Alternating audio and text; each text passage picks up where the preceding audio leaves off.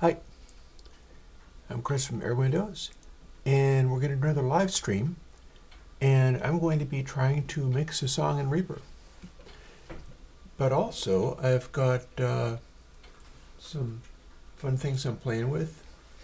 Notice that my new camera looks a lot like my weekend live streams. I think I can even show you a little more about that.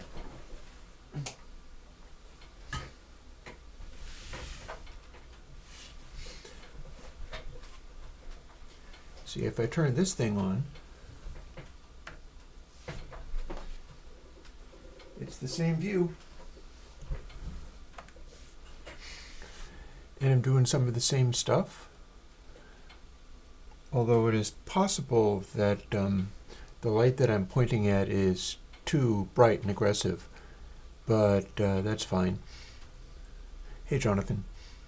And yeah, so I'm just playing with this stuff. Here is a twist.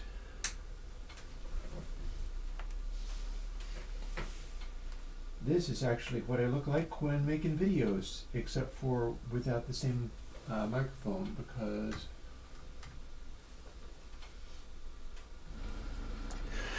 the microphone for me making videos is this one.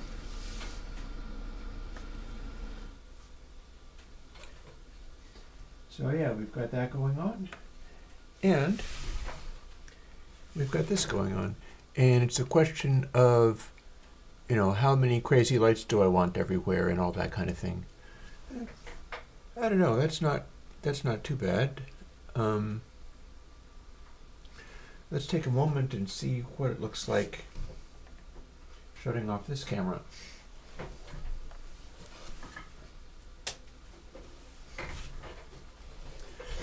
And its associated light. Yeah, that's fine. Hey, Lucasipo. So, here's the idea for today. I wanted to do some things with mixing, and I haven't completely decided all of the things that that's going to mean.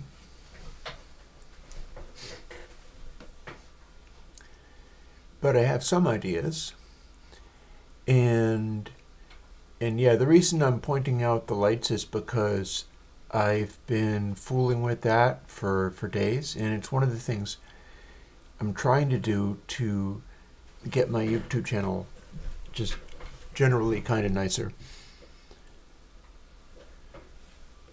With regard to, hang on, over here. Here we are.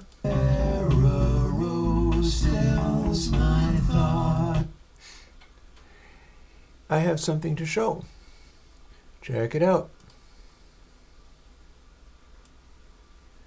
Can say W. Same thing that was not working on Tuesday.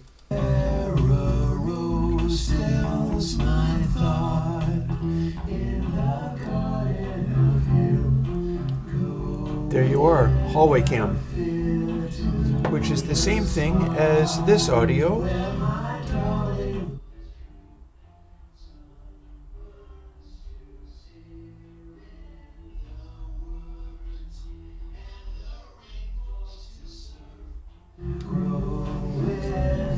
Except for this is the plug-in version.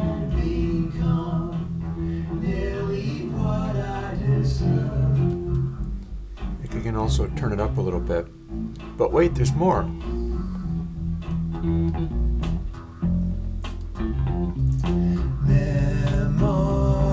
Replace effects with the AU. Did you believe in the cold as the wind starts to howl? Here's the audio unit. Remember how this used to... gosh, it's so loud that I don't need to have it playing all the time. Remember how this used to have 3 entries and you couldn't use all of them? Look at that.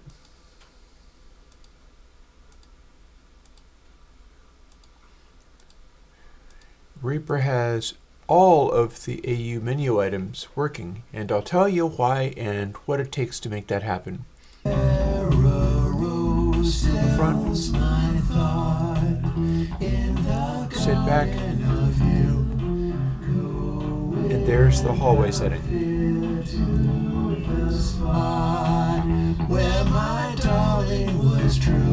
Now we're going to replace it with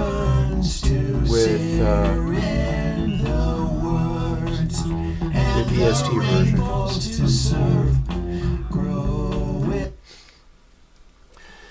But here's the thing. Turns out you need to make the AU pop-up menu start on 0 to make them work. Oh, and bear in mind also, yeah, there's another thing I was thinking about doing. You see, Jonathan, oh, I need to make this window a little bit smaller. There we go.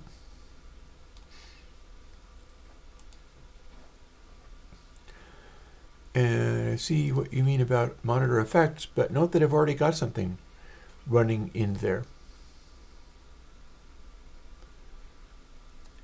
That is a good point, though. Jonathan has a really good point as far as this is a better place for CANS-AW. Let's see if you can actually drag it, and you can copy it. So there's that. And so that's literally what we can do. Notice that I have Airwindows Color Coordinator, and that is my mixing board software. But this is a very good point that Jonathan has raised. If you're a Reaper user, bear this in mind. That's an ideal place for CANs.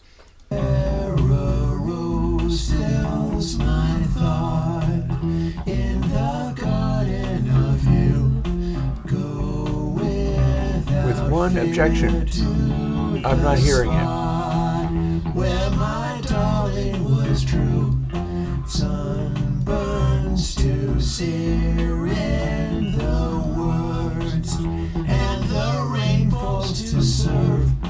Grow with my heart and become. We're also going to be doing some tuning today. But yeah, so that did not actually work. Let's put it back.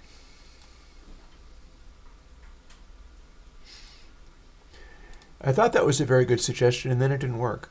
So what do you want from me? Anywho, we will delete that again. Or we don't get to delete it from the monitoring that way, but I'll tell you what, I can remove selected effects, and that'll work. So that's very interesting. And I'm not concerned about putting it as the first plugin.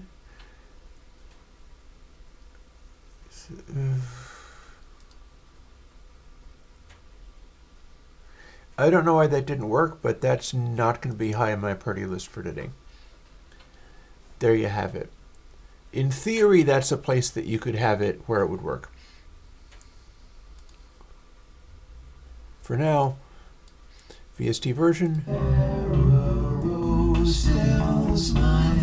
And then you do have to remember to either bypass it or set it to bypass. Honestly, what isn't there? Yeah, shift clicking will bypass it. I have to grab my cheaty notes for this kind of stuff because there's going to be a lot of it. So let's set it to hallway just for funsies.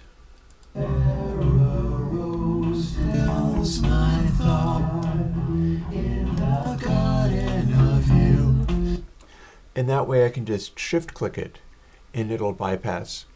So there you have it. Also today I'm going to be keeping an eye on the wood stove. It got so cold that my tub froze up again. And my efforts of boiling water and pouring it down were not enough, but it's going to be thawing in the next couple of days, so it shouldn't be taking all that long. We do what we can. Anywho.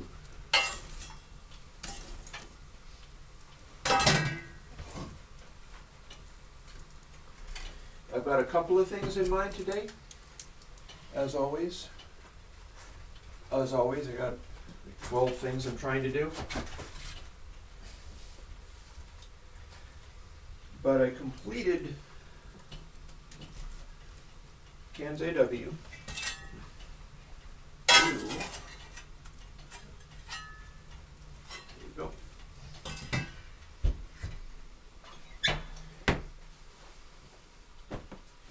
I completed CANs AW, and I finished also doing the that ring modulator.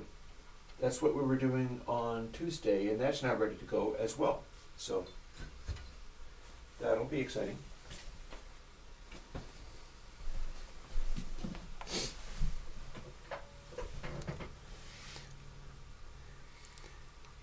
So yeah, some of the things I'm thinking about today are doing this mix. I've had an idea that I'm thinking about putting into place here. And it's going to involve this script. This rather large script that I can make a little bit smaller.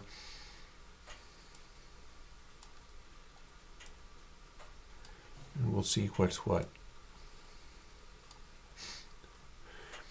So here's the thing. When I run this script, that runs the faders on the Console X control surface. And I'm still reaching out to Yale Techs. I haven't heard back from them. Again, I don't know whether they aren't hearing from me, or maybe they're not well, something's going on, or possibly they're not happy with working with me due to the fact that I'm in a country that's going insane. And so therefore, until I hear from them, I don't know what the story is. I could give you the actual instructions for duplicating the Console X control surface. Because the thing is, if I told you all the little details of what to do, you would be able to duplicate it and buy one. They're expensive, but they were expensive for me as well. And I'm going to be building all of my future stuff around that layout of things, which doesn't mean that other people couldn't maybe duplicate this design on their own. Yale Techs just happens to have a workflow where it kind of makes sense. But one of the things I'm thinking about is the fact that all of my faders are ending up sitting very, very low. And there's another issue, which is the colors are assignable to tracks in the interface. So I could have large numbers of, say, guitar tracks and assign them all to red because they're all like big, loud, distorted guitar tracks. At which point, the same fader setting for all of them, the more I add, the louder they will get. So I'm wondering whether I need to, and seeing as it's a just on-the-fly kind of situation, it doesn't actually matter whether I can change this and sort of go with it. What I need to do is essentially count the number of tracks of each color and then take the input from the fader, which is what this does here,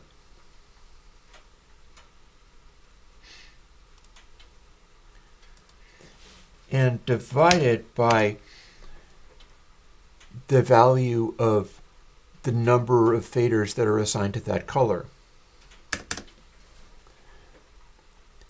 If I do that and assign many tracks to a single colored fader, I'm thinking about it anyhow. It's a start.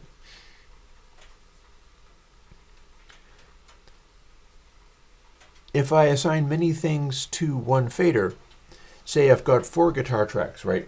And they're all on the red fader, which is currently not doing anything. And I have 1 assigned, it'll be a given volume level.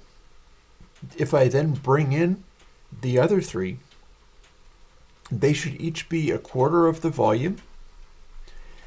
And the combination of them will end up with it being the same volume as the single one.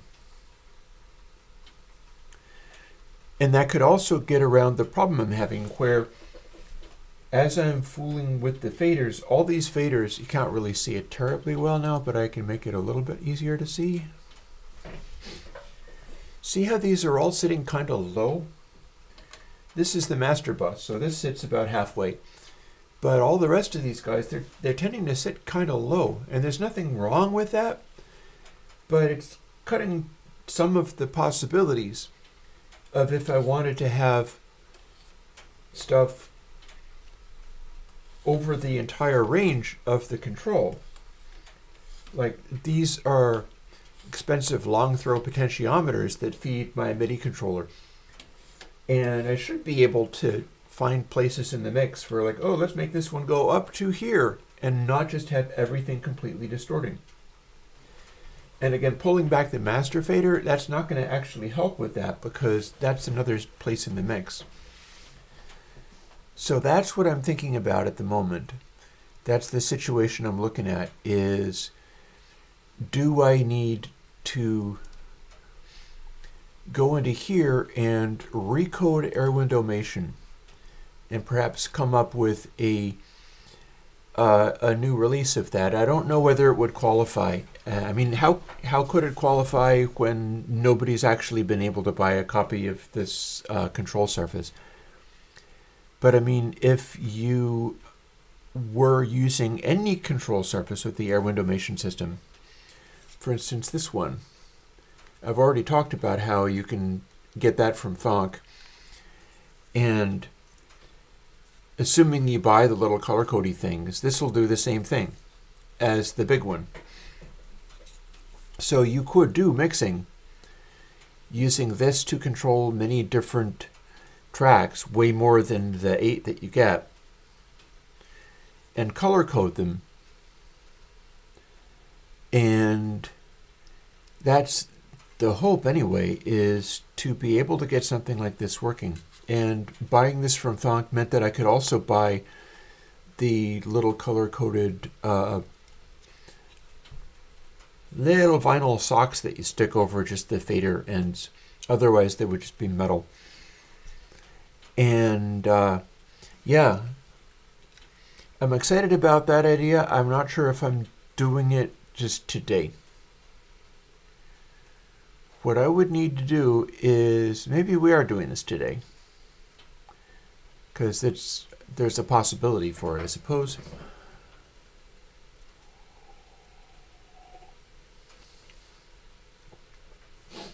Let's figure out how that would work. Might as well. If I make any progress on that, I'll go and make myself another cup of coffee, because it is only noon. It's not too crazy going and making another cup of coffee at this point. And I feel kind of good about the fact that I've got like my fire going and my cameras are nicer than they were before.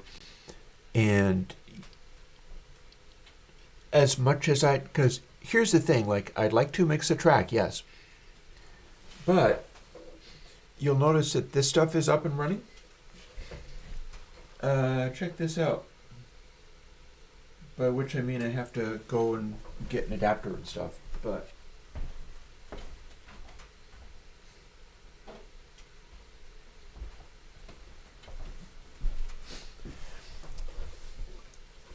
and I'll switch away from here.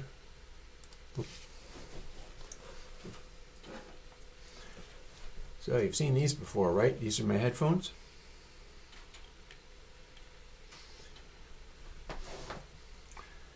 And the adapter, which is for the purpose of plugging into the headphone out of this Zox box. Assuming I can find that. Yes, I can.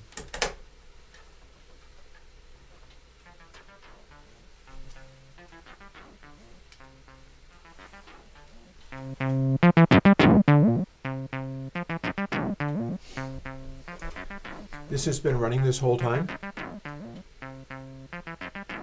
And doing things on the Zox box.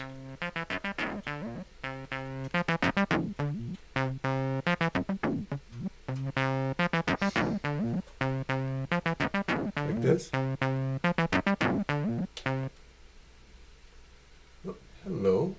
What's that about?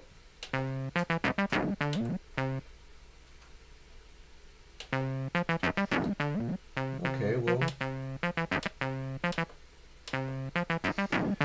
it's making the noise anyhow.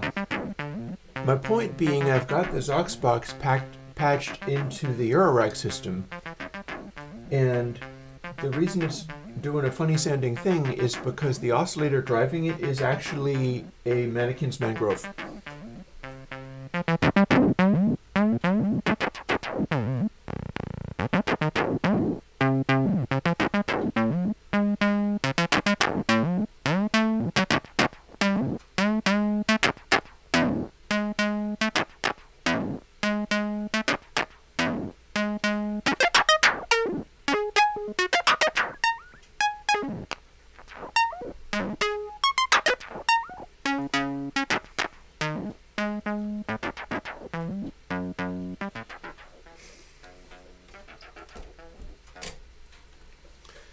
So I'll just unplug that again. That's among the things I'm fooling with. It should all be like nicely controllable when I get that stuff together. And me wanting to mix a track has a lot to do with I want to get this 2023 material out. Like put a record out based on that, like I did before on Bandcamp. I want to get that done so that I can play with some of this stuff. It's sitting there running at this very moment making that noise. And there's nothing really for me to do about it. But then if I finish doing the mixing of this current stuff and get all of this up to speed, then I can put out that album and go back into the studio and do something else and do it live on stream. And that will be funner for everyone, I think. So it's a question of what must we do to get all this stuff going? And that's a question we're going to try to solve right now. Either right now, or I go and make a cup of coffee right now and solve it in a moment. But let's get a start on. So what do you need to do for taking this and making it pay attention to how many things are from each color, and then dividing the gain level of what it says on the fader, like faders here, divides it by that much, or indeed somewhat more.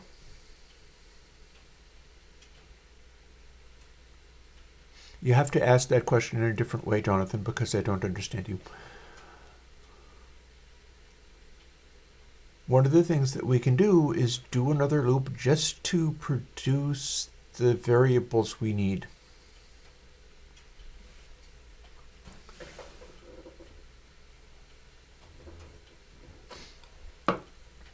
And maybe we need to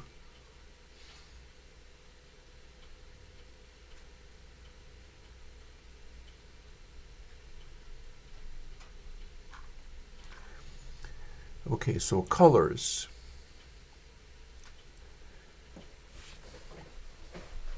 That may actually be going from 1 to 12, or it may not.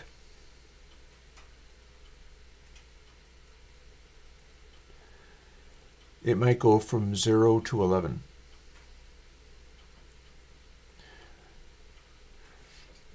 I don't think it's going to be an EP because I'm hoping to have more tracks on it than that.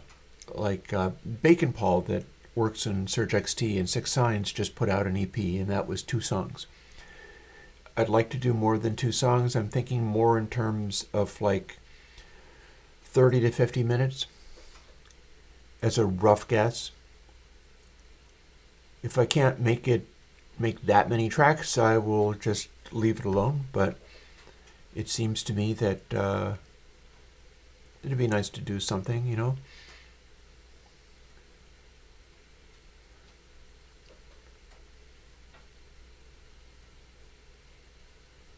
So one thing I'm noticing here is that each of these colors is just a little list. It's the 3 things.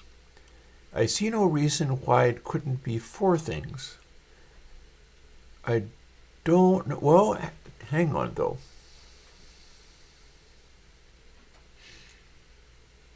These look a lot like integers. Although Rescript isn't telling me whether it assumes those are integers or not. They're probably integers. It might not want me to care, but I care. So we've got this stuff going on, and it does it like this, and set master parameter, all well and good, fine. Param value, we're not talking about colors at this point.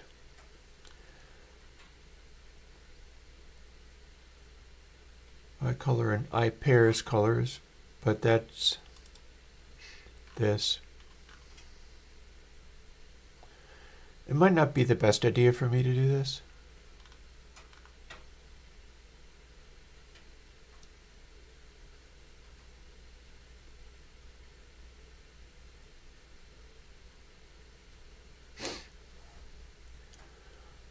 For I color in return I.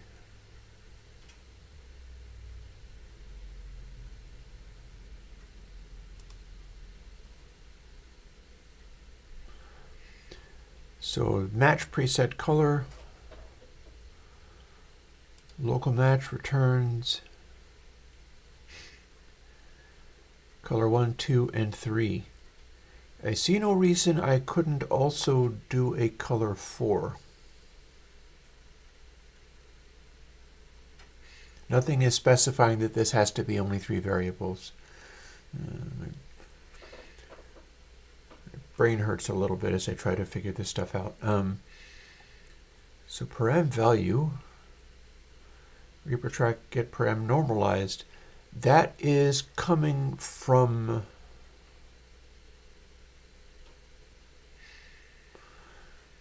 the color correct thing, Airwindows color coordinator.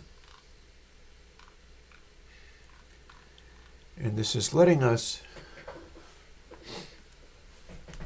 it's searching for that. It's,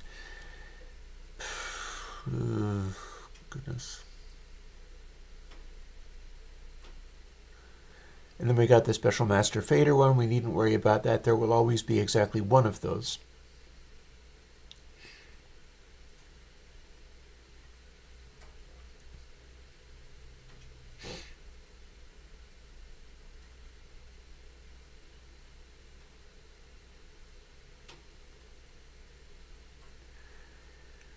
We are calling match preset color and not directly referring to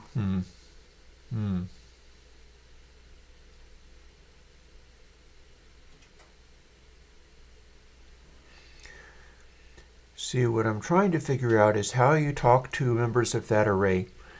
If there are any real programmers in here, you can go and make fun of me all you want. It's always this difficult. I've only got 2 people watching, so that's cool. But the first thing I have in mind, we're doing local num tracks. There's no reason why I can't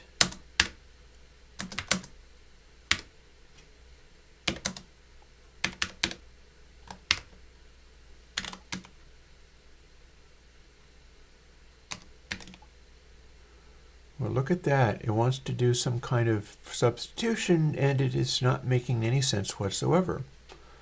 So that's unhelpful. How about you don't try to tell me what to do?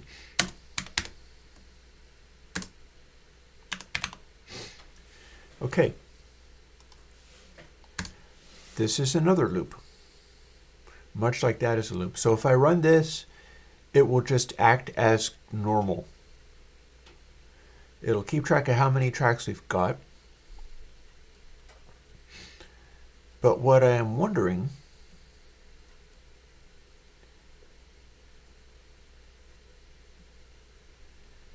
is whether we can increment something inside the colors. I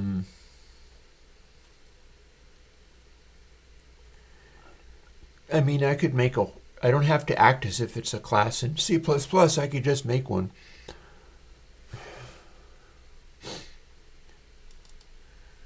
This is confusing me.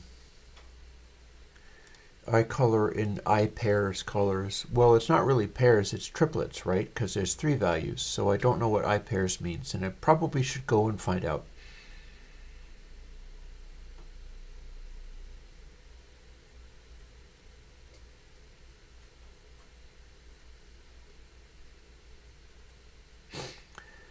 Because you see, what I'm thinking about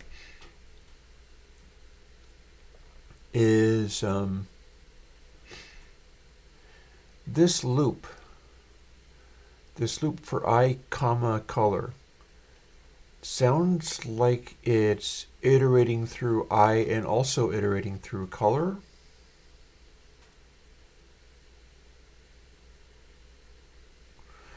Or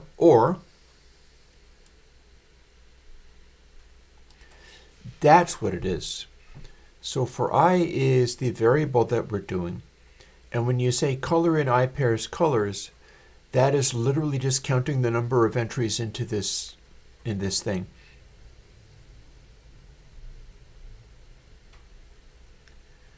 And that's one way of going through this process.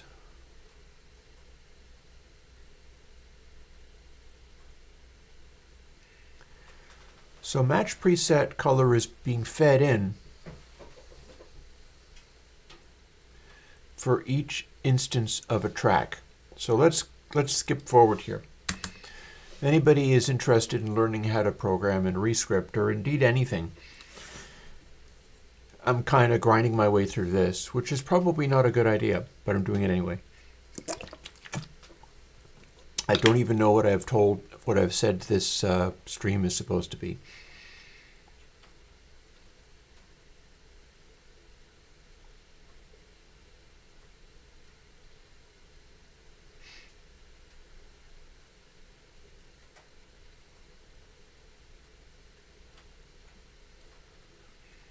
But part of what we're doing is going to be the same thing we're doing here. So let's start with more local variables. That's why it says local. And we're going to go through this process again, except for I probably need to space it. I don't know why it's taking that many.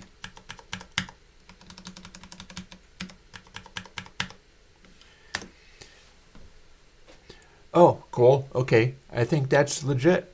I think we're going to keep it as a big mess. So if I keep this where it is, it's doing exactly the same thing of iterating through all the tracks and matching a preset color. If match, then it will do something.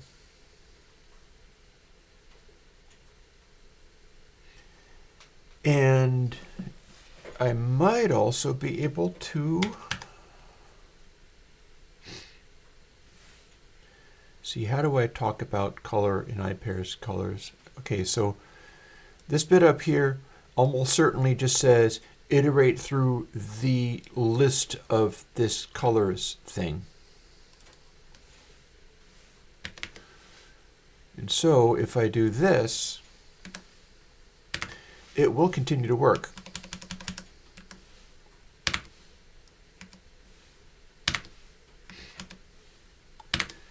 We will simply be updating it like every single time, which maybe is not a good idea, but I'm doing it anyway, so try and stop me. If this is a horrible disaster, I can simply go and I'm going to do it over. So colors, now there's 4 entries in there, but we're only talking to 3 of them. because, and let's see,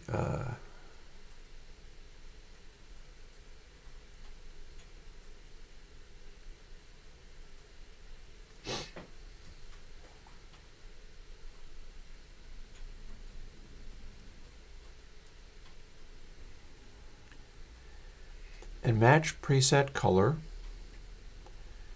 seems to, yeah, it is returning the position in that array if it actually matches.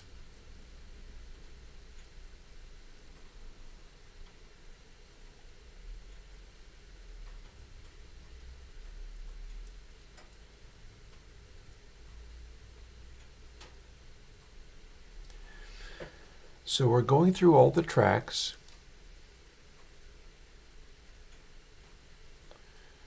So what we should do is duplicate this little bit as well.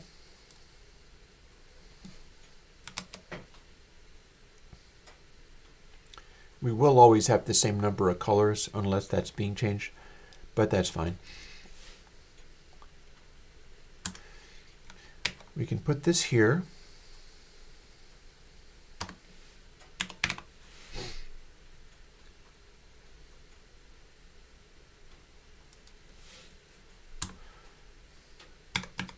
We should have, oh, can you not? Look at it throwing this stuff up in my face and getting in my way.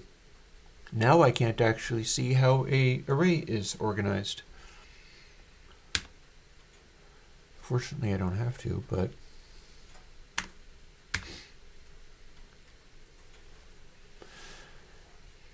so color 4, and it does not look as if I need to use semicolons because this isn't C, this is Rescript. So we're iterating through all of those.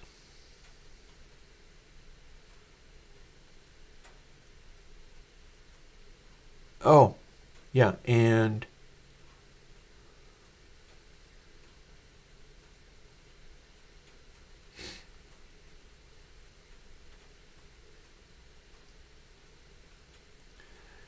so for I color, okay, so the way that works is it seems to be able to feed this array two things at once.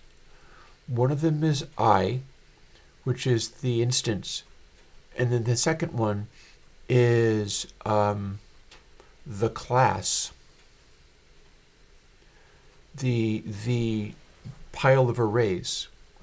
And so rather than go like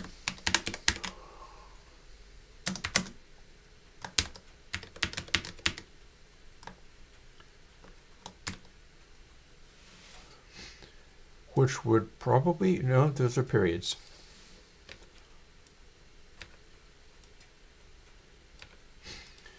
So this would probably work because doing that is much the same as I'm doing up at the top, like colors is instantiated as these little lists of things, meaning that there are little lists of 4-element arrays. It's an array of arrays.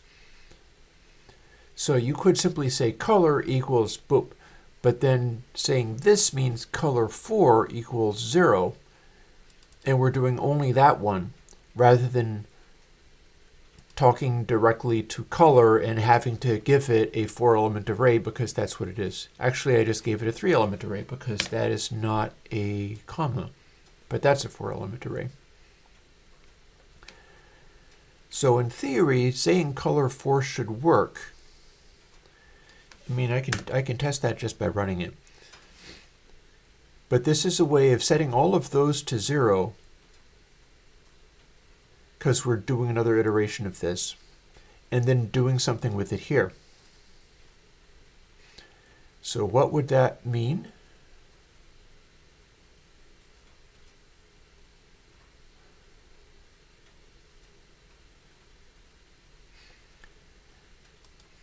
It would mean, let's see.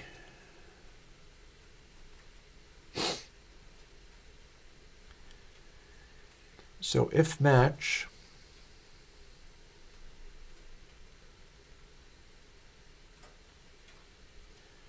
Match is an integer, but we're using it in an if statement as if it was a Boolean. That means that if it's 0, it's not going to do the thing. But if it is not 0, we feed param value to this nonsense here. And divided by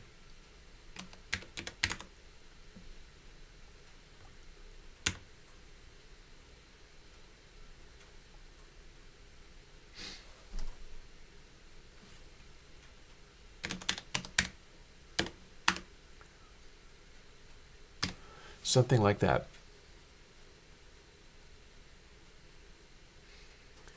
Unless I have the numbers wrong. It's possible I have the numbers wrong.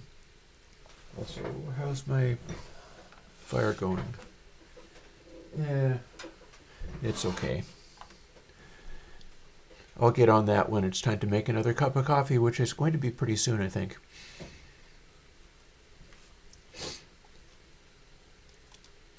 So here we've just set all color 4 to 0. And we're doing for I color and I pairs colors. This could be in a parenthesis.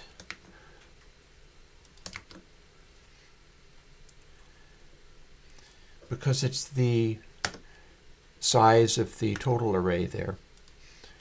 But we're making all the color 4 equal 0.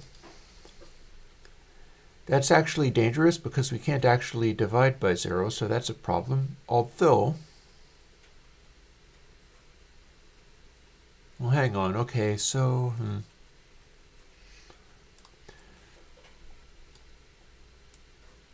how about we try to change this in a simple way? We no longer try to make them all be 0. We'll try to make them all be 1 and hope they never become 0 to get divided by 0, which will crash a computer and make everything fall down and go boom.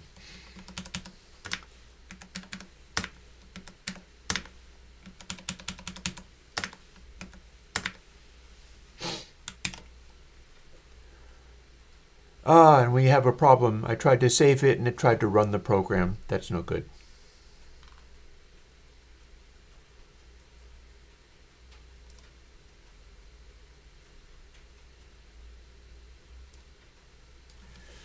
Could it want this?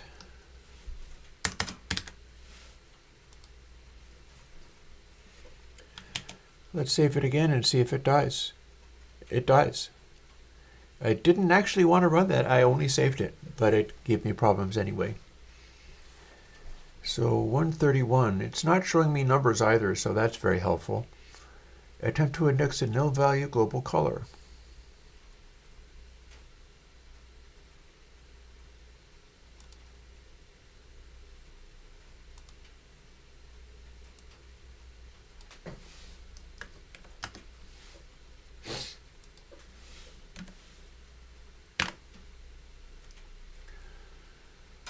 Well, what if we tried to access note 3 instead?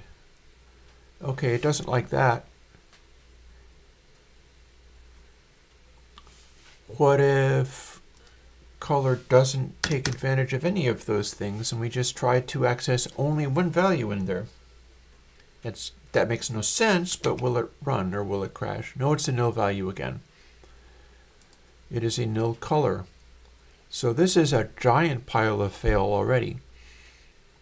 Bits of it worked though.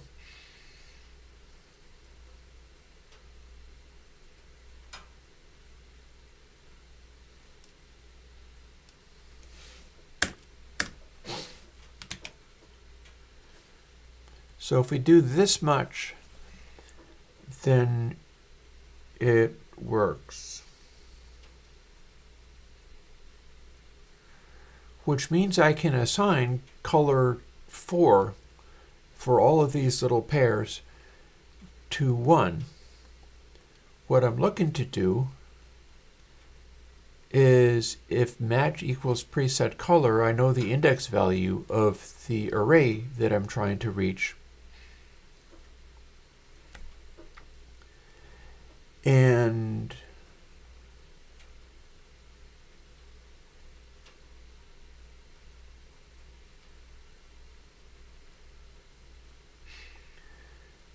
So I seem to be able to talk to it as color box 4, right?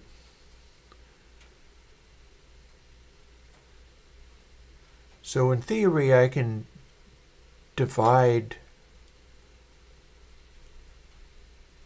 by that as well, except for it's not give for I color in I pairs colors do color 4.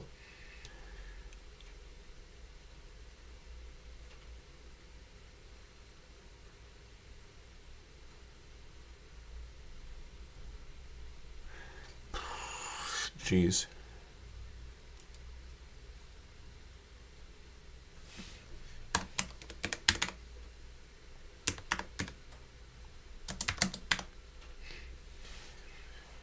Does it break here? Can I not access this in this little section? Oh, sure enough, it is acting like it is a nil value inside this section.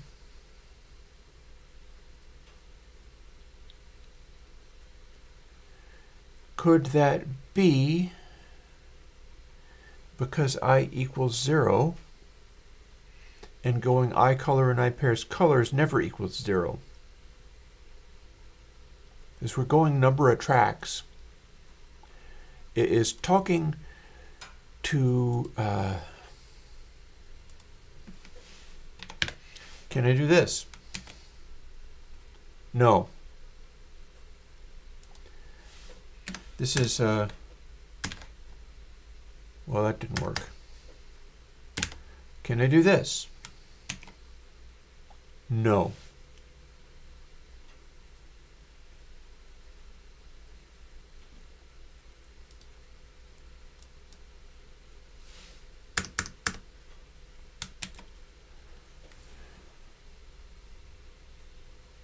See, I need to make my cup of coffee. Let me set some music up for you guys, and I'm just going to go do that.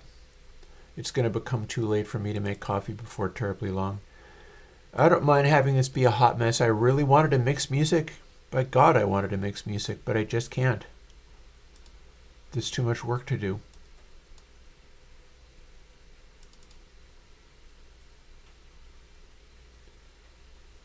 Can't play any of this. This is all records I've captured. I've got a couple of more records captured too. Or rather, I've got some records that I do need to record. I found an old 2008 pressing of Metallica's Ride the Lightning on vinyl, so I'm quite interested, even though that's not really the one. But I'm quite interested in hearing what that sounds like, especially since that's said to be the darker and overcompressed version, and people seem to be very excited about the loudinated ones. But also, I got a vinyl copy of Frankie Goes to Hollywood, Welcome to the Pleasure Dome, and that's going to be real interesting because I will get to get a reference copy from vinyl, from original vinyl, of a classic Trevor Horn mix, 80s vinyl, and that should be pretty cool. I've got some like that because I've got Yes It's 90125, but Welcome to the Pleasure Dome is arguably even more of a big Trevor Horn mix. Anyways, let's throw this on.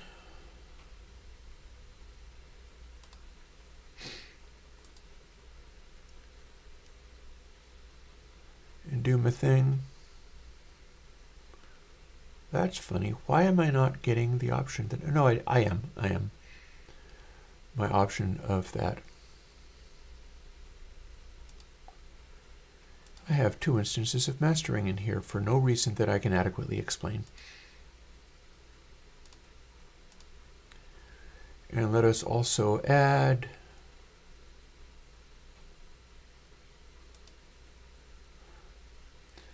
Console X pre, just so that I can also show the Console X meter doing this.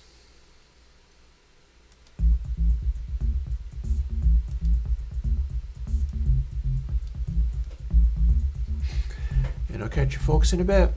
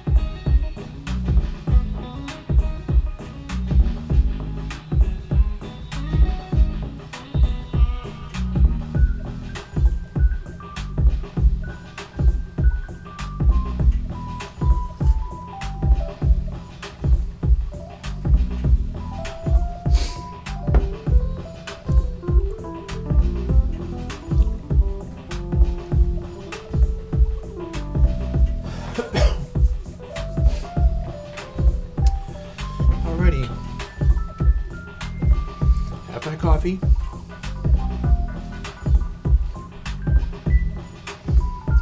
Music like this came off of a thing like that, so there's that. I feel like I could go and do it better, but yeah, here is an example of the sounds in mastering mode and also in mixing mode.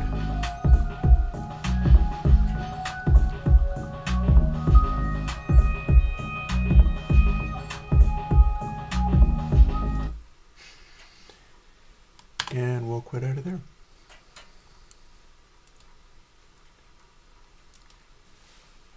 Because we're still trying to figure out what this thing's about.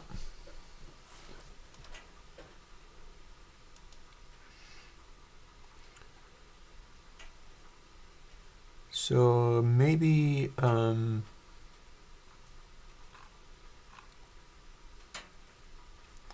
have it, instead of even trying to do this,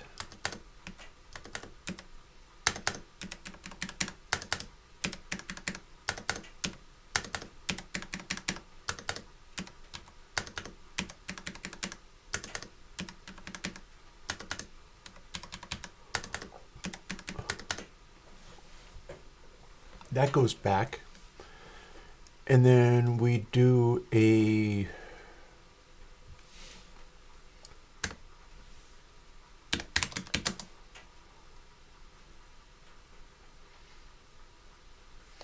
what do you call it when you gain stage things so that you have larger numbers of them and it cuts down the volume?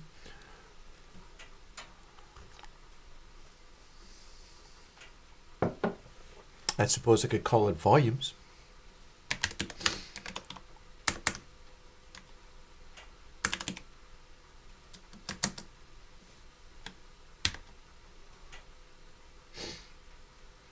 And we'll start them all at 1.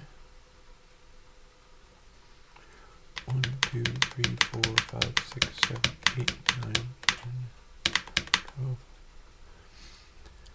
And it will not break it to have more. That was a nil.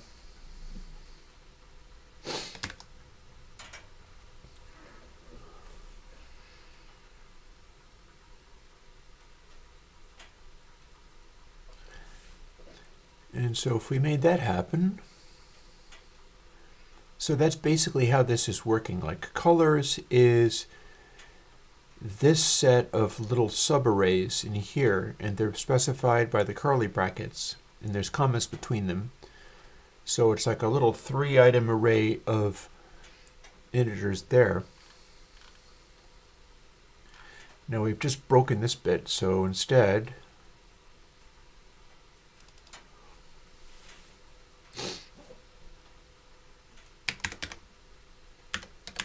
and it's still trying to tell me to use stuff that has nothing to do with nothing.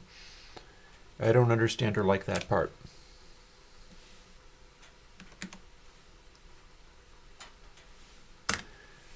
But this maybe will work. Let's find out. See, local volumes, it's an array. This is how we talk to arrays. 4i is the one that's going to be incrementing. So we're telling that just to go up. We haven't changed anything else. And we're still attempting to index a nil value. Where? Here. Okay, yeah, that's true. That is correct. Well, let's see if we can make that be volumes instead, and maybe that'll do something. Do we call it volumes? Yes, we did.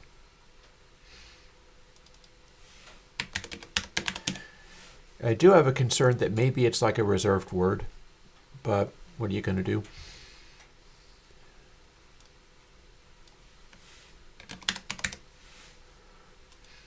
In here, we are checking for the, let's see if this works. Hey, got there. Okay, so in that case, param values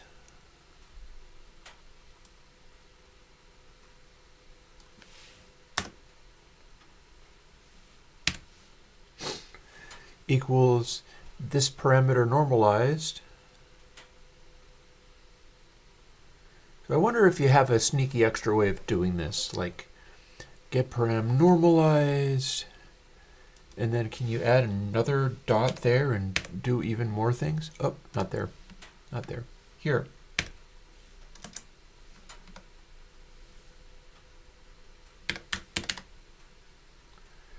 No, it's still trying to auto fill in stuff that makes no damn sense whatsoever.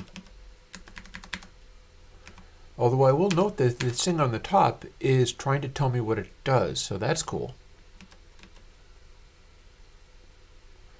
But it is not actually telling me any of those things, because tell you what, it says see Lua org. Thanks. There's a pixel manipulator. So yeah, it's just going to make suggestions that are useless to me. Never mind.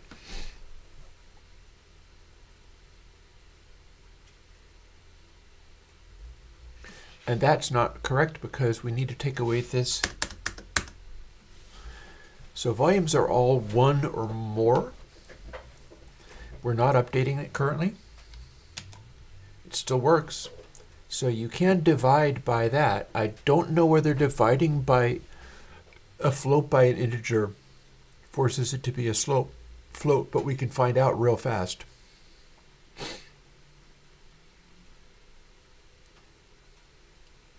I'm having a moment and looking at chat too while I'm at it. Oh my God, more people showed up. So anybody who showed up before I started or while I was playing music or whatever it was I was doing, this is the Airwindows Lua script.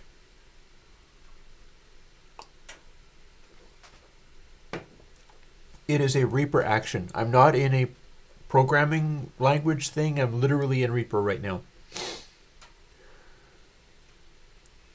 And we're editing this script rather than just straight up running it. Because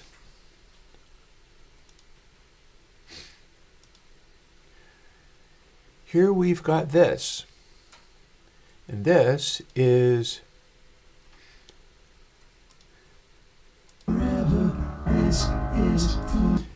like my music and stuff.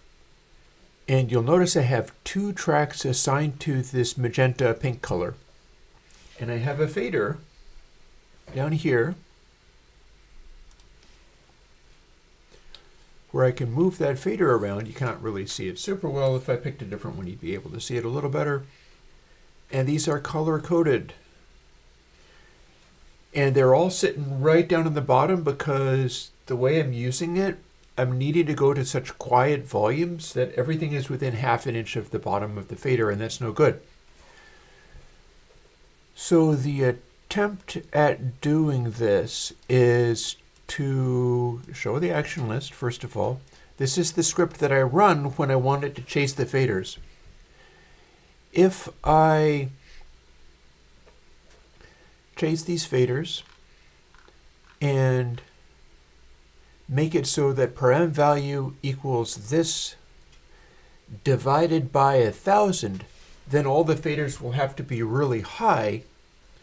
You're not seeing it. Bear with me, it's all very complicated.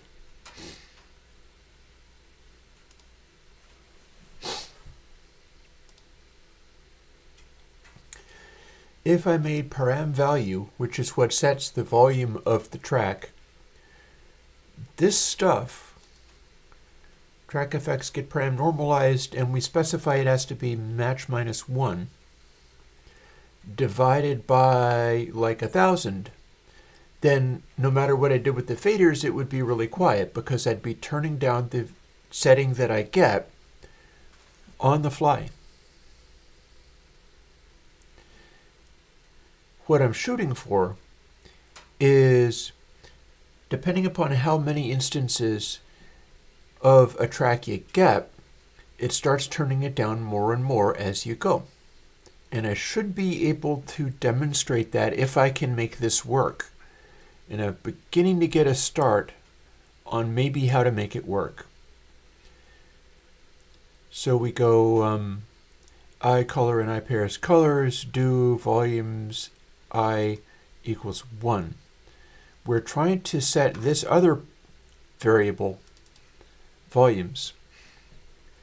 And it's starting out as it's an array with this many items in it. In C, you could also say like colors, square bracket, 13, unsquare bracket, and then it would make the array for you. This is one way of doing it in Lua script anyhow. So now we have an array of volumes, and you can refer to it like volumes, square bracket, number, unsquare bracket, and you get what is stored in here, or you change what is stored in here. And that's how arrays work. We are going through that entire list, and we are setting them all to 1. We are going through the list of tracks,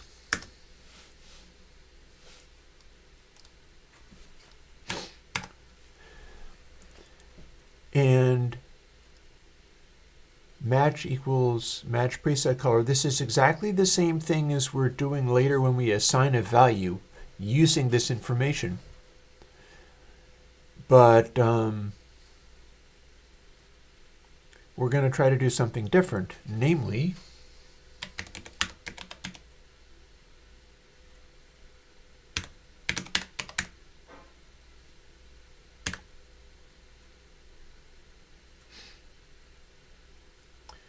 do you have C language stuff in here? No. That don't matter, I can do it anyway.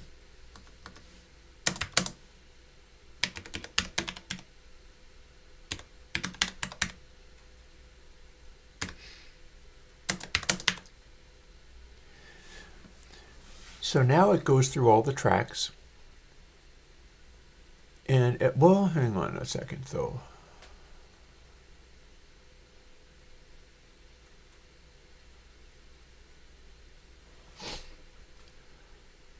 Match equals match preset color. And, oh, I need to do the if match then, because it's possible for this to return 0. It'll return I, and that being the index number of what we're trying to match up to. So every time it matches an actual color on the mixing board, it will get to this place. But if it hasn't matched any of them, I can't actually do that. Or it just ends up being 0 and we just increment 0 infinitely. But that's probably no use either. So how about let's not.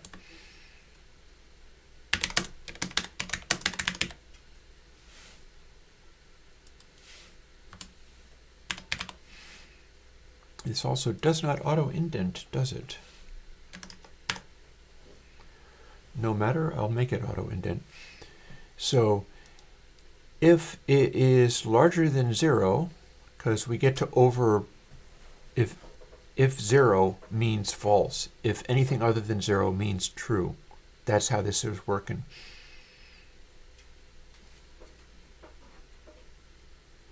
Also, if you want to, well, hang on a second. Less louder drum and bass track. I'm actually thinking of early stage dubstep, not drum and bass. So, but you totally can have less louder.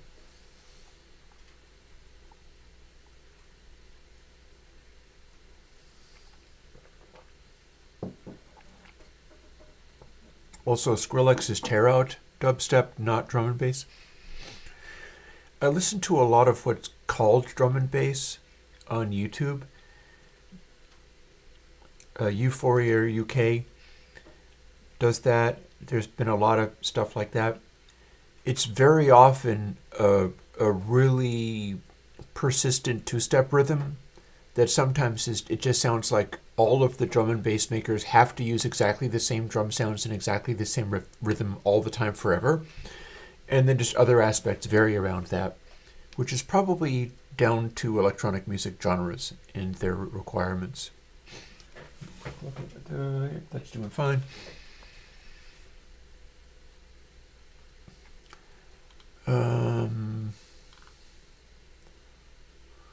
Let's see whether this works. Technically, what we have done is every loop that we do, and those are happening quite quickly, we are blanking out volumes and then assembling them again.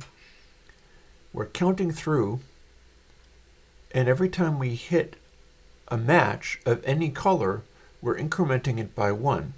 So this should produce a wide range of different volumes based on what colors are associated with it. They should all be larger than 1 because it sets them all to 1.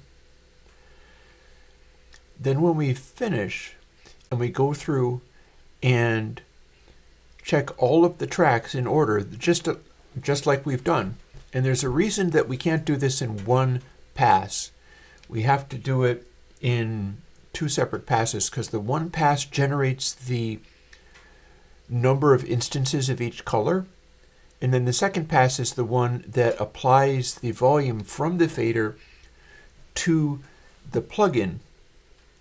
And that's where we make a correction based on how many instances of each color there are.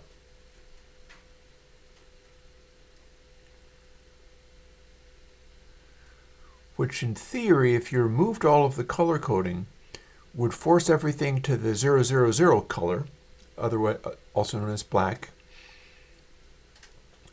And that would make that a very common color, meaning that the volumes for that would be a large number, as many instances as you had, meaning that it would divide it by a lot.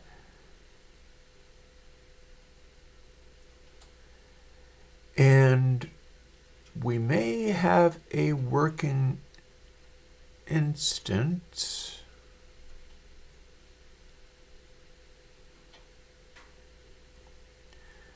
Depending upon whether match lines up with what it's supposed to. So tell you what,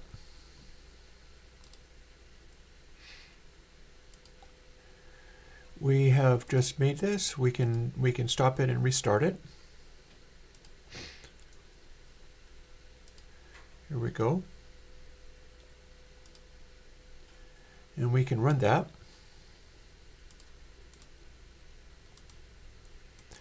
We do have Airwindows running, meaning that we can look at some of these things and see what it does. So I have control of this. Not only that, it seems to be applying it the way that I intended. I have this fader, and if I crank the fader all the way to the top, it's only going up to 1/2. That means that it is applied a factor of 2. And then this is only capable of, see, these are both at the top now, but they're going to different values because it is applying it as I had wished. We've also got these guys, and they are even lower in volume. I think this worked. I think it worked first time.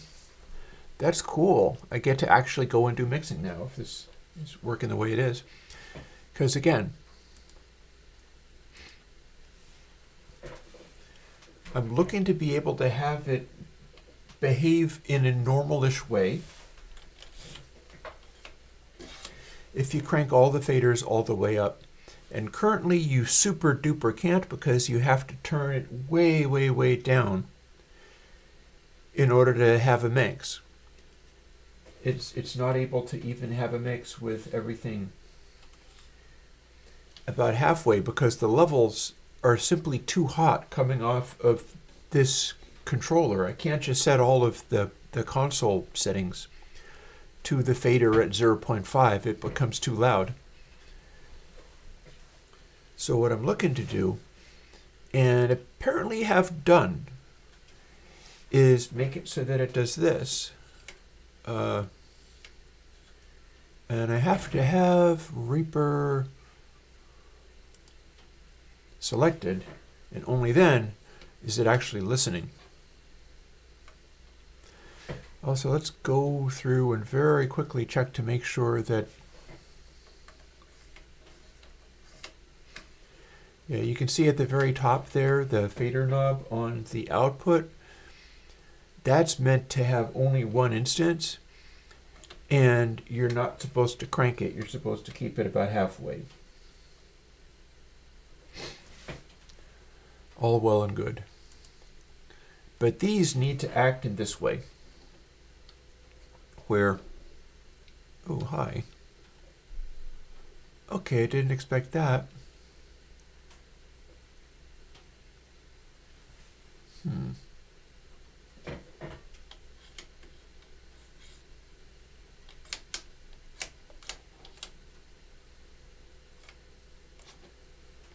Those go up about as much as they should.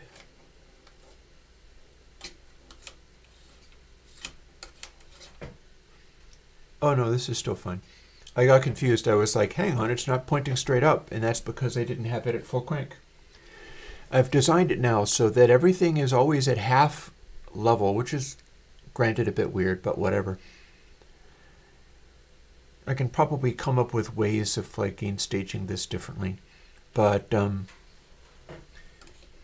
it's meant to do it so that if you have things set, watch this.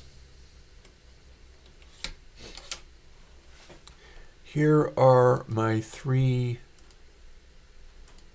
tracks, each of which are color-coded to green. So if I go and change that on the fly, track color, and I set the color to cyan instead, watch what happens to the faders when I do. But green is now halfway down, and my cyans are not actually halfway down. I've turned it all the way down to 0. And watch what happens when I put it back to green again. See, if you have only one thing in green, it'll turn up this much. And then if you set other tracks also to be green, supposing you had like guitar tracks or whatever, and you start with one guitar track and go, okay, that's great. Now I'm going to track 3 more of these and stack them all up. So you go and you stack them all up. And then the automatic adjustment of the volumes means that the volume level didn't jump up massively just because you tracked a bunch of different things and added more tracks to it. Instead, all the tracks come down to compensate.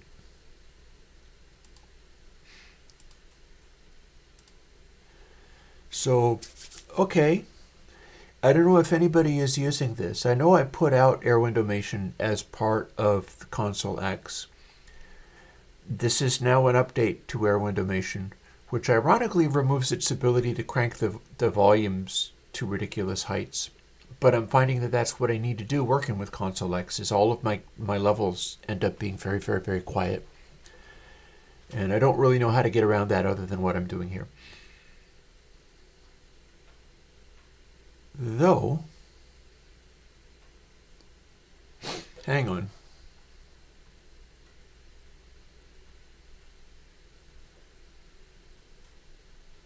This might still be fine.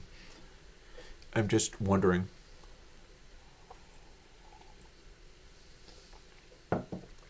Let's go back. Seeing as I'm doing this work now.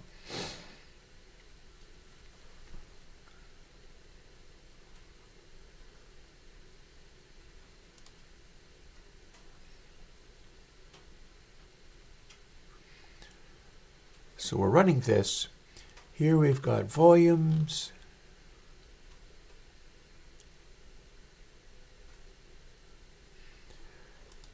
Can we do an interesting sort of thing where we're just altering the taper of this? And by taper, what I mean is this.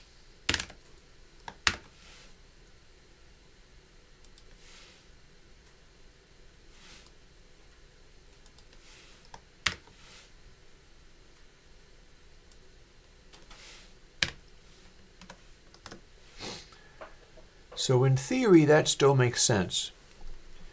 So we've changed it rather than simply dividing it.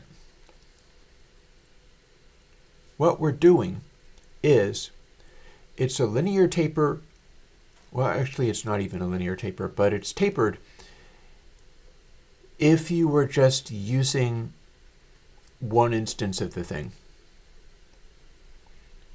If there are more instances of it, you start running a higher power factor.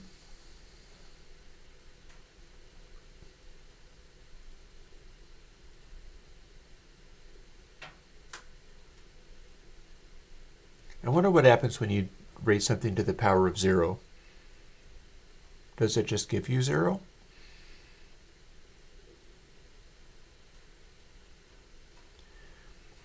But yeah, if you raise something that is going between 0 and 1 to the power of like 5, it's going to cut back their levels very extremely. But it's still going to be a taper where if you crank something all the way up to the top, it will be at full volume. Let's run this. We'll save it. Oh, no. No, it didn't like that.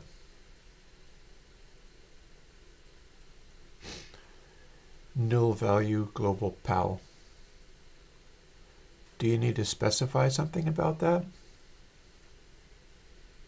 Like, do I need to say math PAL?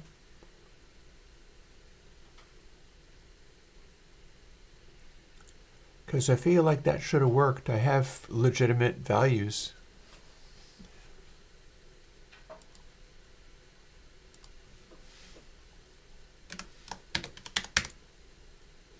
Ah, okay, that's looking a little better.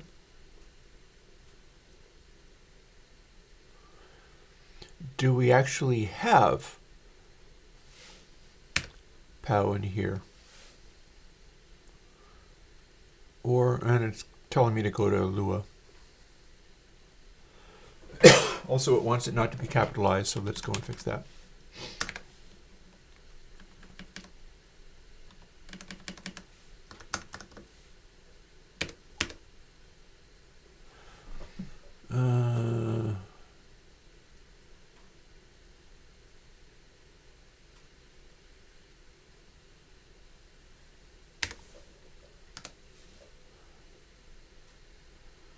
It doesn't look good so far, and I don't know why.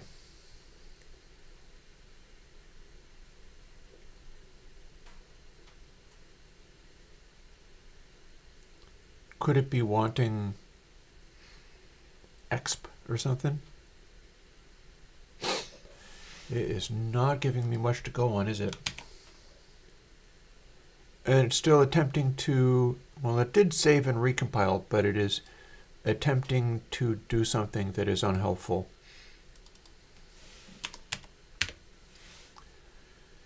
Is this what it wants? Well, it's able to run. Okay, so that's too frustrating. I need to go and actually look. Give me a moment.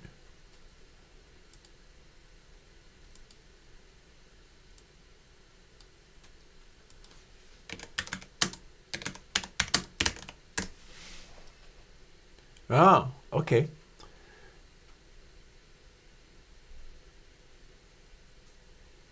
That's what I was looking to do. Why can't we?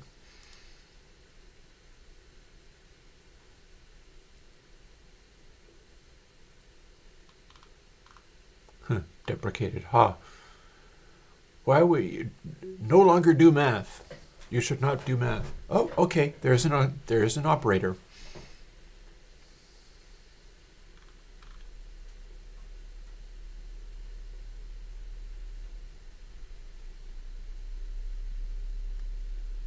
We can't count on this being used, so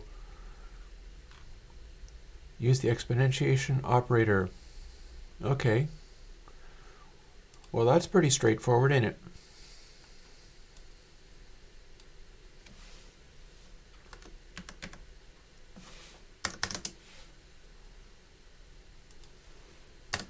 Get rid of that.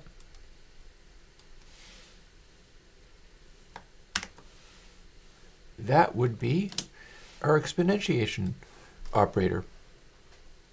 So rather than dividing it by volume mismatch, we're raising it to the power, and it's almost always going to be, or it had better be, a 0 to 1 number. If not, we're going to get a real big mess. But that's what this stream is called, is the big mess. Let's see what we got. Syntax error. That's what we got. Oh, I see why. Why is there an S there?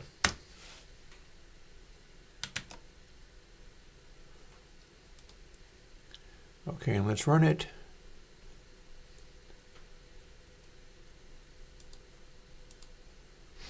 I'm just going to shut it down and run it again to be totally sure that I'm doing the new version.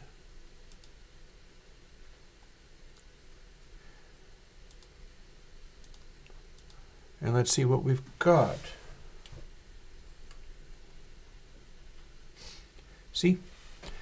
Raise it to the power, and we start getting this taper behavior. And so what I'm going to do is I'm going to show you the difference between the vocal version, which has only one instance, and this version, which has 3 instances. If I move them down at the same speed, look at that. Those ones drop off way faster than the, although we're still reliably doing a power of 2.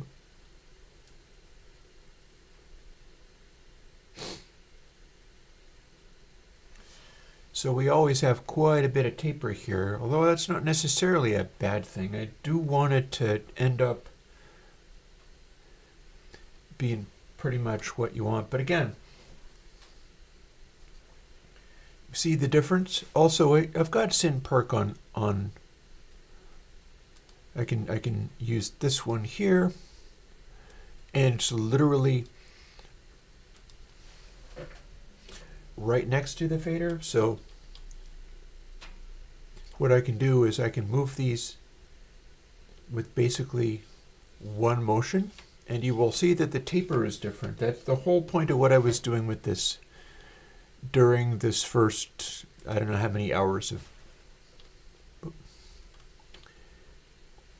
So there's 1 instance of cyan and 3 instances of, you know what? Let's go even harder.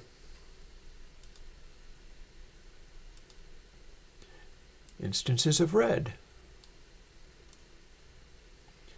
We have 2 things categorized as red. So if I pull these down all at the same speed, they go to different settings.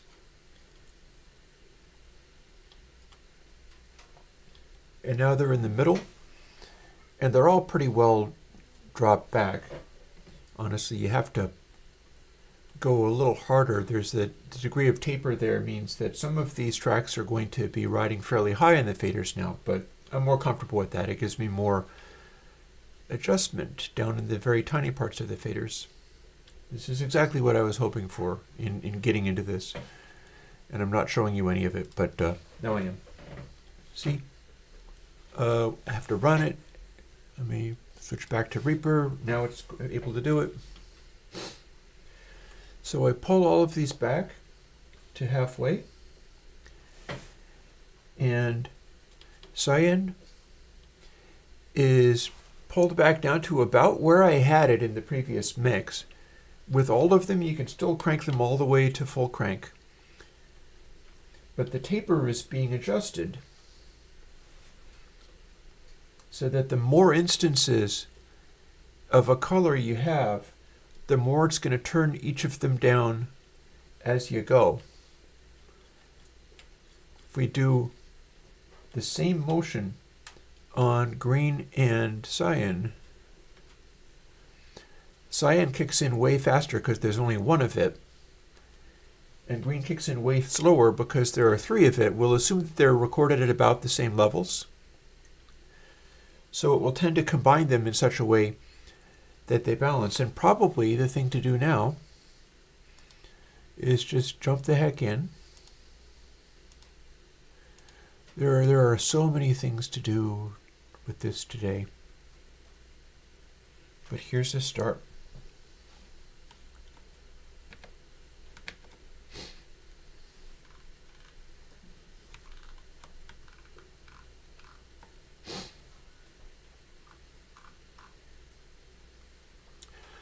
Here's a track.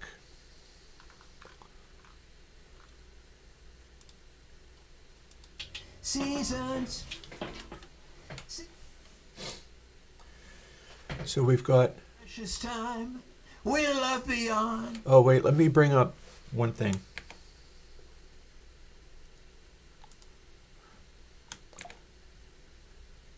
Let's bring up the bus plugin so we can see where the levels are sitting.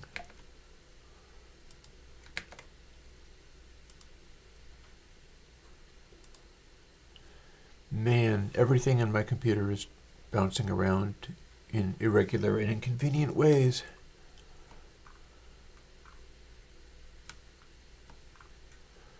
Okay, so that looks like a mix. I can scooch this up here so that I can still click on places. Never. But for once upon a time. So there is a lead vocal. Don't you recognize the passing of seasons? And then here's left and the low vocals, rather. We love beyond. Believe in the cold as the wind So starts this to howl. high one is louder. And these two were about the same level as that one at the same position.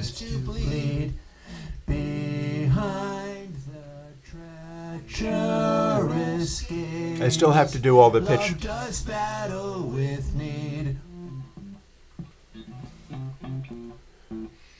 And then we've got the guitar there. We've also got a guitar here.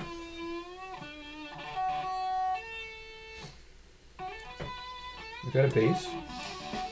Except for that's a drum, sorry.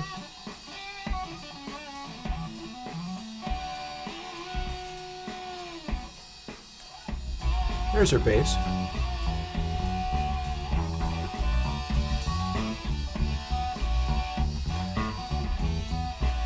This would be handling percussion if we had it. But we do have our tambourine.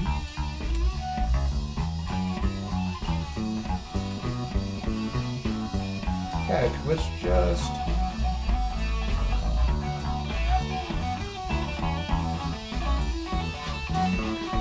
Oh yeah, look at that. Flat across, and it's becoming a mix because of the way that I organized it.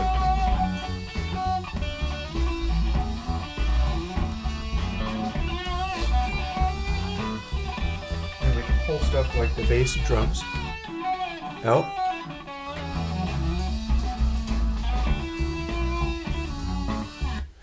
Yeah, okay. Cool beans, cool beans. I have a upgrade to Airwindows. I didn't actually predict to have that, but that's going to come in real handy. I'm going to be needing that going forward. So,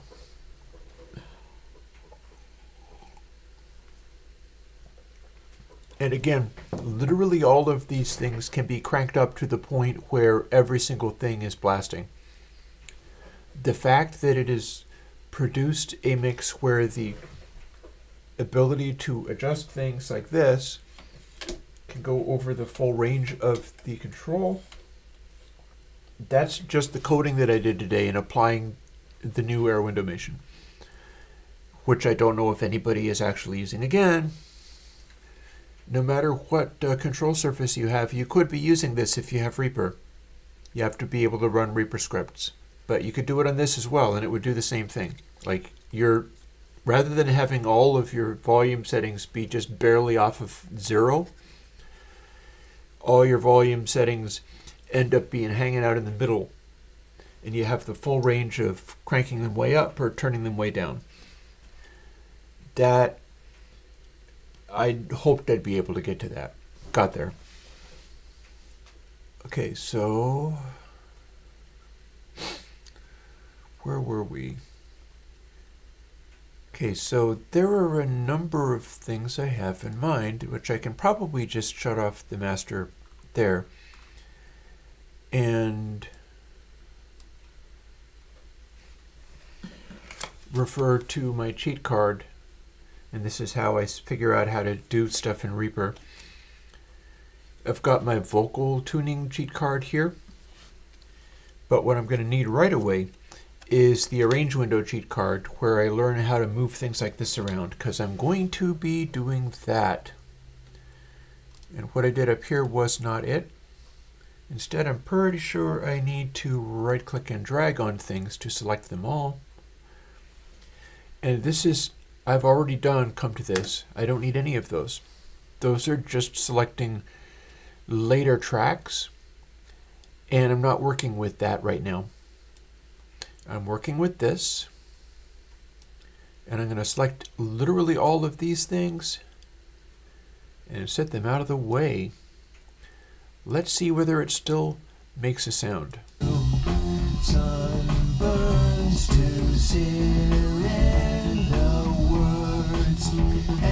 It does. So here's how this song goes. I suddenly I have 2 and 3 for no reason that I can understand. So let's make those go away.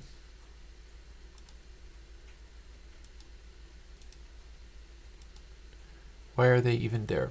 I didn't ask them to be there. Hang on. Maybe I can show you.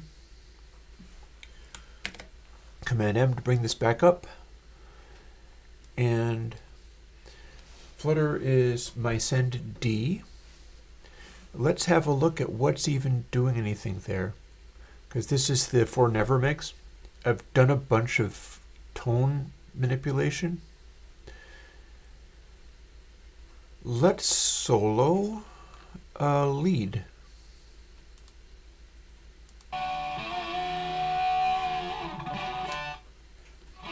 Same thing where stuff is now sitting more correctly.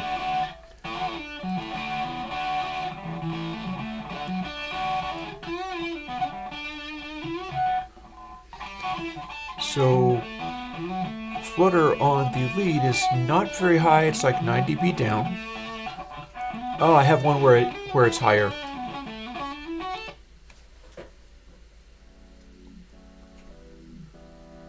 I have to turn it up good and loud. And even so, I do not know if... Okay, yeah, all of this stuff is on the black fader because I don't have plate, etc. color coded. Not right now.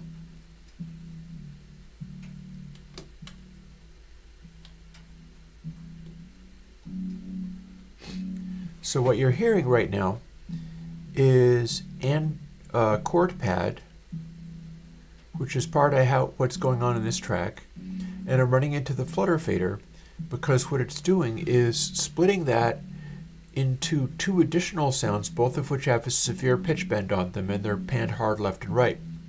That's what that does. I can show you what Flutter is set to. I'm also running into seriously for a little extra exaggeration. It's all wet.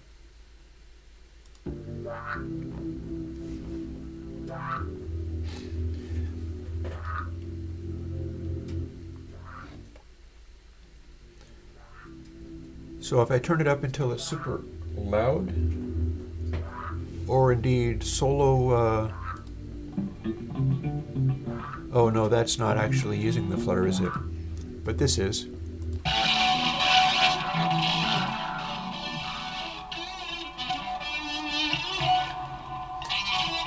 So I've turned the Flutter way up.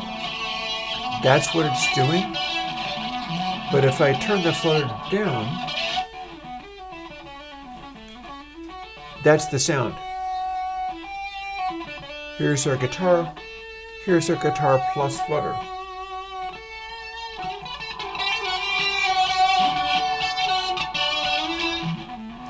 and I'll just be doing different levels of that. So it is the Flutter plugin is straight up just doing a stereo doubling effect, which is not dissimilar to one that I did for Terry Manning, where he was asking me for double delay, have a pitch shift that also has a delay, and that one uses one of my weirder pitch shift algorithms, the glitch shifter. That one uses that, so it has a fixed offset. Flutter is not doing that. Flutter is instead just doing a pitch waver, like a vibrato.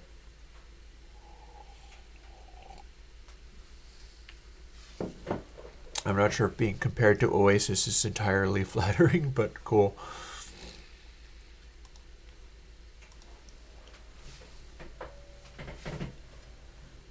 And I have everything soloed, so let's unsolo everything.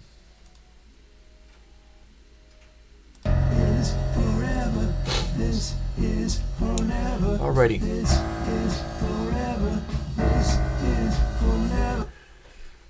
So here's what I'd like to do when recording stuff from scratch. Well, firstly, let me take a minute and make sure that I'm not going to get really cold. It was really cold this morning when I got up.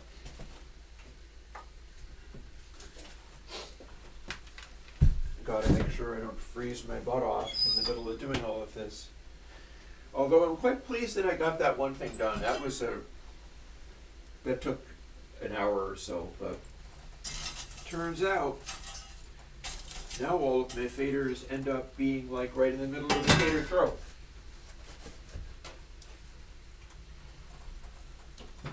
That's what I would have hoped they would do. Because yeah, like I basically invented Airwindows to handle that kind of stuff properly. And the fact that it was always like right in the bottom edge of the controller bugged me, and that is now fixed, so very good. Put on the damper.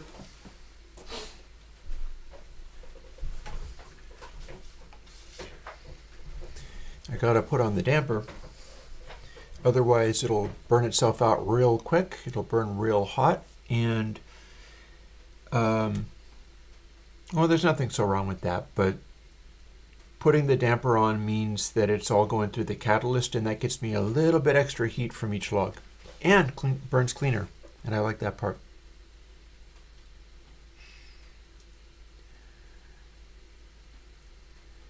So here's where we're at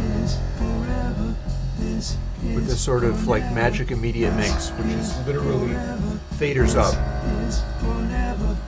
Suddenly our faders up mix is like pretty much exactly what it's meant to be.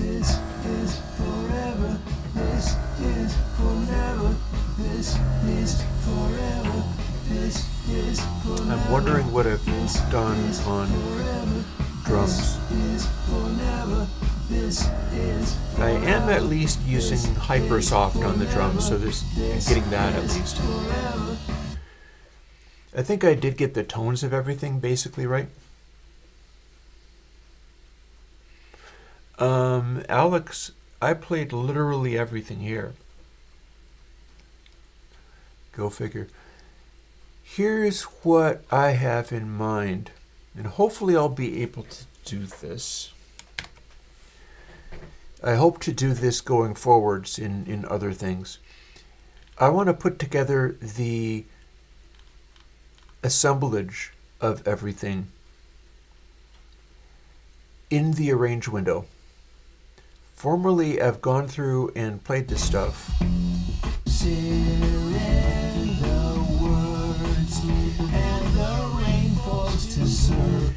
I would mix it all down, just like this, and then I'd have to edit it together on the 2-track master. And I don't like that. It's bothering me. I want to edit this stuff together in the arrange window, because when I do that, all of the reverbs and things will react to it as if it was being performed like that, rather than like cutting off reverb tails and switching from one thing to another.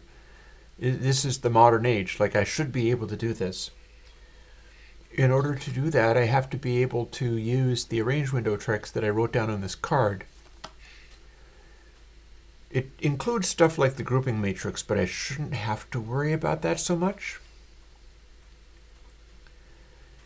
But what I need to do is select things and split them and drag them around until they are syncing up properly. And my hope is to be able to record music, for instance, without even a click, and overdub stuff over it, and edit it down, and just kind of wing it to move stuff together to where the groove is there, and it doesn't like screw everything up completely. In so doing, what I'm going to be wanting to do is get sections like this.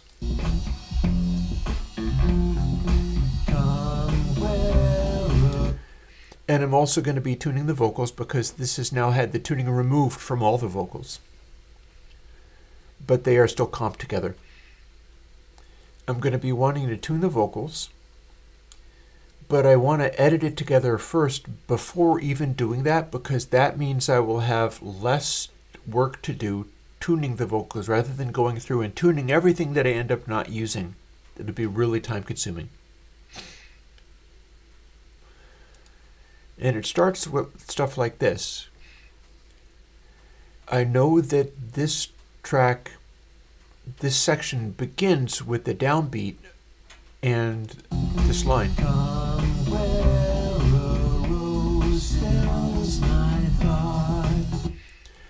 It starts there. So note that this does not correspond to anything. It doesn't correspond to anything.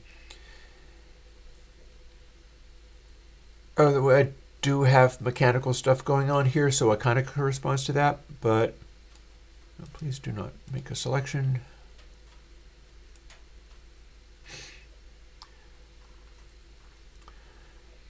But I'm going to want to like split all of these items. And they had better contain everything I need them to contain. No, I guess it's probably okay. I may very well end up just sliding stuff around willy-nilly until it does what I want. I'll note that this bass note is coming in early, so that's interesting. Although I have all of the ability in the... Okay, so I've got this selected. So S. There we go. So now I have just taken all of this stuff and made a clean little section here.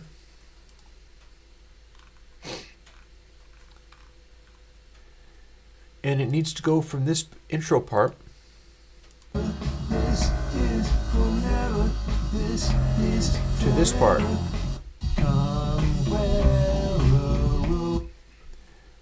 And then it needs to go from that part into either a little bridge space like this. Then I've got another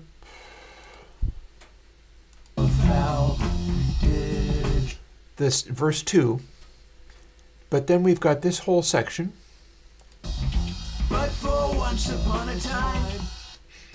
That's kind of happening at the end. So it's almost like I have this entire chunk here. The first, I did a version of this, but this is the time to reinvent it.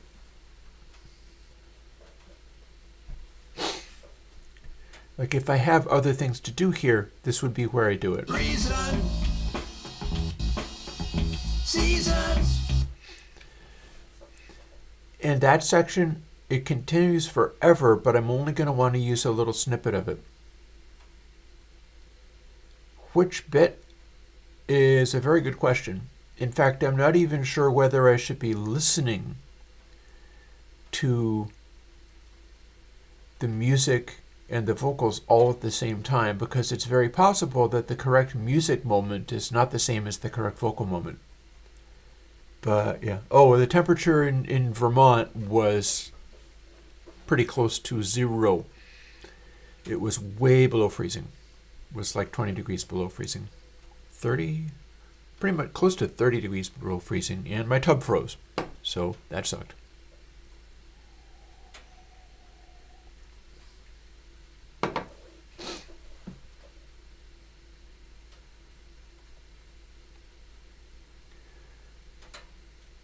Let's continue. This verse ends here. And become nearly what I deserve.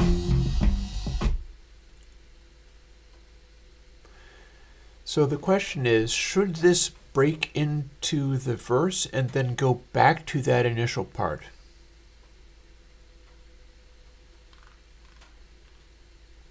Because here's what this section is sounding like. And bearing in mind that I can also copy sections at the beginning and take the vocals out if I want, or trim them.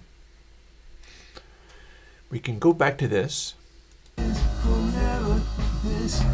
In fact, I'm almost certain that's what I did. It's a slow intro.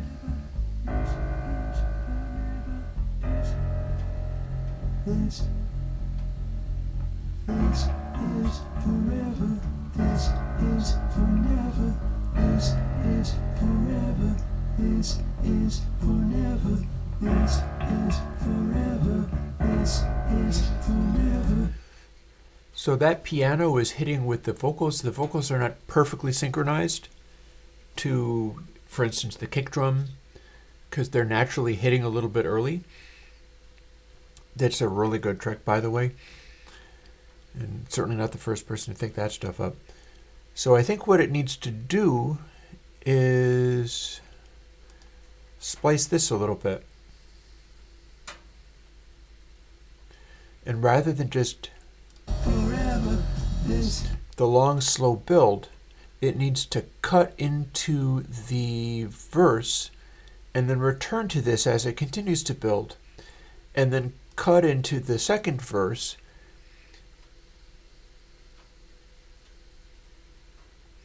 Maybe more of this. It can be copied if I need it.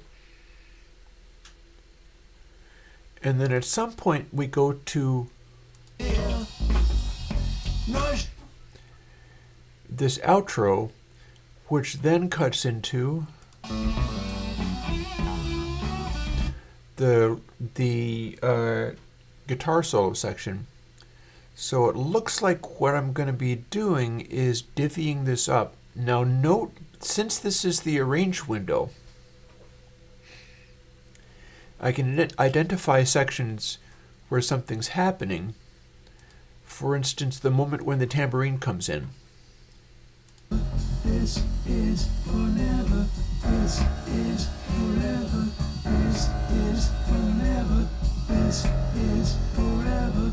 This is forever. This is forever. This.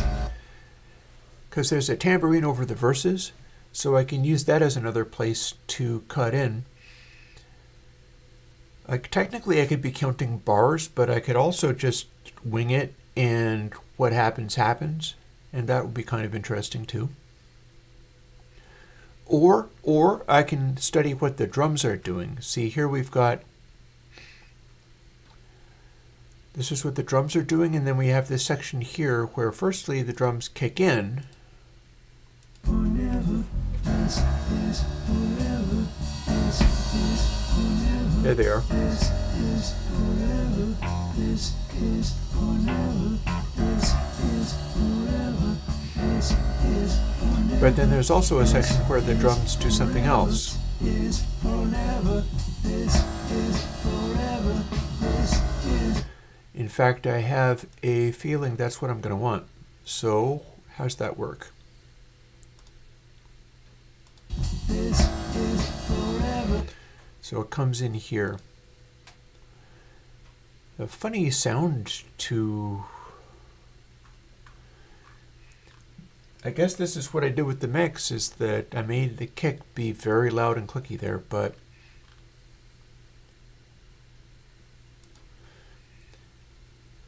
See, if I edit this so that I just straight up splice this and then I paste it somewhere else, I can follow up and like widen or narrow the regions in order to have this piano note come in where it would naturally happen, even though I've moved it in time. And similarly, I can have the vocals come in earlier or later, especially if the overlap is what needs to be known. Oh, I'm going to be tuning them. I am going to be tuning them. I've just removed all of the retune because I can do it better now. No, it won't be anything like that. You've already heard what my tuning stuff sounds like. Here is the previous one that I did along those lines.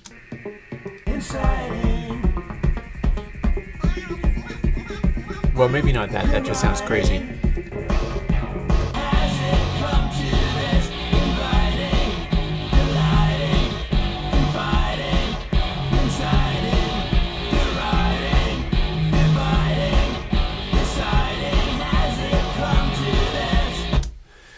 So that's what I'm talking about.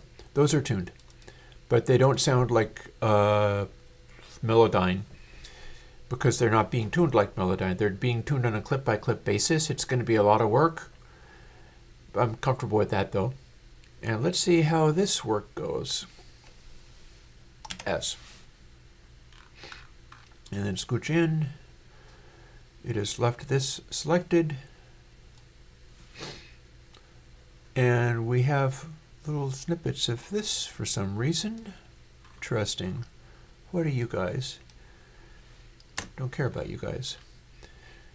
So now I got to put the verse in the middle of that because that's now a little snippet, and so is this.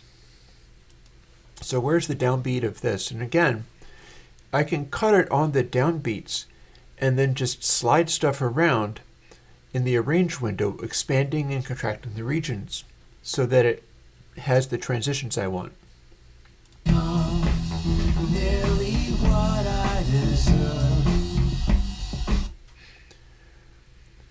There's our downbeat.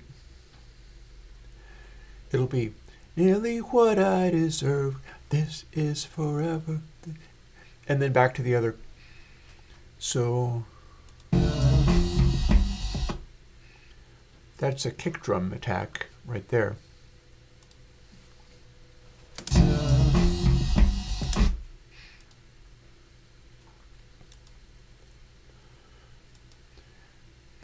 So it's basically there that it splits. This is what I hope to be doing when I'm doing new music, is to do this from the get-go, because otherwise it's laborious. I don't want it to be like this. I want it to be more... Boop. And then... Oh, hang on. Slow down. Make sure all of the little bits are selected. Hang on. That's not right. Actually, no, let's do it like this. I know I want to go to there. I can delete this, and if I want the beginning of this to be there, I can just drag this one from here to the left, and I'll get this bit back again. So I can just gratuitously delete that. And as long as I have any of this file, I can eventually get to there. So now let's see what we can make out of this. It has to include all of the regions that I want. And that's looking pretty good so far.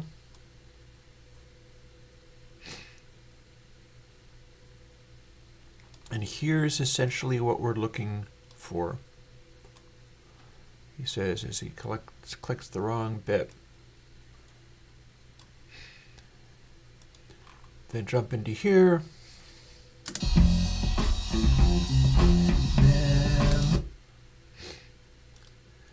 Might very well be doing other corrections while I'm at it, but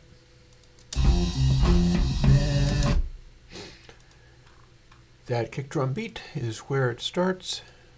Another split. And another deletion of stuff that I don't need. S for split. And goodbye to all of this. Again, I can simply drag the region and it'll go back. But right now, I'm not doing that thing. Instead, I'm figuring out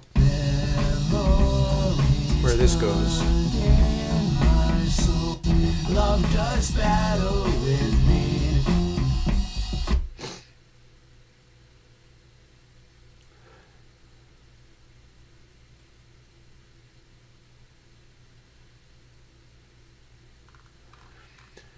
So how does the rest of this go together?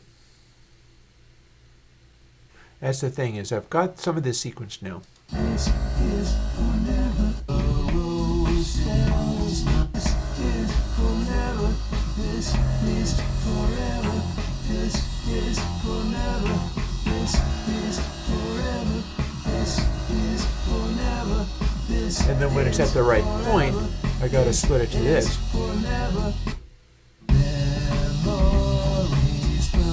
It's verse 2.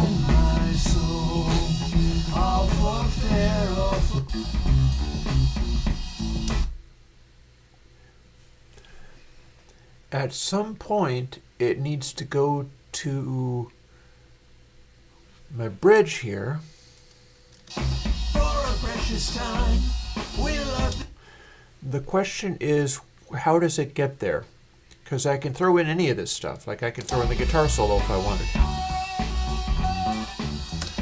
What it needs to do is do this bridge and slam directly into the guitar solo and out.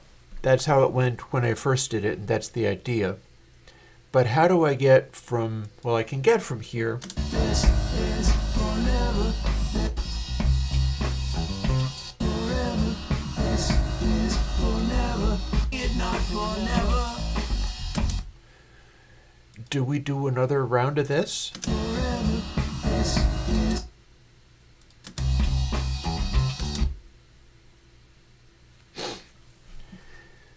Lyrically, what's going on is it's this meditation on loss and growth and stuff, and singing about all of that. And then the bridge is like a positive twist on things, but also with a kind of aggression, saying like, accept what's happened, but what's happened has most definitely happened. You know, it's like, for a precious time we love beyond reason. Please don't shed a tear, nor shall I for what was mine. Sing it not for never, but for once upon a time. And then we go into the guitar solo. It only does a couple of instances of that. We have all the freedom in the world to mix and match and reshuffle these sections now because we're doing them in the arrange window. And once I finish that stuff up, it'll be much more fun to tune and to do the final mix of, as well as have the sections spliced into each other in interesting ways.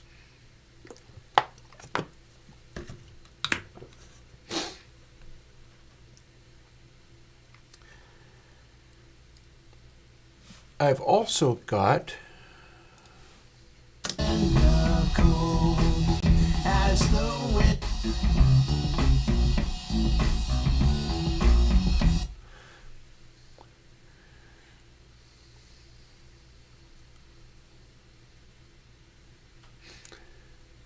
I could bring the... Well, I feel one thing I want to happen. So one thing that's happening is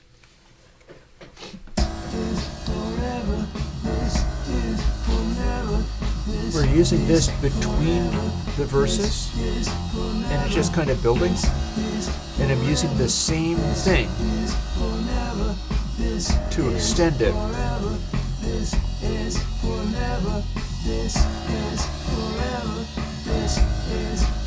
And the intensity kind of gradually increases as it goes.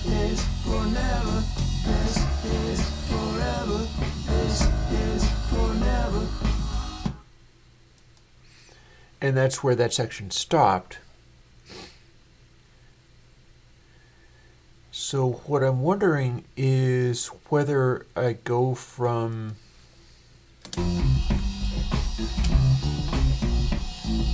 that into like a vocalist version, maybe?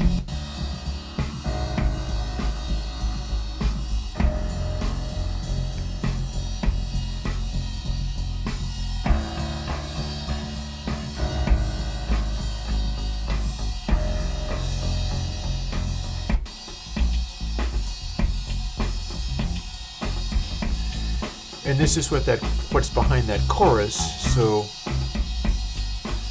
it'll just kind of keep doing this. Hey, Florian.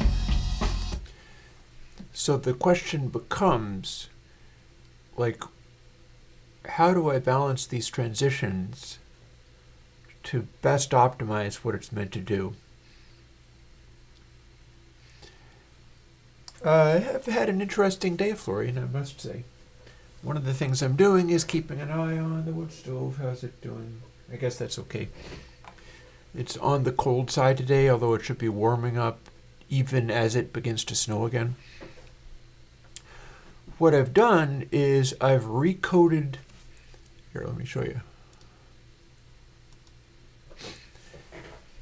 I've recoded Airwindows so that all my sliders sit closer to the center of the travel. And it adjusts for having many instances of a sound, like, for instance, red slider. If I have a lot of guitar tracks, they automatically compensate so that they're all a little bit lower in order to be able to have stuff basically just sit naturally in the middle of the travel of the sliders. And having done that, I actually got to start remixing this track, which is what I wanted to do so much on. Also, I took a moment and demonstrated that CAN's AW is fully functioning now. I can actually show you that too. Here, check it out.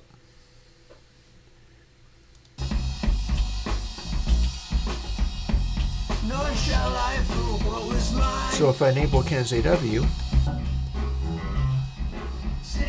hallway sound. But that's Canon's now. But for once upon a time.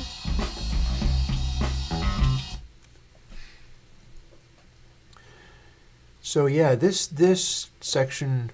Do I have anything else going on in here though? Please don't shit. Don't you recognize?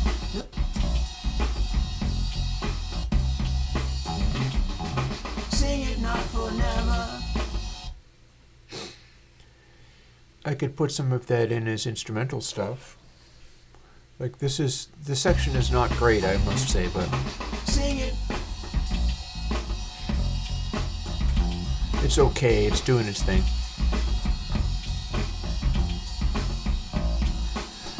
Part of what's making it work in its way is that it's got that like humanization going on.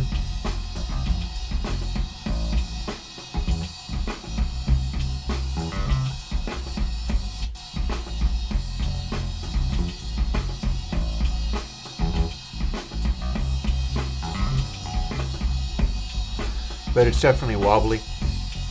All that stuff can be fixed as well, but I'm probably not going to go for it because I'm probably not using this section. Using stuff in here where there's vocals. Don't you recognize the past enough? And those are all going to be tuned the same way that I tuned the tracks and come for this. Oh yeah, CAN's AW is coming this weekend. This coming weekend, you too will be able to do this. I just deleted it, no problem.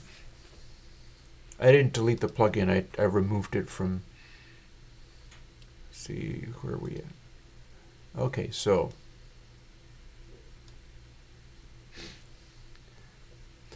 I needed to be holding down shift because the thing I was going to try to do was say, this weekend you'll be able to do this.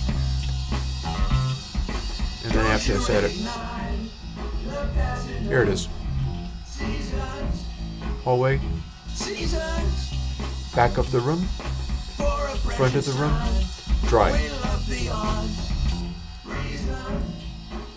You can kind of hear back of the room if you simply switch it in and out. So that's back of the room, Nor shall I for what was mine. and it's dry. Dry, Sing it not back of the room. forever. So if you're on headphones, what you would be doing is using either back of the room or front listening position for that. But for demonstrating the fact that it exists and works now, we use this. On a time The upstairs hallway listening position. you recognize the past. So, okay. So where were we at? One of the things we were at is, let's finish our coffee and throw another log on the fire, because I bet it's getting close to needing another log on the fire. And then tell you what, we're going to rough in a arrangement, bearing in mind that for all of this stuff, I can basically just, if I don't like it, I can do completely other things with it. I can abbreviate these things, I can duplicate them, I can do whatever I want. It's a DAW. It's a DAW. I get to do anything. So, yep, there we go.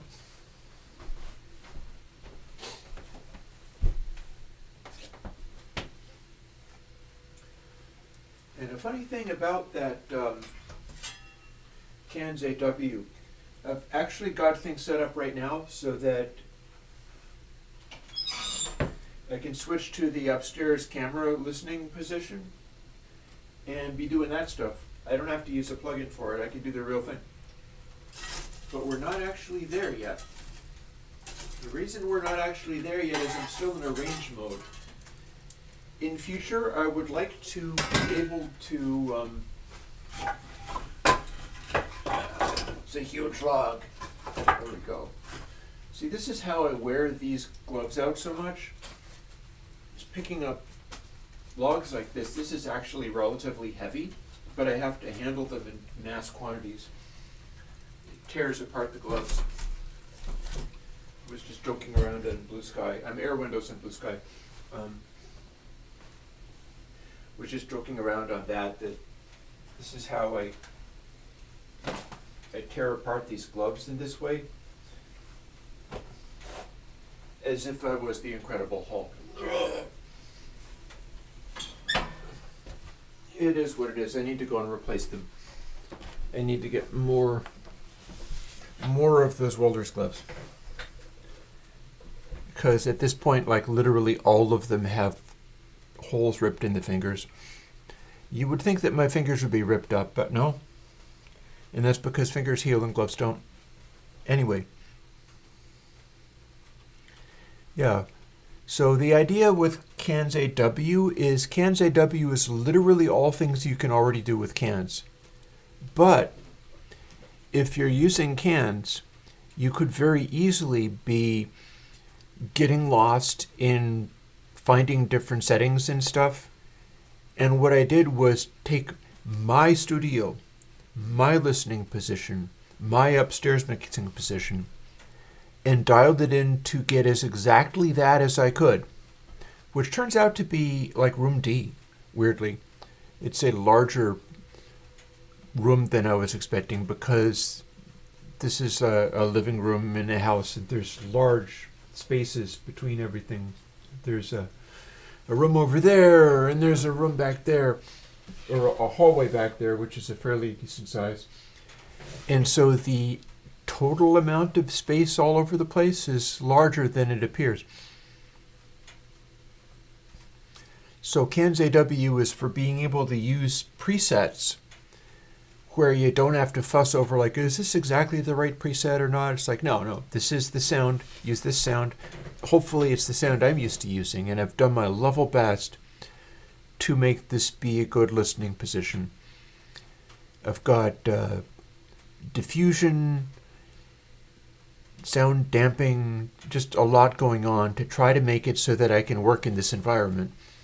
And that's what it tries to convey. Anyways, where were we? gaze. Love does battle with me.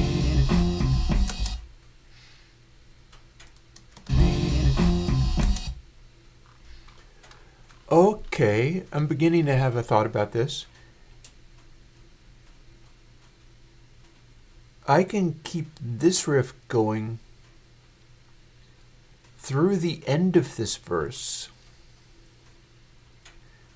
And then I can return to a vocalist version of the final bit of the previous one, and then cut into the bridge.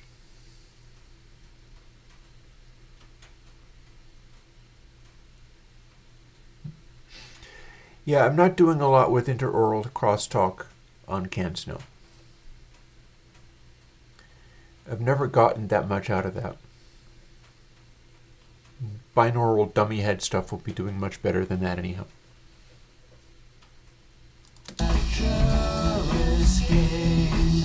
Love does battle with me.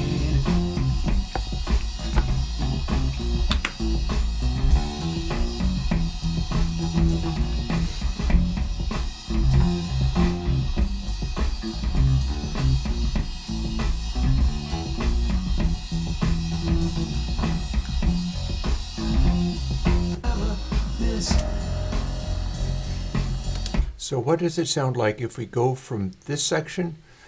So after Love Does Battle with Need, we stay on this, which is not unfitting because it's like we're talking about,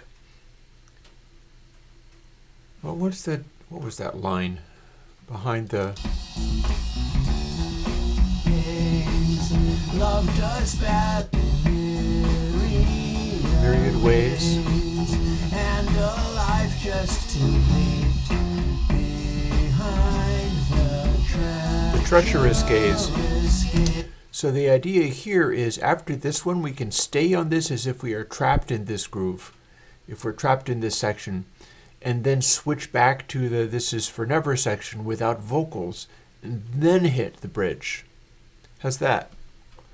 And I'm almost certainly going to want to take a different section than what's immediately after, like it's gonna. So I do in fact want to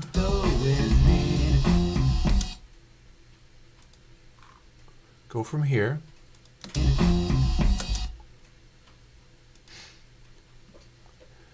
This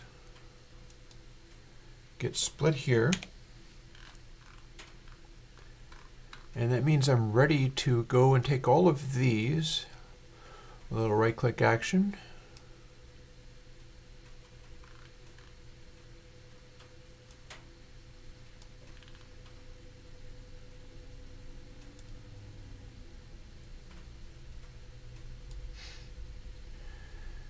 And then I want to take more of this, deleting these, but I want some in here somewhere where it's doing a little better than right off of that.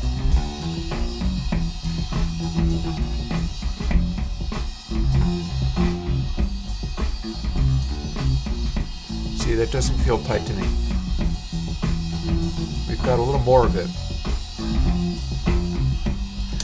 Oh, if I can get a section where there's some kind of cool drum fill or something, that would be even better. I can't do anything about the ride. I've been working on that for future reference. I took a piece of, like, I don't know whether you call it electric fence wire or whatever, aluminum fence wire, solid core aluminum wire, and two little pieces of aluminum duct insulation tape, like this aluminum tape where you can peel it off, and it is a literal piece of metal with adhesive on one side that you use to fix ducts. It's great hacker material to have around. And I took the piece of aluminum wire, bent it to be the edge of the cymbal. It's about yay wide, and bent it a little bit so that it went along the edge of the cymbal, and then took two small pieces of aluminum tape, looped it around the edge of the wire over to connect to the cymbal, overlapping the edge of the cymbal very, very lightly. And with about a 1/4 inch a space between the edge of the cymbal and the aluminum wire. And doing that damps down the cymbal a great deal. But it is doing it in such a way where it's damping down the low frequency resonance of the cymbal even more than the high frequency shimmer. And that has made the ride probably not I probably can't really wail on it an eighth note thing like I'm doing. I'll probably never want to do that. But I've got that ride cymbal fixed so it doesn't overwhelm that way anymore. Instead it dies off quicker without taking away too much of the chime. And then I went and got actual replacement hi-hat cymbals for the ones that I have. I've still got the other ones, mind you, but that's the other part, is my hats have been way too loud as well. So I got what turns out to be a special experimental version, a extra thin Peisty 12-inch splash, and like a regular old like Sound Formula Peisty 12-inch splash. So it's 2 Peisty splashes, and I'm using them as hi-hats, and that's getting me a hi-hat tone with enough sparkliness and like just enough volume, but the volume is like half what it originally was. So when I go into the studio and record drums again, they will not have the problems I'm struggling with here. Because remember, I'm only using room mics. That's one of the things I like about classic recordings. Classic recordings and their drums often are basing the drums off of room mics, meaning that they're at a bit of a distance, meaning that you have more of a sense of what the impact of the drums are actually like, because you're not just distorting the mic with close placement. It'll retain a little more of the initial transient when the mics are at a distance, and if you have fewer mics, they interfere with each other less. So it's actually an accurate 60s/70s drum sound. But my ride is being wailed on too much, and I do not have it damped at all on this recording. I wanted it to shimmer, and that's the price that I paid. Is I don't get to ride on that ride in this way. But we're going to live with it in this mix.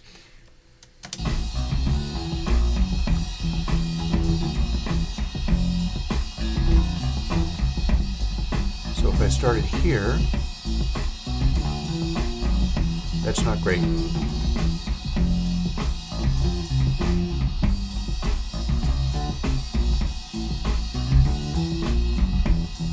That's not bad.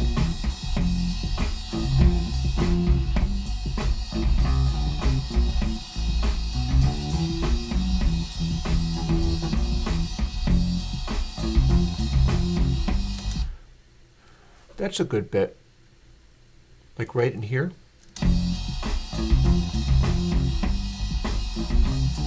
And then it stops. So I don't get to use that part. But in here there were some bits.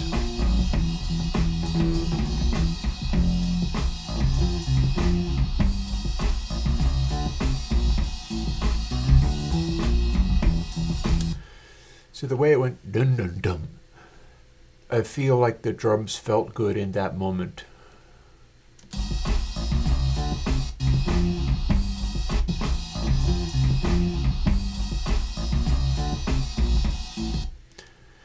And the way it goes with the bass there as well.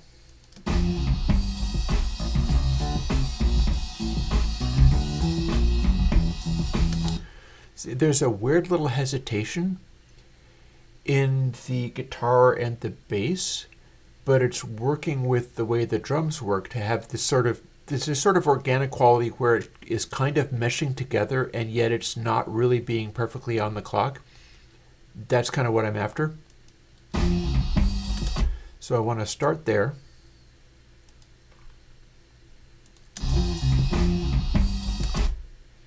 Meaning I can split here.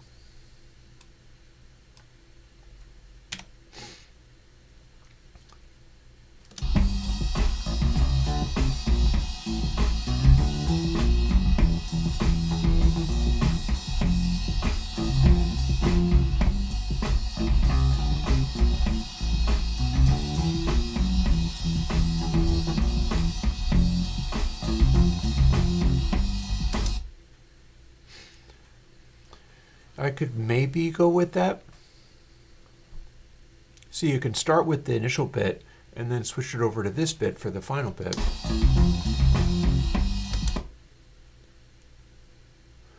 Or I can just keep this entire section, and just when you're used to the idea of that's what it's doing, or I can shorten it. I can cut it out that way too, but I like the do-do-doom, do-do-doom into the bridge.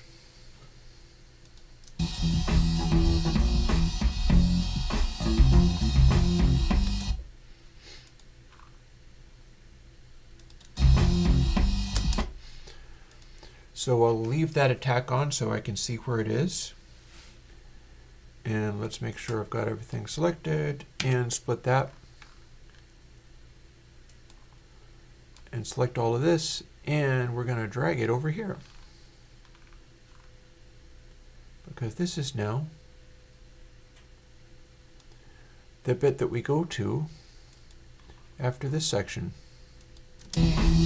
Love does battle with me.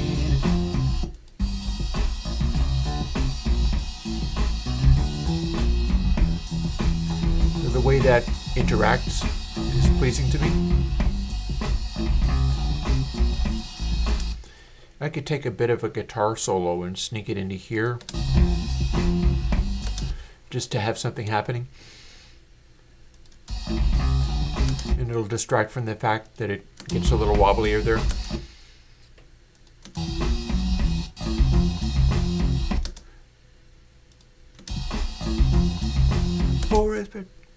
And then here's the bridge. Don't you recognize the passing of seasons? Seasons. For a precious time, we love beyond reason. So I've got just lots of this to pick from. Please don't shed a tear. Nor shall I for what was mine. See, with those, the voices are completely off-center from each other. But I can basically grab any sections from these that I want, as long as I am cognizant of which bits I'm taking. I can just sort of grab, like, okay, here's this from this, and this from this, and this from that, and slide it around in the arrange window until it works. No reason I shouldn't. So I wonder whether maybe I should be auditioning the background music.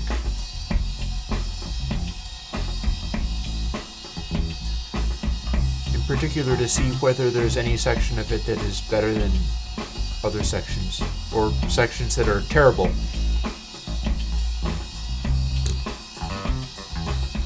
That's not bad.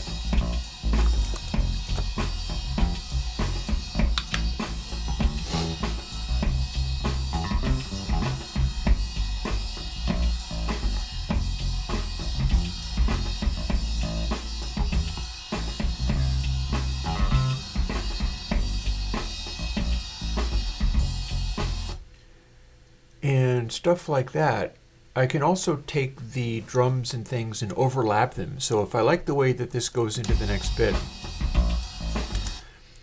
and I go into this solo, the solo can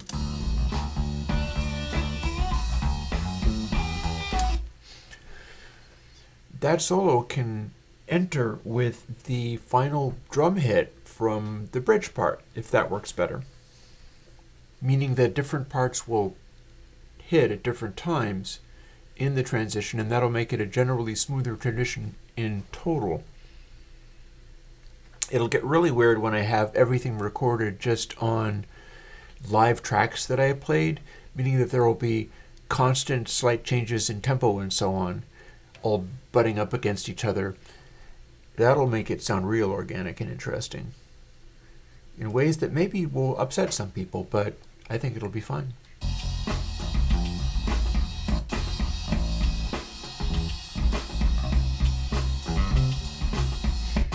So let's see, here's where we'd start mostly.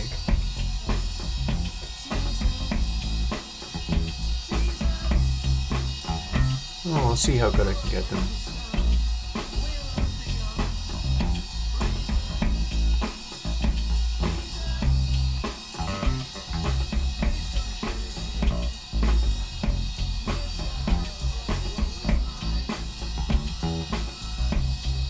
not sure that they did.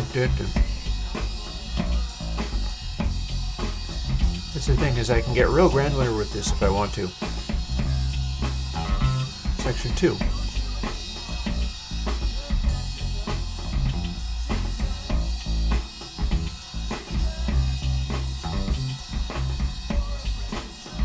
In fact, let's split everything along with this.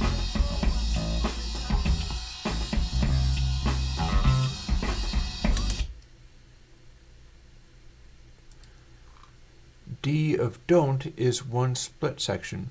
And remember, I could split it right here and still be fine, because I can just drag these out to cover the initial attack of whatever it is I need. What I'm going to do, however, is not that. What I'm going to do is split it right where the kick drum hits. And select all of the things, do a split, and let's see whether this is where this one wants to start. Oh, it goes up to a particular point. I wonder if this is actually everything.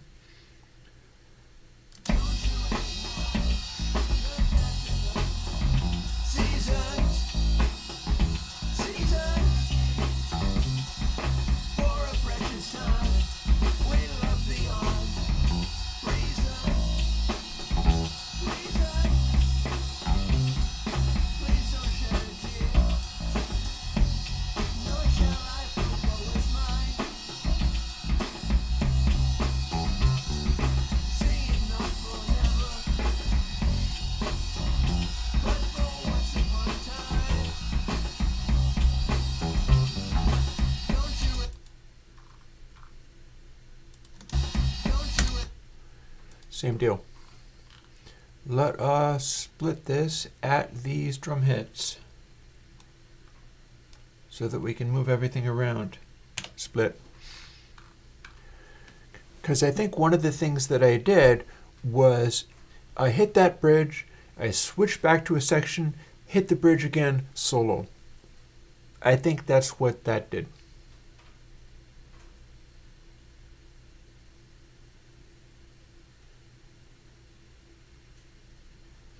Can is a digital reverb, Jonathan, so don't lean too hard on it. It should make useful sounds, but it's not really all that you think it is. It's got some things going for it, but there's limitations. Anyways, technically, I believe what that means is that we now have our first section ready to go. So let's see about that then.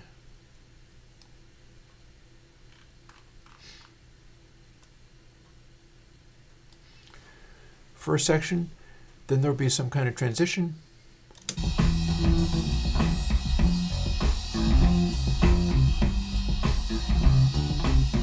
Maybe like this. Maybe this is what we use. And then back into another section.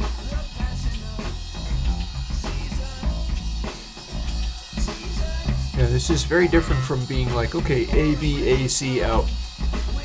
It's just throwing all manner of stuff around.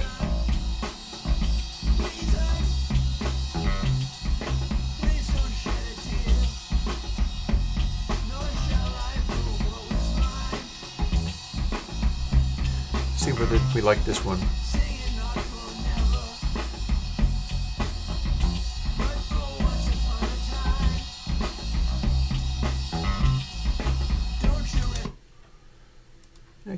That came in with a nice solid thump anyhow.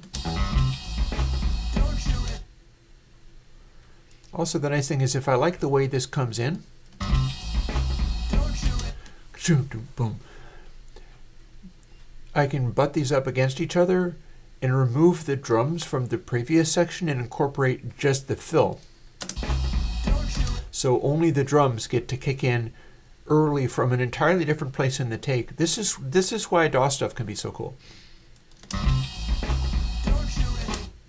Is we get to manufacture stuff like that, which never really happened. In fact, we're going to have to, because this is cutting off the vocals. The vocals are jumping in early. So we're going to have to mess with that too. Assuming, like, everything can be slid around individually, but at some point you start losing the ability to lock in on the apparent heard groove of the performer at the time that it was being done. Like, all of this stuff is being done along with the musical flow of what it was doing, including if the drums made a mistake, everything tries to compensate for that as it listens. If I can incorporate the sound of everything trying to compensate for a mistake that was made, that's part of how these feels come together. So let's see. So split that. And then let's see what we have here in our final section before it goes into a later bit where we just gave up.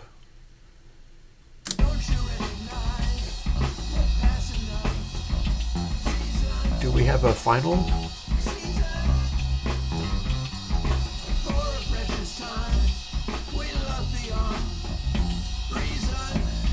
I'm liking some of those lead vocals.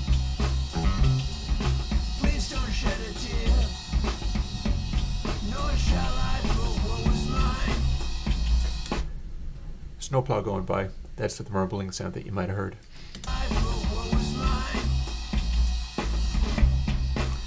Like that.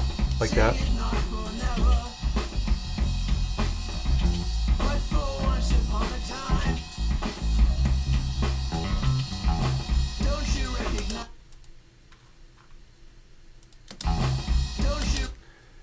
There's our next place to split. Look at how separate those don'ts are. Hit at a very different time. That's the fine editing that's going to be happening later. For now, we're just going to take this entire chunk, split it, and I believe we have found our next bridge section.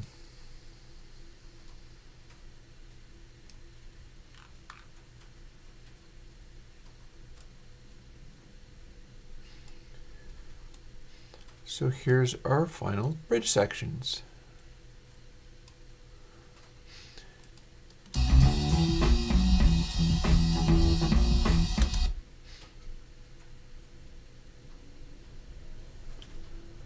So now what I'm wondering is, do I even need to return to this section?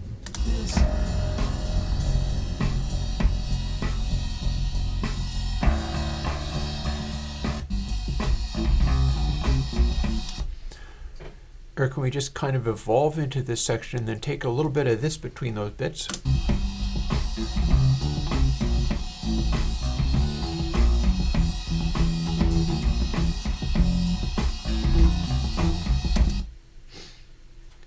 How many of those do I have in there?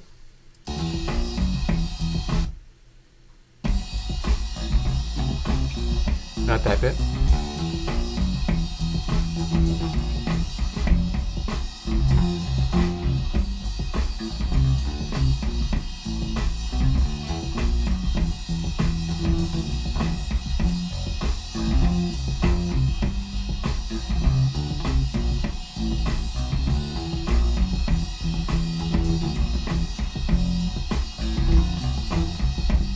That's not bad.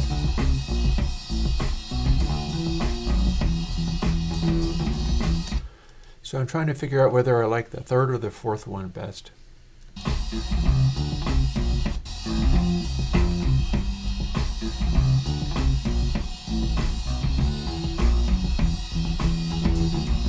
See, that's kind of focused. That's pushing a little harder, but a little loose.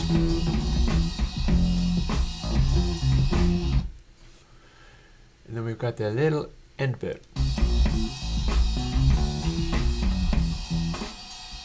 which stops. So that's not very useful at all, is it?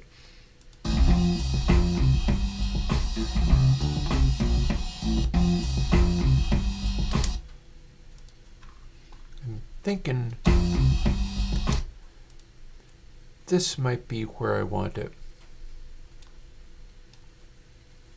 Split.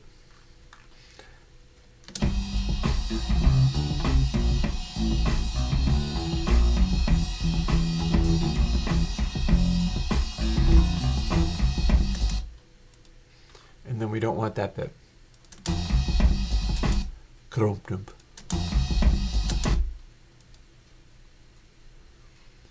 But that's a good enough locator for where it does the thing. So, boop, split. And then here's our bridge bit between the bridges. Be sure not to move it around too much.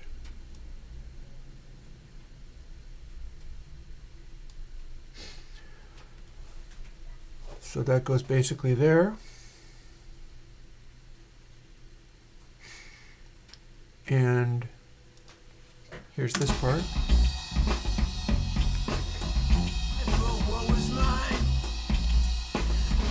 With the loudest vocal.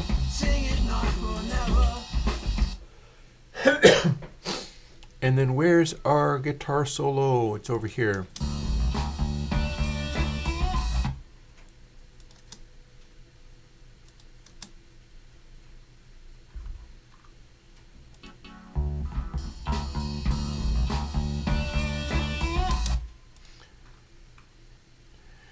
And I can use bits of like bass coming into this to sort of bridge into the section. I can go neat, neat, neat, neat, boom, and then in.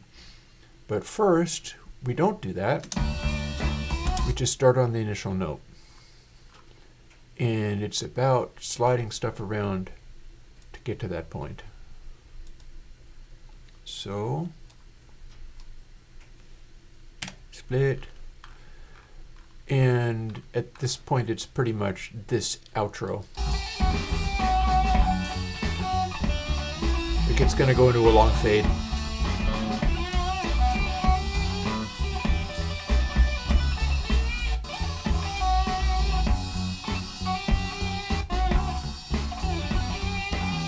I'm going to leave a lot of space to just have it faded long before this point.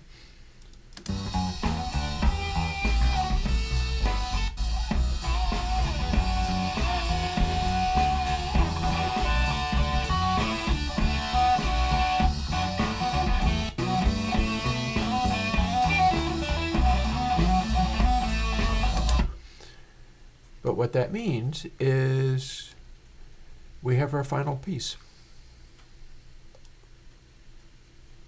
Assuming we've got all this right, over you go. So technically what that means is goodbye. These are all the pieces we shall use to assemble the final track, which will be done before the end of the day because it's only 2:30.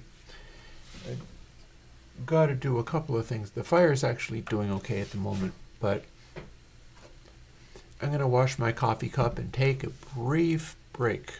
Tell you what, let's leave the solo section looping.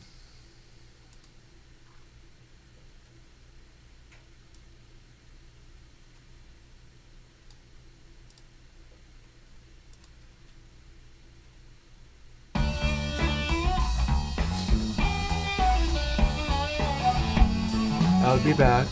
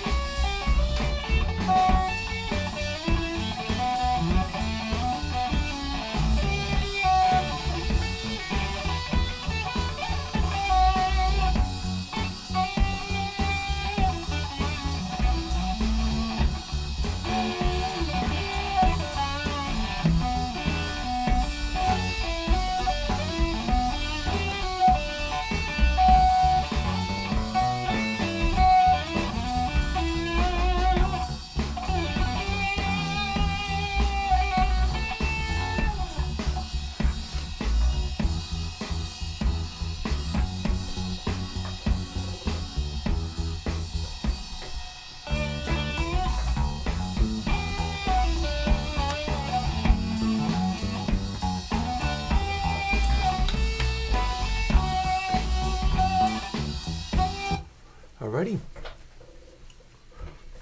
I'm back, feeling relieved. So, here we are. Here's all the chunks of the music and what we may wish to do with them. And let's do a little refresh on what this actually does and means. So you got the slow intro. Starting out very quietly. Once I have this arranged stuff done, I can start diving into actual mix. I can set it all to loop and we'll start fooling with levels. And at that point it might get done fairly quickly, because this is sort of the hard part. This is the tricky stuff going on. So it builds up to here.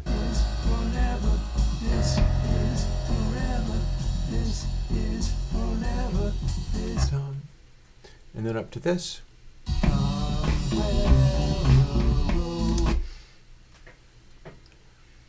Now we're assuming we need all of this, but it could be a transition. Let's find out.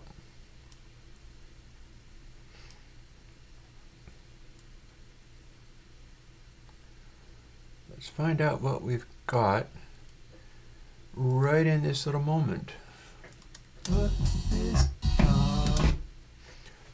So where does that downbeat go?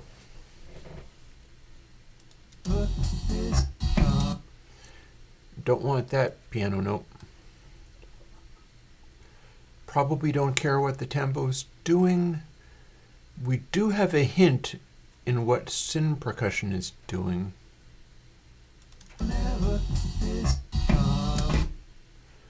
And we have that kick. And that kick is going to be telltale. And we also definitely want to remove that. And there's my drums, isn't it? So, and bass is here. So the moment where bass hits is almost certainly where that kick is supposed to go. So let's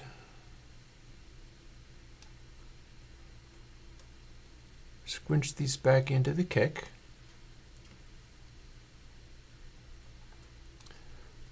And also these. Oh, got that wrong. Let's see. There we go. And the guitar attack is going to be, the guitar attack can do whatever it wants. I could have it start with this. See what that's like. Once I have it synced up, we'll see what it's like if the guitar note kicks in a little bit early. Main thing is, let's see.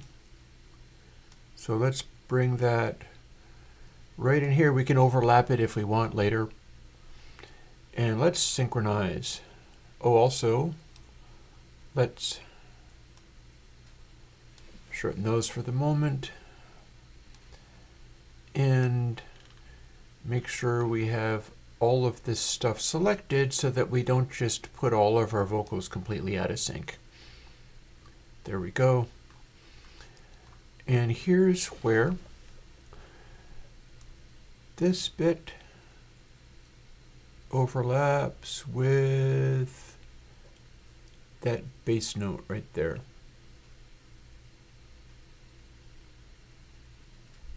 In fact, we can even make it jump in a little early. What's that like? Yeah, so the transition is not great because we are still in the process of developing that, but let's groove with it and see whether it feels right.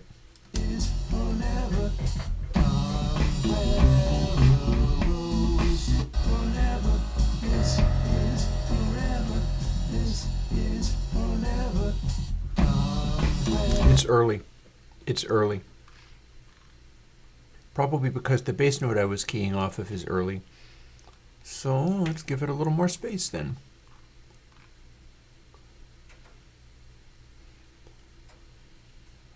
Sadly, I cannot move this around without deselecting everything. That's annoying. Whatever. Oh, but I can monitor it though. That's better.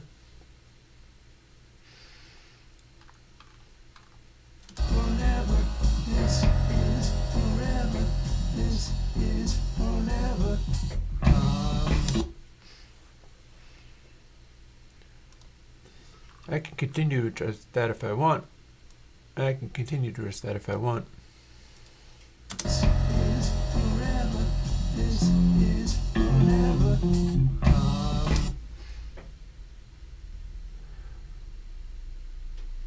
What if the bass starts doing that too?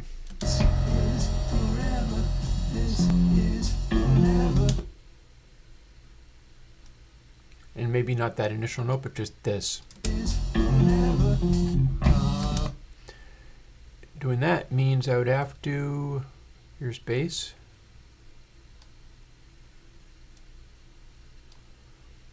Here's where the bass is going to.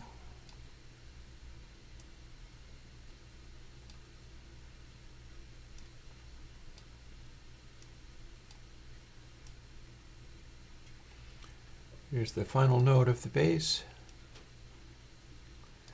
And here's what it thinks it's doing.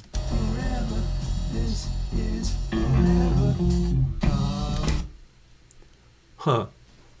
I feel like that bass part is playing the wrong notes or something. What happens when I don't have the guitar there?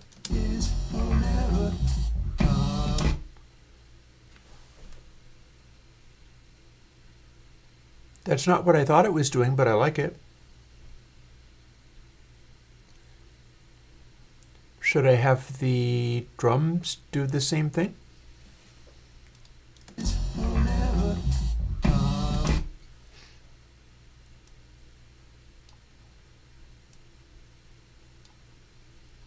What's our drums doing over this?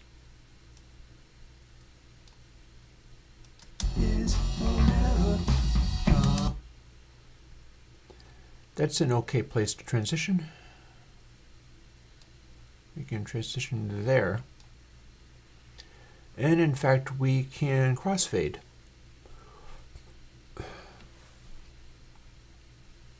Ooh, I've missed a trick here. This.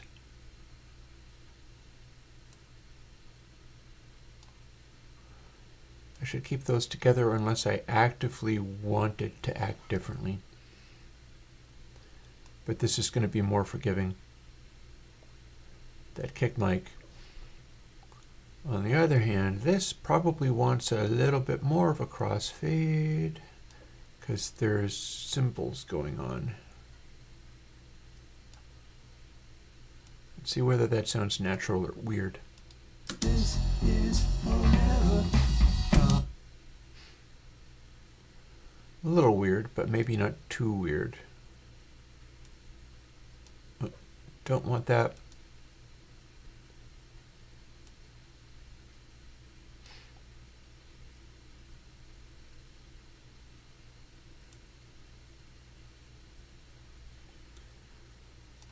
Pull that out to there. Doing this is going to cause that cymbal to crossfade into the other cymbal. Arrange window stuff, gotta love it. We don't want this because it would just be silly.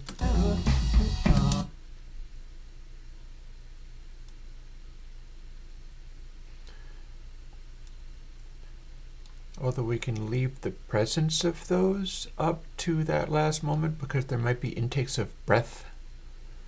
It just sounds other than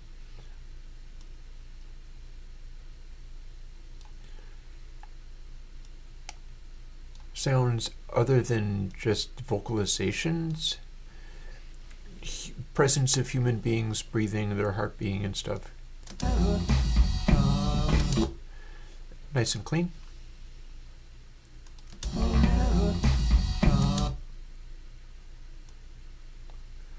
What if we have a note? I don't like that so much. Although, we can get frisky.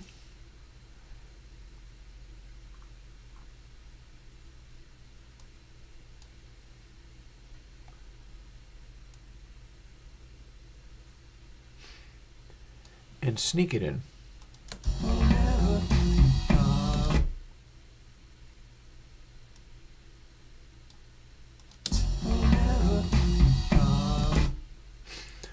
I'm not sure if I'm completely happy with that. It's kind of a thing. Like if we move it over here. I'm not sure if I like the guitar being there. It's not playing the same thing that the bass is. That's the problem. It can come in when it's meant to be playing the same thing.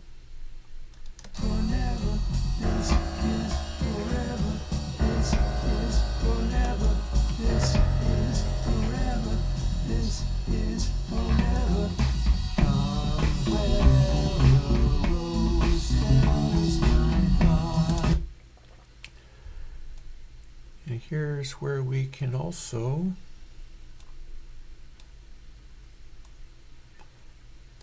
experiment with maybe bringing all these synth things in earlier. What would that do?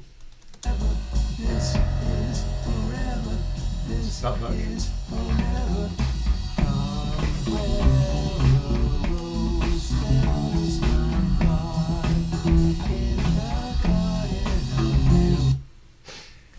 Yeah, that doesn't do much. Which means it's harmless anyhow. No worries. Well, if it's not doing much that I can tell, let's just have it transition roughly where everything else does.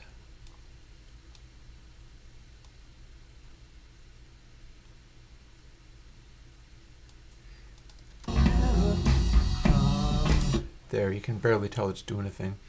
And we've got snares.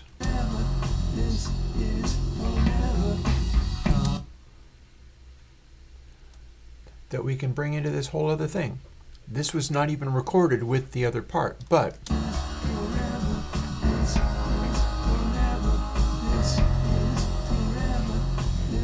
that we've got it.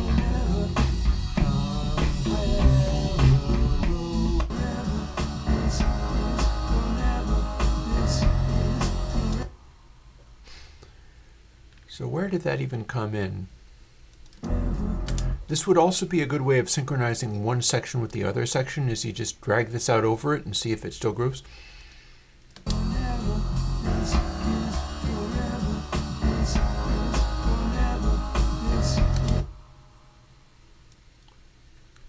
So how about 4 of these?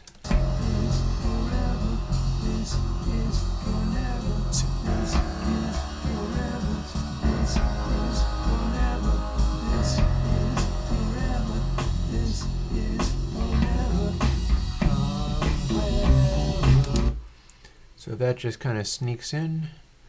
I'm probably going to want to adjust all of that because it's not sitting with the real drum, which is fine. That's not a problem. I'm just saying. Now that I've noticed it, what would happen if, does this keep going? That would be weird. What happened?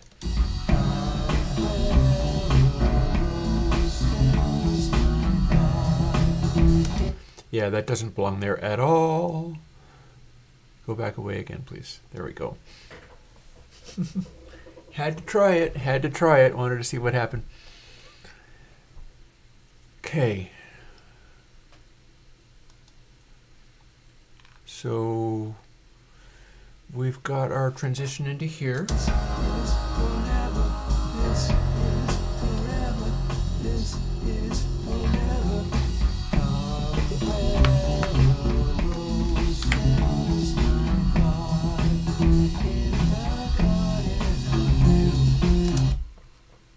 I am definitely moving that synth snare. I don't care if it's meant to be there, it's not fitting.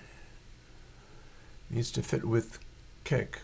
Which one of the things I can do then is, let's move it in the arrange window up here. it should still respond to the same fader because it's not in a position, it's according to a color. And in this way, I can look up what those snares are supposed to be hitting with.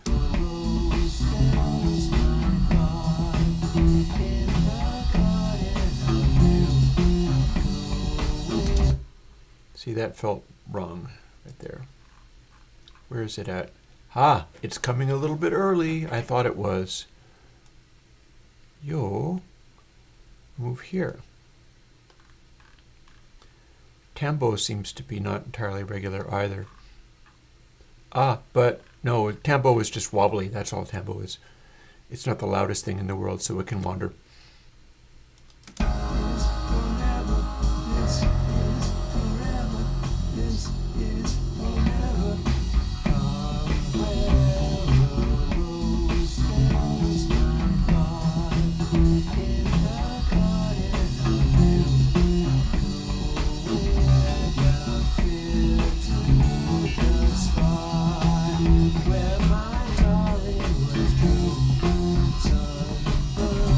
That synth snare is not going to be that loud in the mix.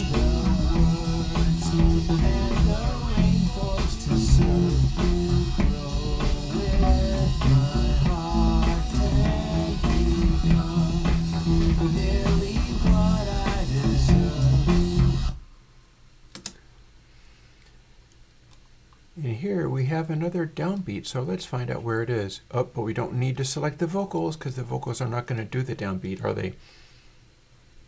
No, no, no. Probably don't need the snare either.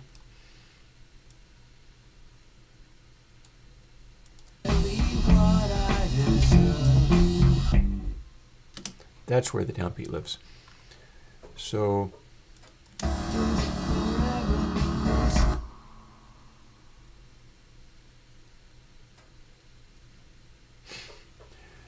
I'm probably going to have it almost a crossfade. It'll be going like, "Deserve this is forever." And then it's switched abruptly into the other section again. So let's see how that moves. Bearing in mind that I don't think I have that really set up properly.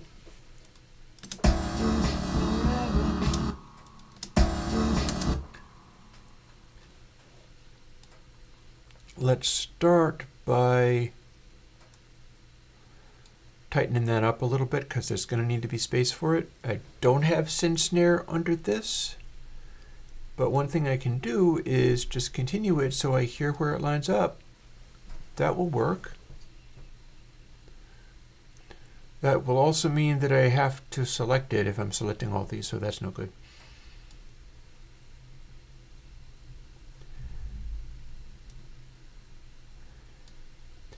And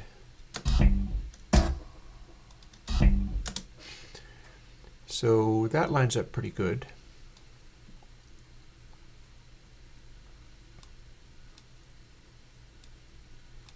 Oh, let's try that again. Let's try all of these. Oh, that didn't work, did it? I'm clicking the wrong thing, that's what I'm doing. Other click.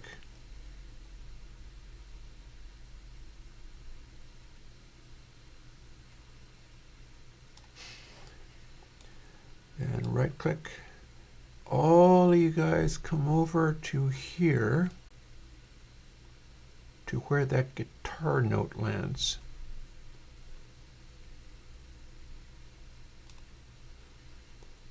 And then we loosen that up just a bit, or indeed a bit more.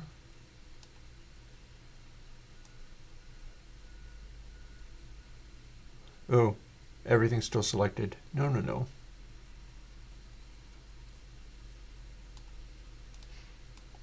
Only you guys.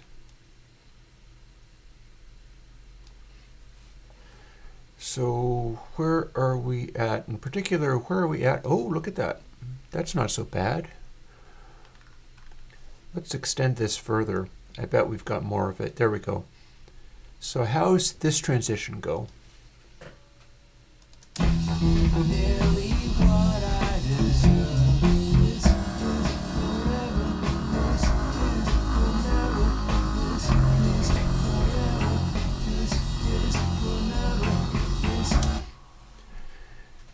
one of our keyboards is louder now, the green keyboards, and that might be usable in this section. But I'm liking some of this. In particular, I'm liking the way that the vocals come in a bit early.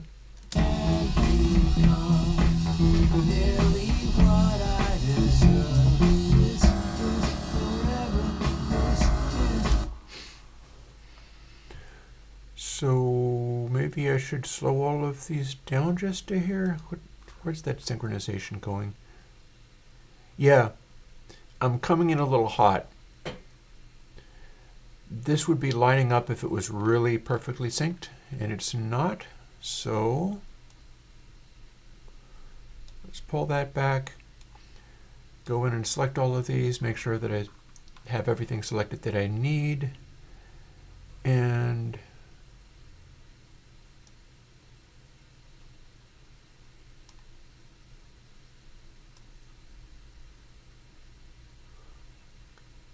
well, yeah, look at that. So let's assume this bit is the one that we're wanting to sync to. Because these drums are wobbly buggers. But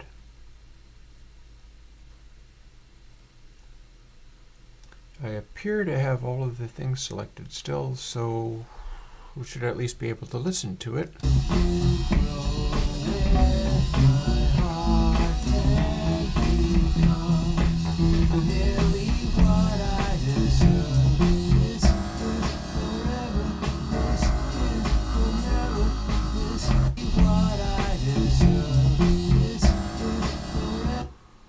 Actually, that can hit a little quicker. We're very much just winging it at this stage. It's like, what does this feel like as it switches back and forth? Look, if this was coming in here and it needed to synchronize with this, which is very regular. Sin snare is very regular. It's a machine. We would do that, at which point this hits where it hits, and then this follows up with what would be happening on the electronic beat if we had it.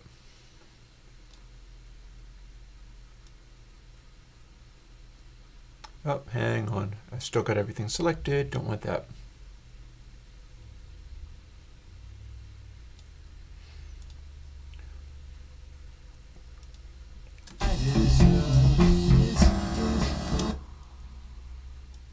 Just for fun.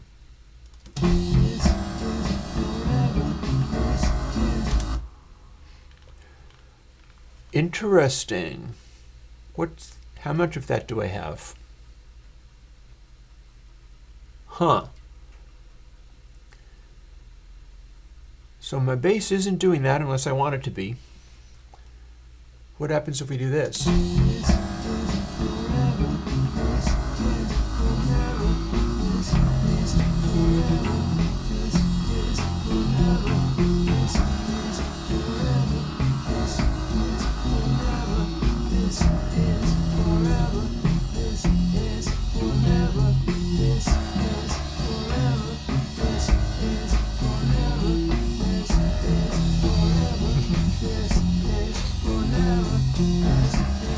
Okay, so that's too unsettling, I think. I'm going to call that too unsettling because it's going to like minor seconds and shit.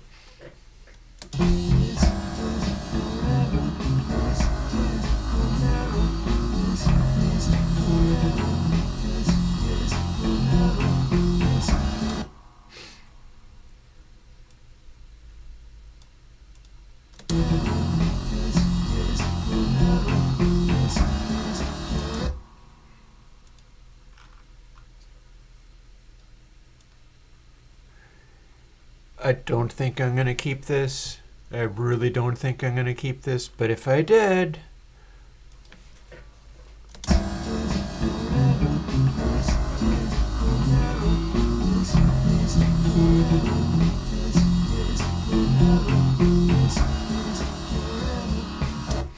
Yeah.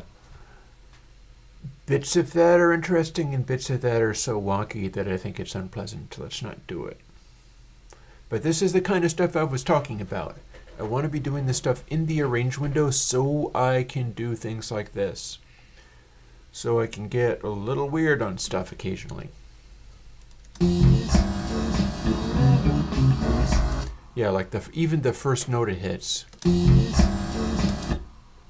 is not okay.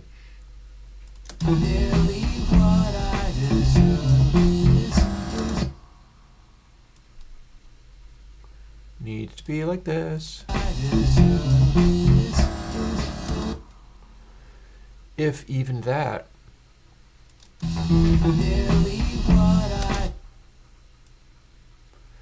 What if that guitar lets out right here?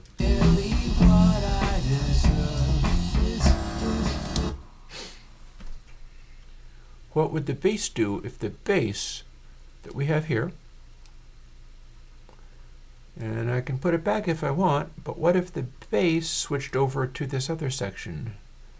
Because it is a continuing part, isn't it?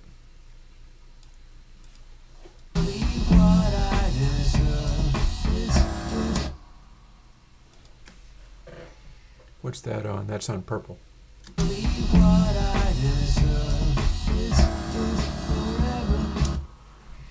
Yeah, it's a dun dun dun dun dun dun dun dun. So now that I've got it turned up louder,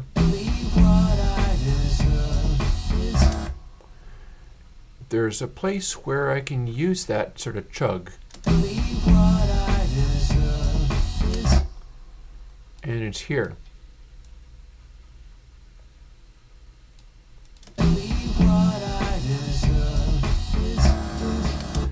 Dun, dun, dun, dun, dun, dun, dun.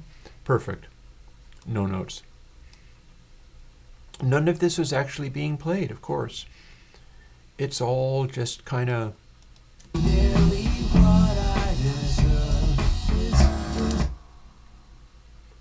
What if we stretch this out?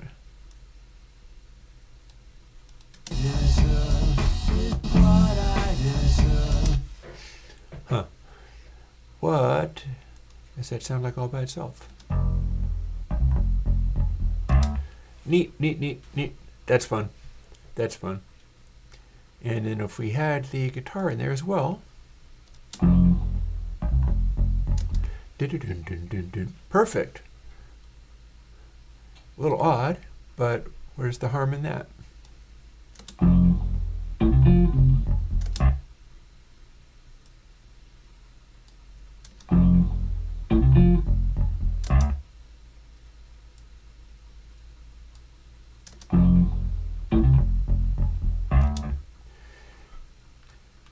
So now we have a transition that can do this.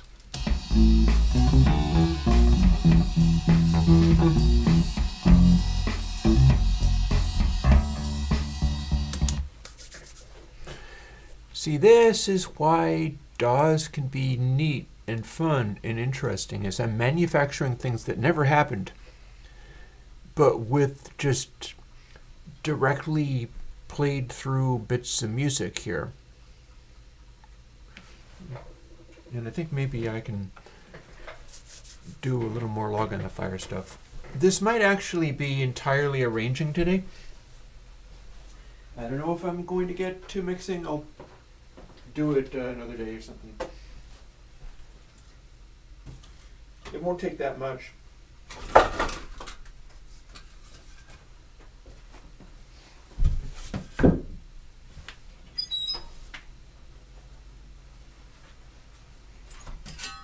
But you can kind of see what I'm on about. Like the reason I've been leaning in this direction, wanting to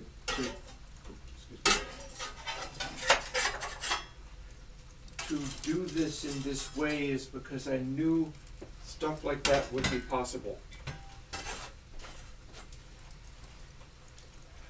I'm not exactly a smart person, but I'm very good at intuition.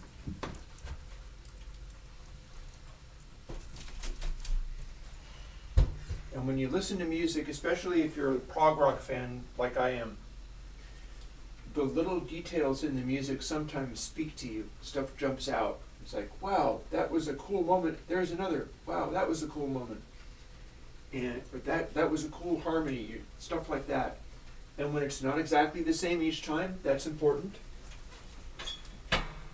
And then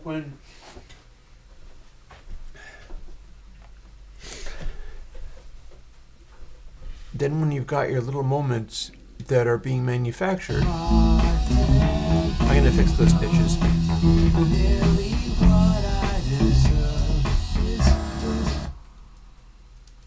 Oh, I know what I can do here. Let's just fade you out a little bit.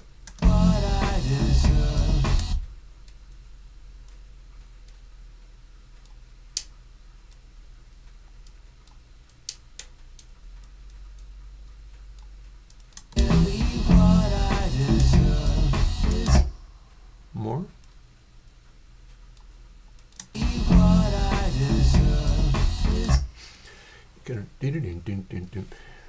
Goes into the next section, which is based on that time sense. While we're at it, I can have SynPerk do the same thing.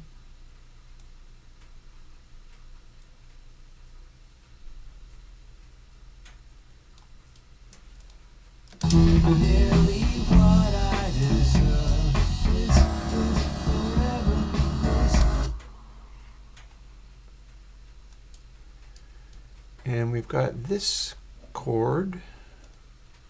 It's much louder. Wait,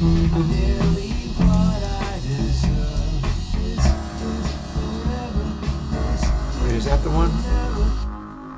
Sure is.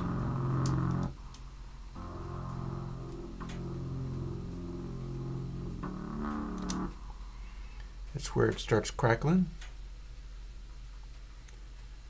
And what was it doing before it was doing that?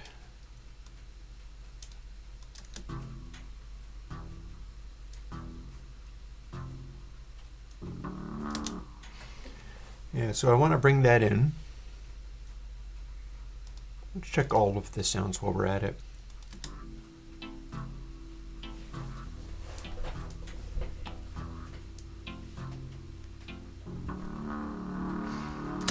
Yeah, so that's coming in. And its notes are...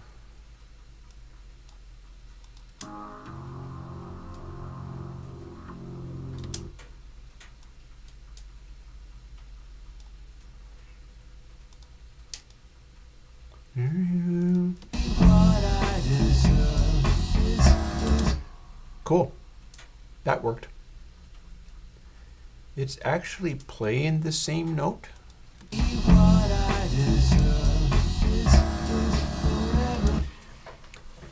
It's just a sort of little sustainy thing at the very end as the bass does its little thing and stuff.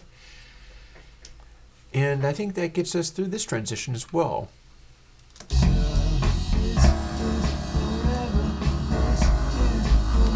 Let's make sure the piano is doing something appropriate. Actually, what would... Oh, no, the piano doesn't actually have anything happening. Yeah, that's disaster. None of that, please.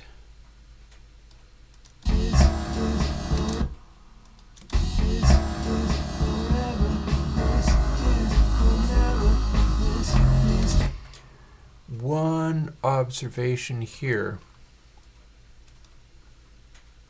Split just this one track. You'll need to hit with those vocals as you were meant to do. Like this. Granted, it's before anything else hits, but that's how that's supposed to go. So...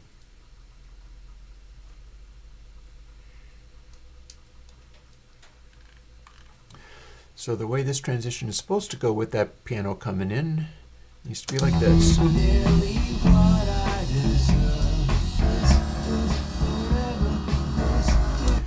See, the song started with it hitting on that slightly ahead of the beat, and it transitions to a smoother one but the transition into that section still needs to be hot.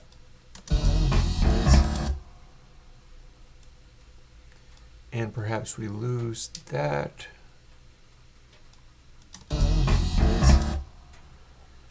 And that.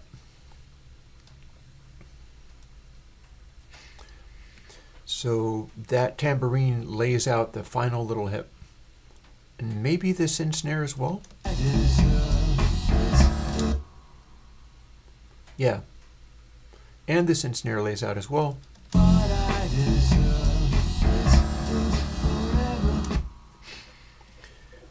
So they sort of transition where the percussion, the snare stuff, where it's being reinforced like this, as it switches, the piano comes in earlier.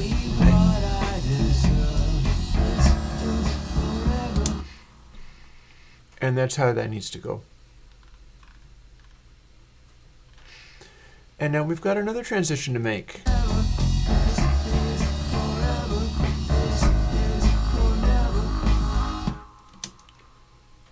Actually, was that the end of it?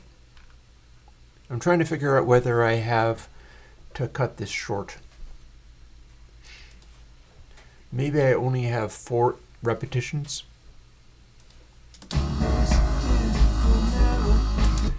Yeah, like only 4 repetitions of that, and then immediately into that again.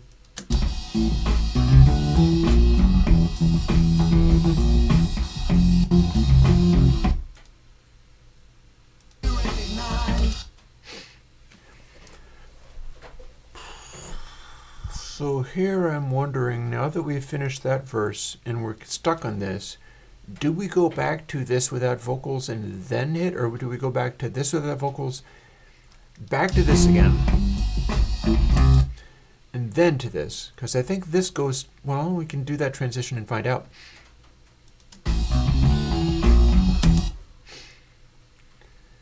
And those things, these transitions are all pretty straightforward, so that's cool as far as it goes.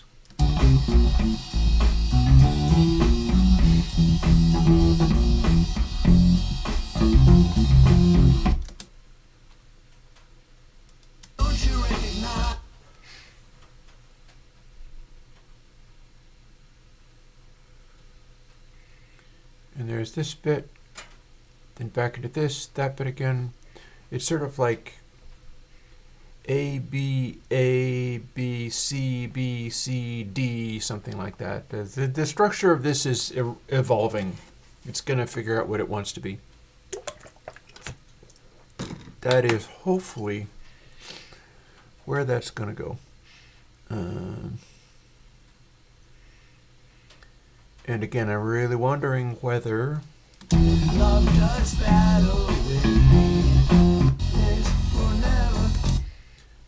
Do we need to get back to that at all?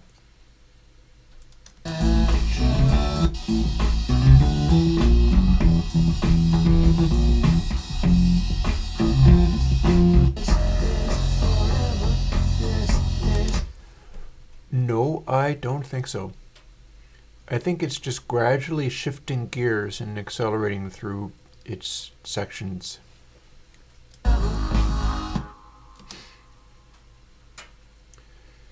So bit by bit, oh, that's not how we do that at all. Selection.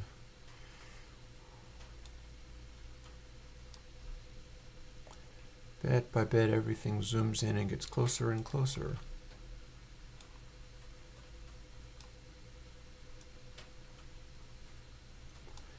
Because all this stuff is going to just straight up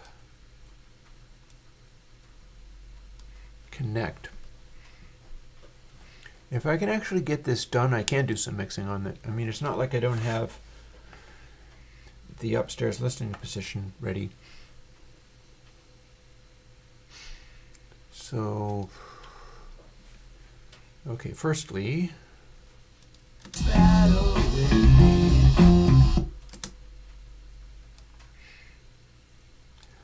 let's bring out those drums and things. so that we can see where that goes.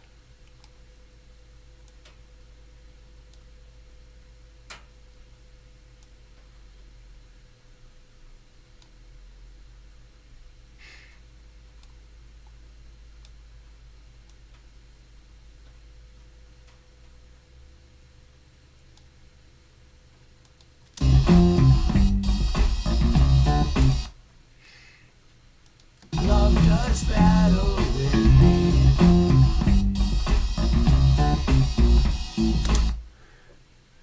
There's a something. Let's see. Why did that not line up quite the way I thought?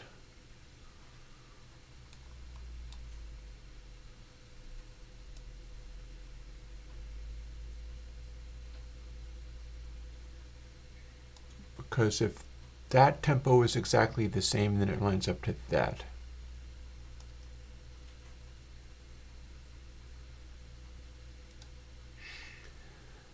And this is hesitating because it's the drum track.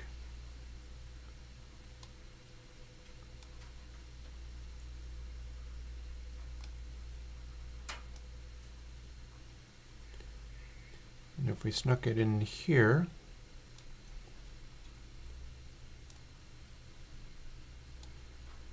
do the same thing for the kick just in case it's hearable. What does that sound like?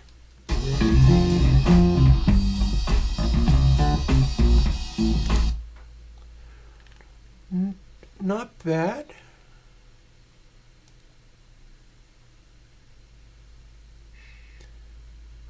We got to tighten up this guitar a little bit. Here's where the guitar sits, and then here's where it goes to. So that should be clean enough. I don't know whether the bass needs to do anything about that.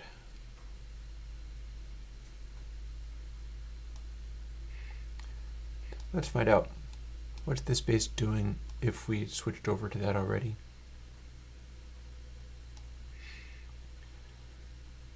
This is very central to all the stuff I'm trying to do here. It's all about interposing these against each other in interesting and weird ways. Now let's see what that sounds like.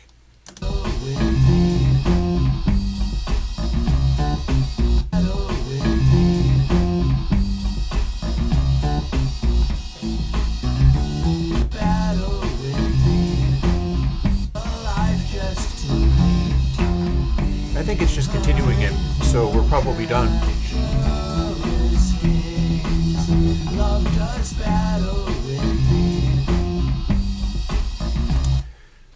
Well, as long as we're fussing with this, which bits of these sound better?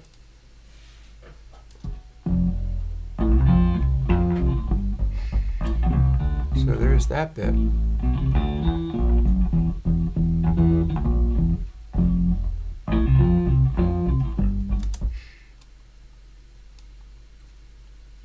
So if we didn't cross the bass over, is this a better bass performance than the other bit, seeing as they're supposed to be about the same and overlap?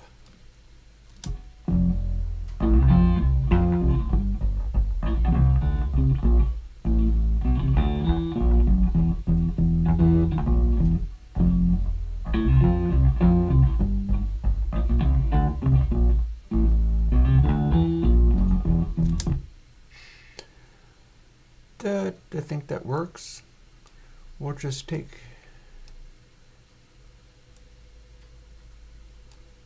we'll cross them over in different places. Different performances are being placed against each other.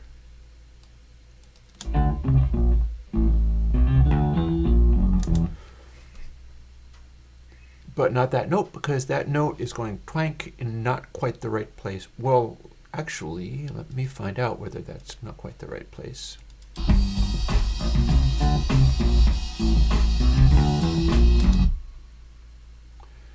It's a little late, but is it late relative to the snare?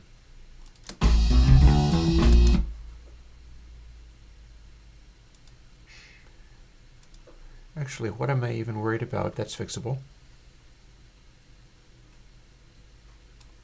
Oop. Stretch that out a little bit there.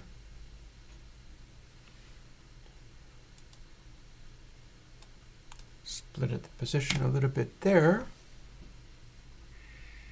And Bob's your uncle.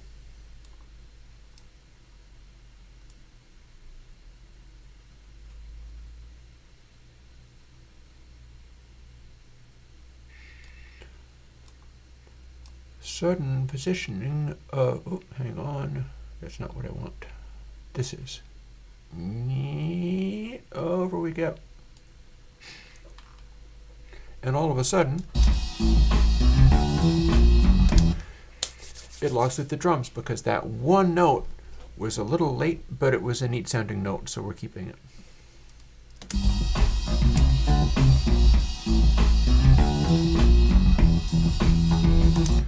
Got there. Good enough. Back into the... There's the click on the onset. Don't you recognize? Huh. Are we using that to go straight into the...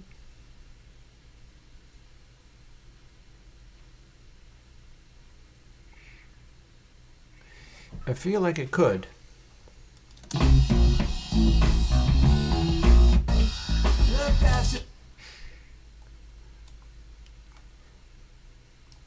It's fun to find out what makes an ocean wave wave. An old television commercial from back in the day when I was a kid. The Museum of Science. Wait, I have to make sure that all of these are selected, and that's not how we do it, but this is. There we go.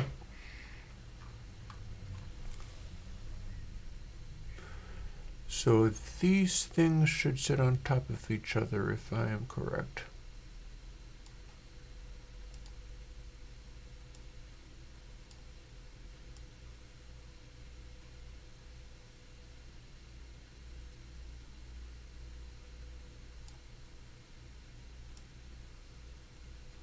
Oh, but I'm not, am I?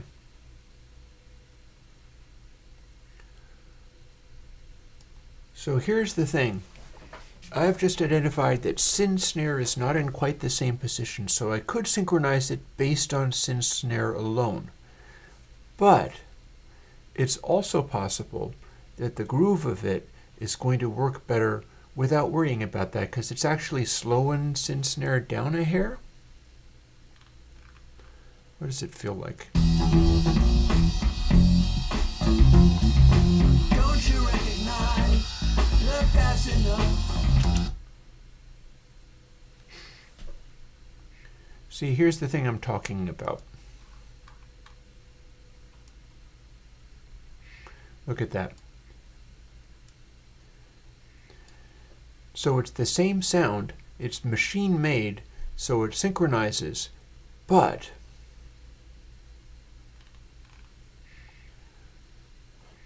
what's happening is the drums are hitting harder now and the sin snare is lagging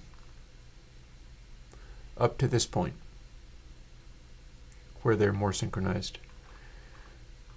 So what may be happening... Okay, so let's try this. Here's a thought. These are now overlapping, right? So here's where the machine thinks it is. Here's where the humans think it is. Align humans with where the machine thought it was.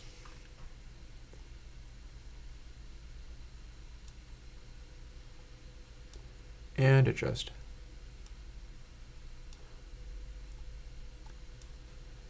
Also, we can play a little trick here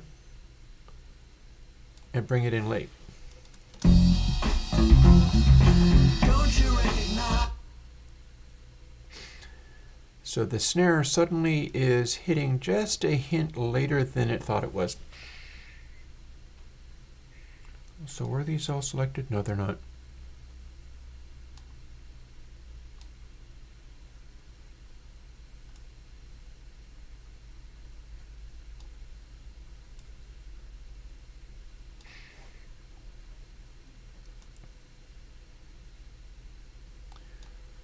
We'll slow that down.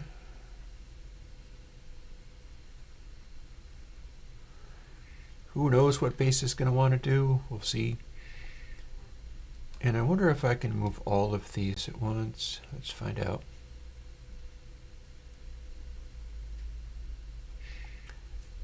Or rather, let's adjust all of these at once instead. Good. All right, got there. And here's the bass. Again, select both of them. It didn't let me do it, but let's try again. Adjust both of them at once. Now there's going to be a little gap.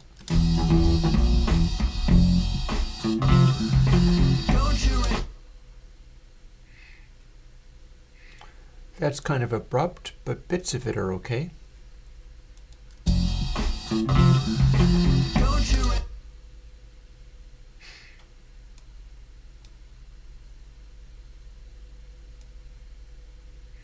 All the bass can get out of the way for a moment. Is that actually better? I wonder.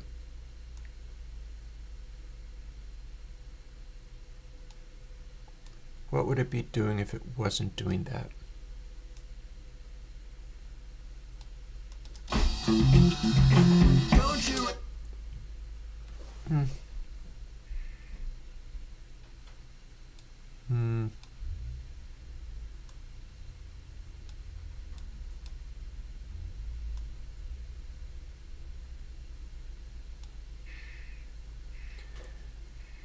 We can have that hit harder and earlier. And I'm going to make it match with this. Just cause.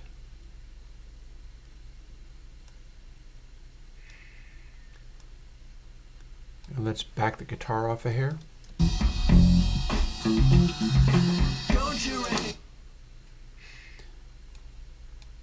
And I think the bass was matching that pretty good.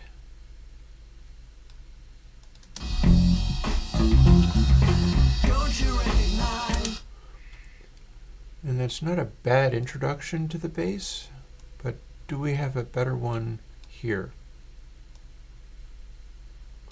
Maybe.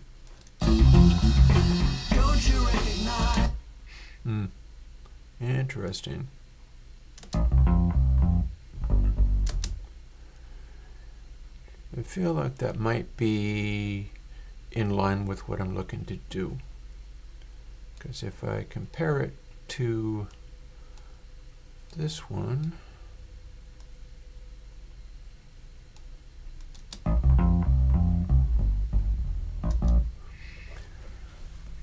here's the thing though, like, where does that attack actually hit? I see that it wants to do this, although that's rather quiet. That hit, the top vocal is pretty much where that kicks in. Does this also synchronize with the top vocal, or does it fail to? It's a little bit louder and it's about the same. Okay. Having the slightly louder bass part is probably what's going to work here.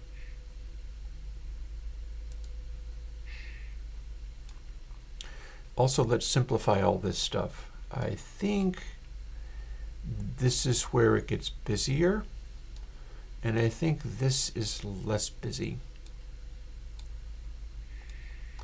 Don't mind me, we're doing all the scientific projects going on here. Yeah, see, there's just less happening there.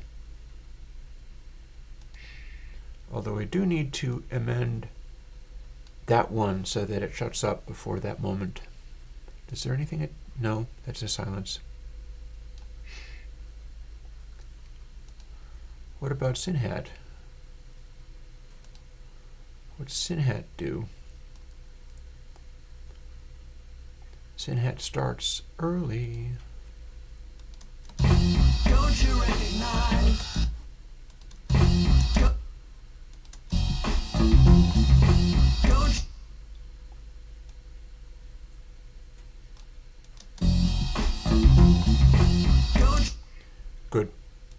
You can barely hear it doing anything, but that's doing something.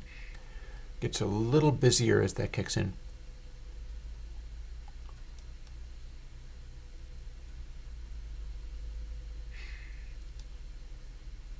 Huh.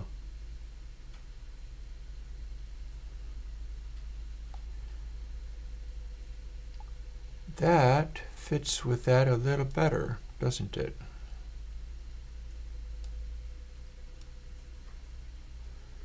It's a little closer to that drum hit.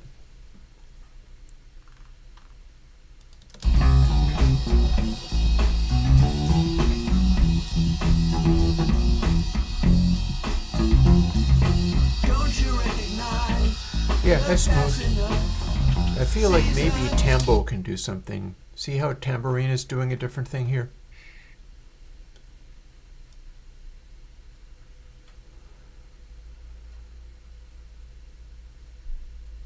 Tambourine could kick in even quite early.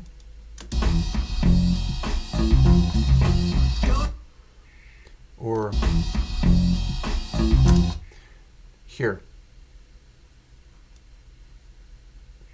Or at least the, well, no. Hang on.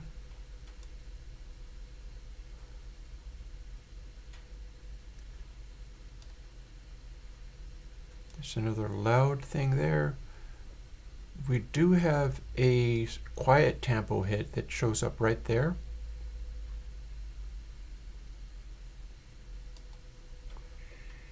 Let me zoom in on this.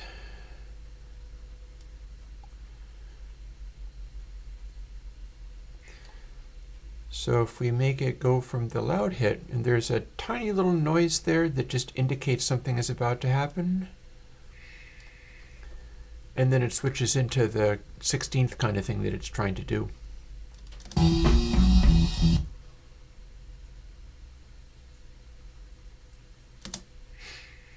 And that combines with what the guitar is doing like this.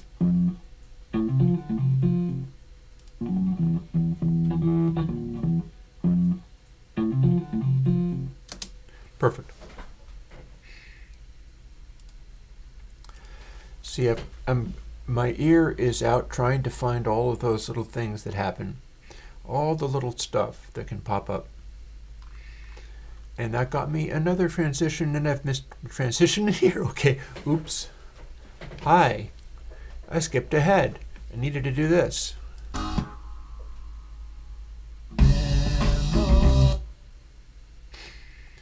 So that just means I'm going to have to select a bigger chunk and slide it around in the arrange window, but no biggie. Got there.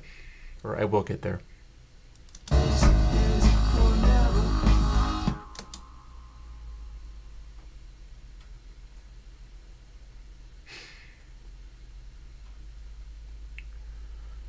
So let's first of all move some of this stuff out of the way. Scooch the drum over.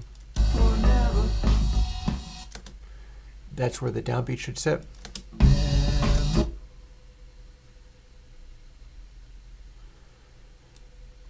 Let's go and find where the snare hits and make it line up with the synth snare and see whether that helps.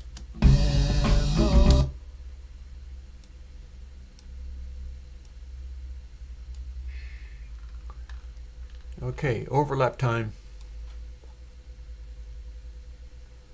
See if we can get it in one.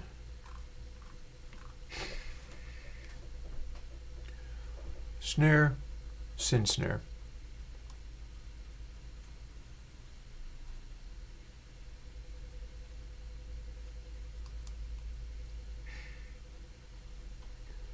Very little in the way of other overlaps. Except for we do have this going on. So we've just expanded the length of literally all of these things without shifting it in time. And that successfully brought in the focal. Oh, no, I think we have a problem. Let's not, because you know what? It just crossfaded literally all the little sub-edits. That's bad. Bad. So let's not do that. having just backed out of that terrible mistake and problem, here's what we have.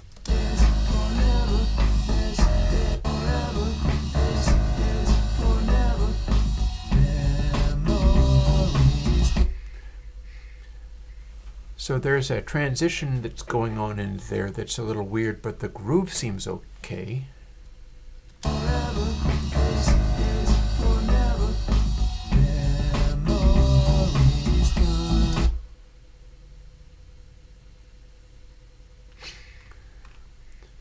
The concept of this part is where it starts getting a little heavier, though. Like the concept of it starts to feel a little bit more aggressive. So with that in mind, I wonder whether maybe I'll bring it in a little hot.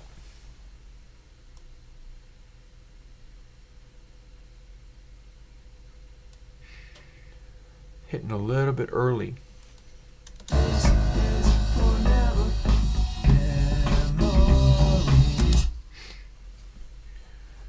So if we do that, first of all, let's get the vocals to happen at the right time. There we go. I believe that is an inhalation of breath, which would be a good thing to have in there. Sound a little more human. And let's see what happens if we have the drums hit. What are these guys doing?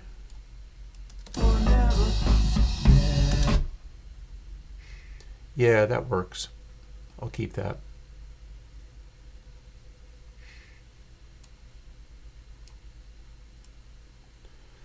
So we'll see about maybe transitioning those in the middle of that.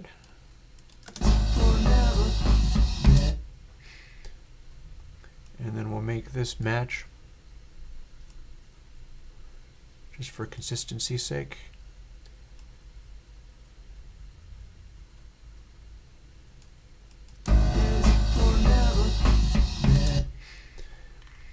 And we can bring in that snare.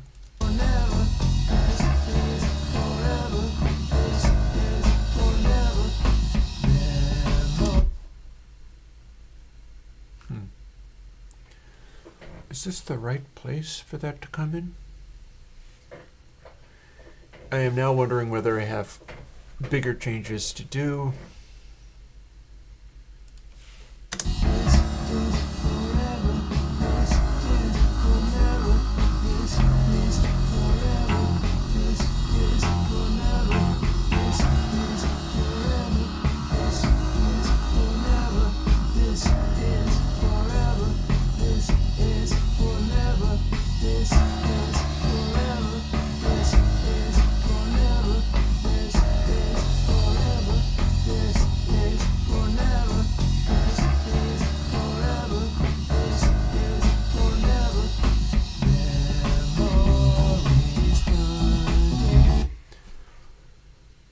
Did that hit too soon?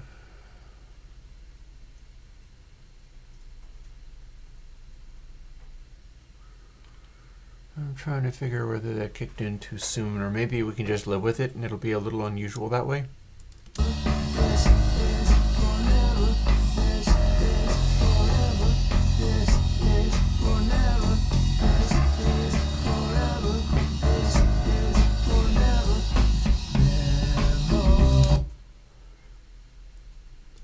What else can happen? Here's our guitar.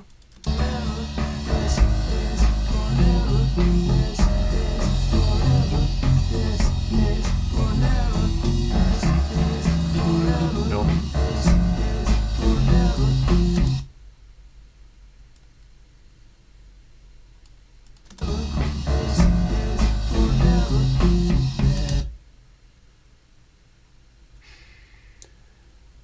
Meanwhile, we do also have another piano thing, so if that hit where it's expected to hit, what happens then?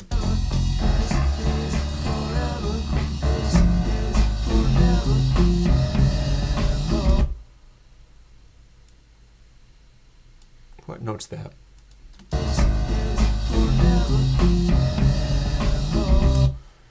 Ooh, wrong note. Interesting.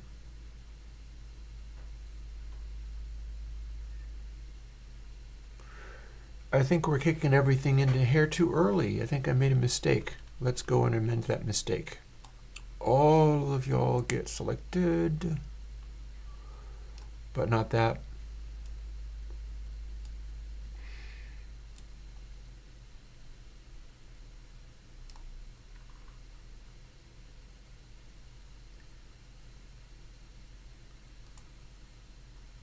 And moved out of the way so that I can extend everything to where this one's supposed to go.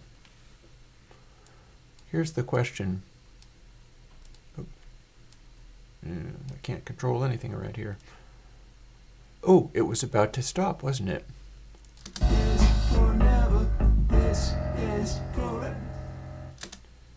Yeah, that had to stop.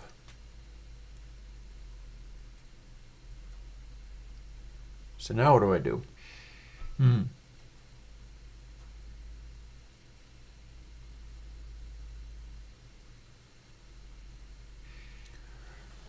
Well, one thing I can do is hit a series of quick Command Z's and see if I can put it back and learn to like it. Let's find out.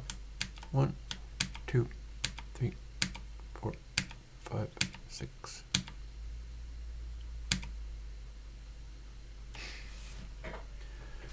Now, what do we have?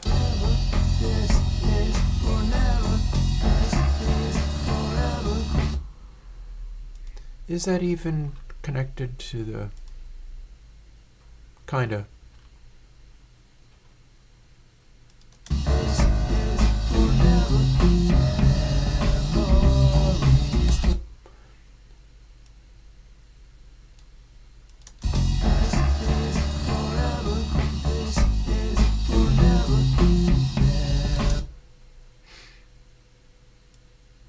What else can we do?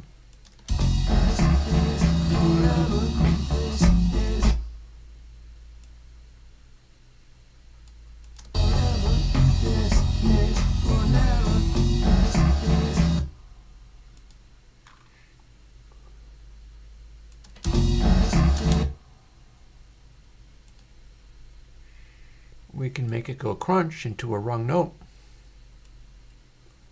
and not even hit the piano that time.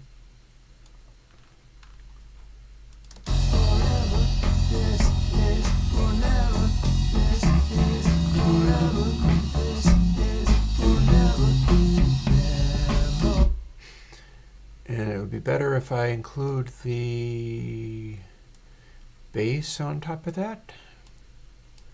Make it sound a little more intentional, even though it's a strange thing to do.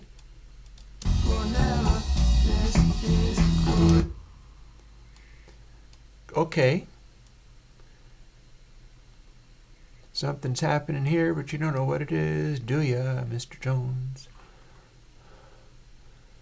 Bob Dylan lyric that.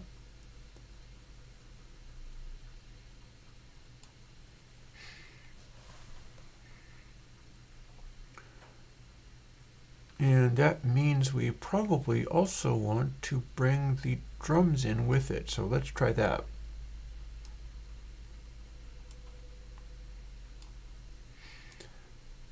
This is becoming a little bold and weird, but there ain't nothing wrong with that. What's this?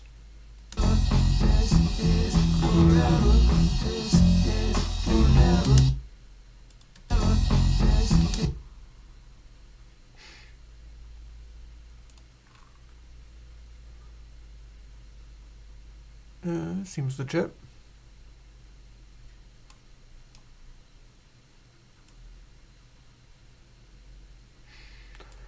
A little crossfade on that.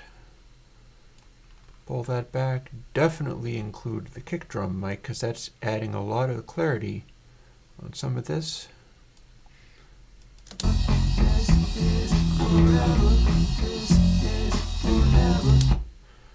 Can we make that snare come in interestingly?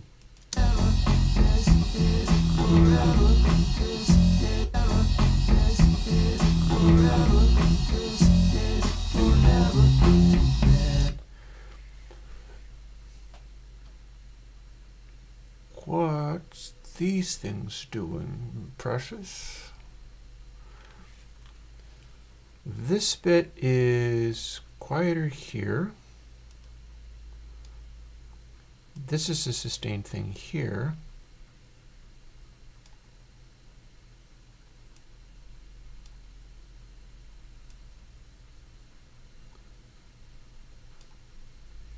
So therefore, if we bring some of this stuff in,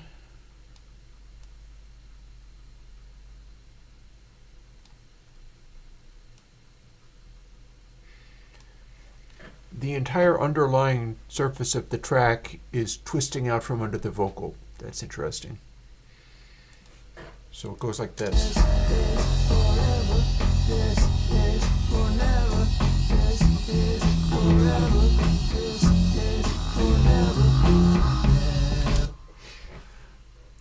And that's another dissonance that needs to stop instantly on this. So let's make it stop instantly on this. Because it's kind of going wrong. Only to cut off like that.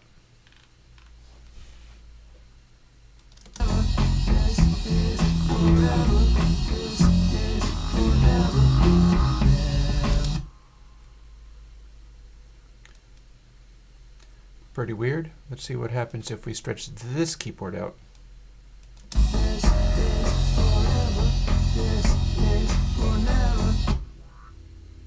You can barely hear it, so it doesn't matter. Not so worried about that. Likewise with that. Not a problem. This is largely silence anyway. Not much happening here. Oh, no, there's something happening there, but it doesn't go for very long, does it?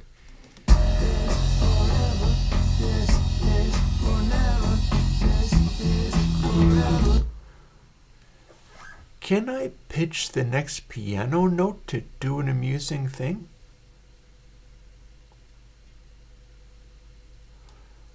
Let's find out. Because that could be a really weird, unsettling note.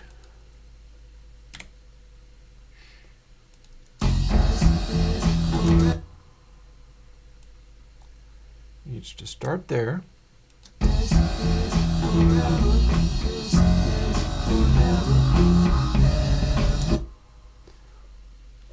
Huh. What just happened with these notes? So here's our contrast.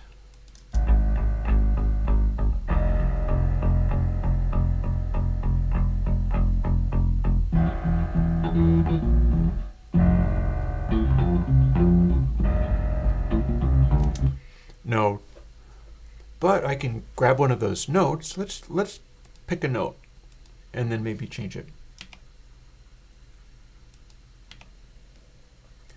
Here's a note. Oh, no, come back. Here's a note.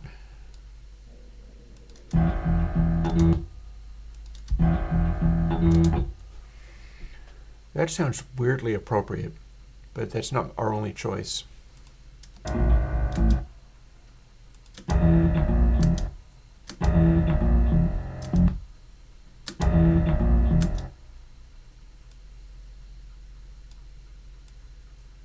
If we use this note,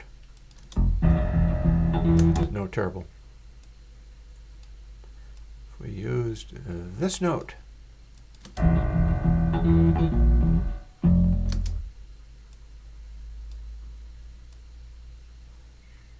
about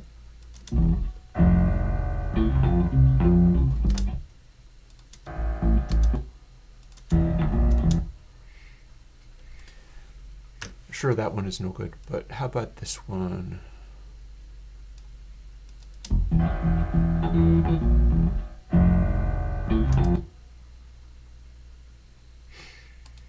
And you know what we have to do? We have to not preserve pitch, not preserve pitch, and now we start bending these things around to see what notes we can make it play.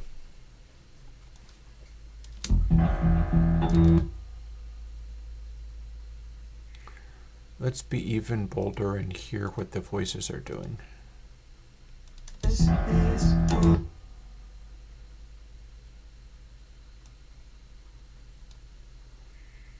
And where does that sit? It needs to hit exactly where the other one does.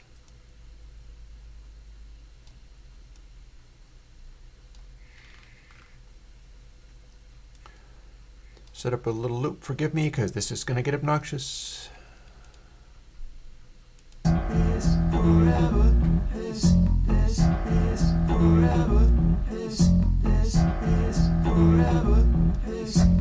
I have to, for the pitch change, I have to option drag.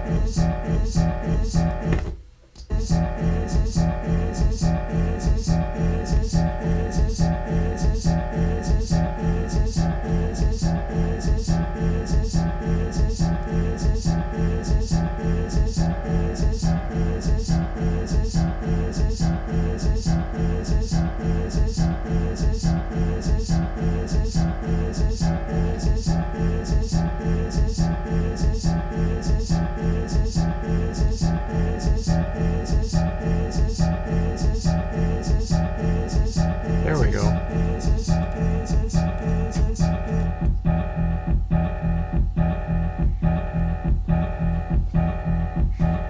That's a note you can go to if you have horrible things in mind.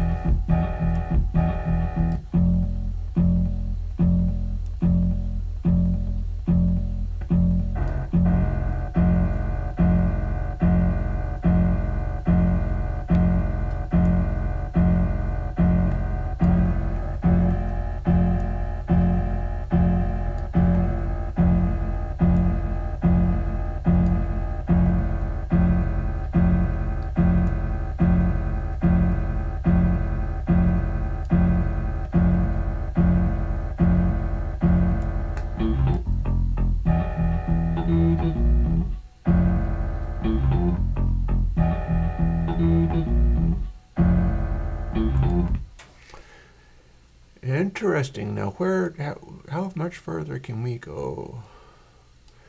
Here we have this. Split. Where does this take us? Well, one thing it doesn't is it doesn't take that entire section, does it? Come on. You're going to make me select it all over again? You are. Cool.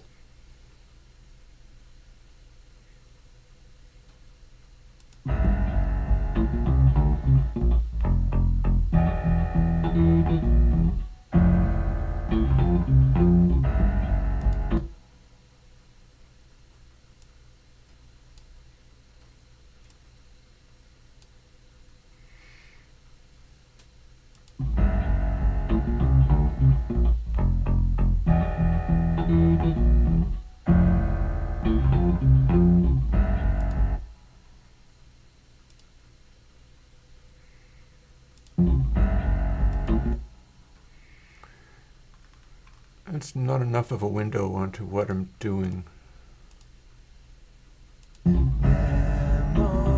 Ooh, okay, yeah, if I need to make it fit with something, it's got to fit with those notes. Even though those are not the final notes, but it still has to. Come on, there you go, thank you. And it's going to need to hit with the voices too. So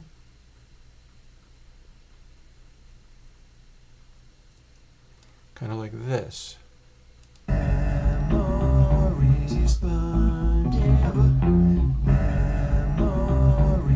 So clearly not that.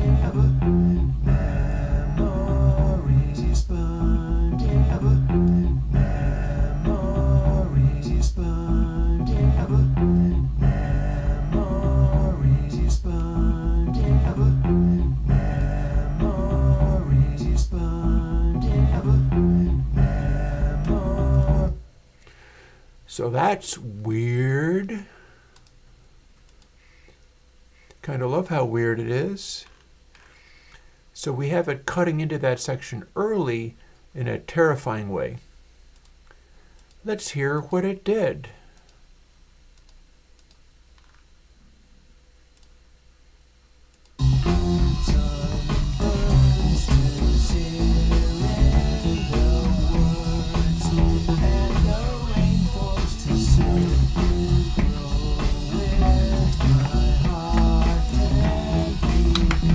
Remember, we're going to tune all these vocals.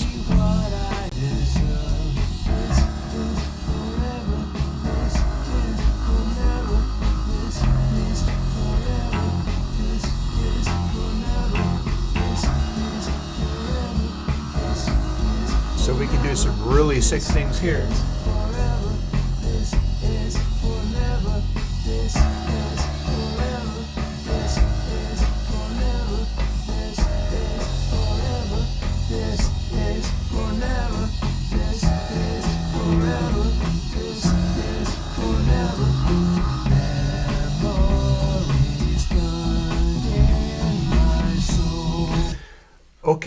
Okay, I'll take it. That's weird.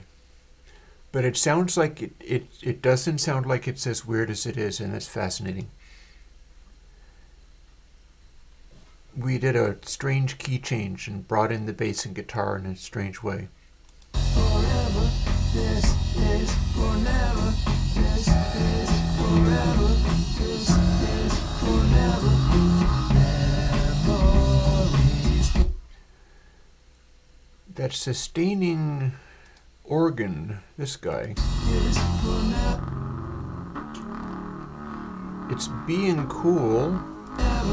This is forever, this is forever, this is in an amusing way, this is forever, this is but it's too weird. this is forever, this is forever, this is forever, memories.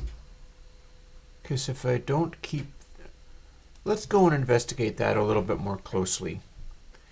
I'm kind of liking the dissonance of it, but at the same time, maybe that's not the right place for that. This is forever, this is forever.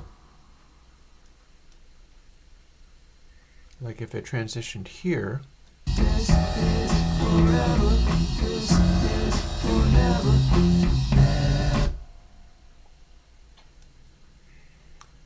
so I could have it switch right when that hits,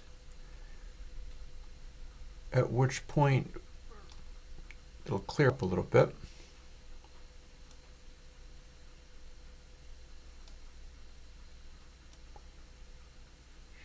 That one does not want to be moving all at one piece. Oh, interesting, we've got that going up to this bit, but then when this underlying bit kicks in, what happens now? This is forever, this is forever. Memories. And what happens if we have this heavy thumping kick in at that same point, or even a little earlier?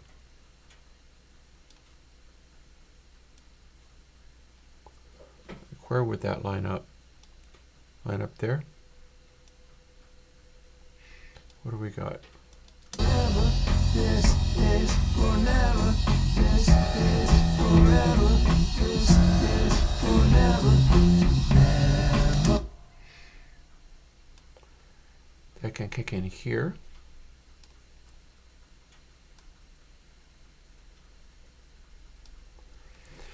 This can sustain itself a little bit longer, or maybe we'll just let it go. Because it stops right there, doesn't it?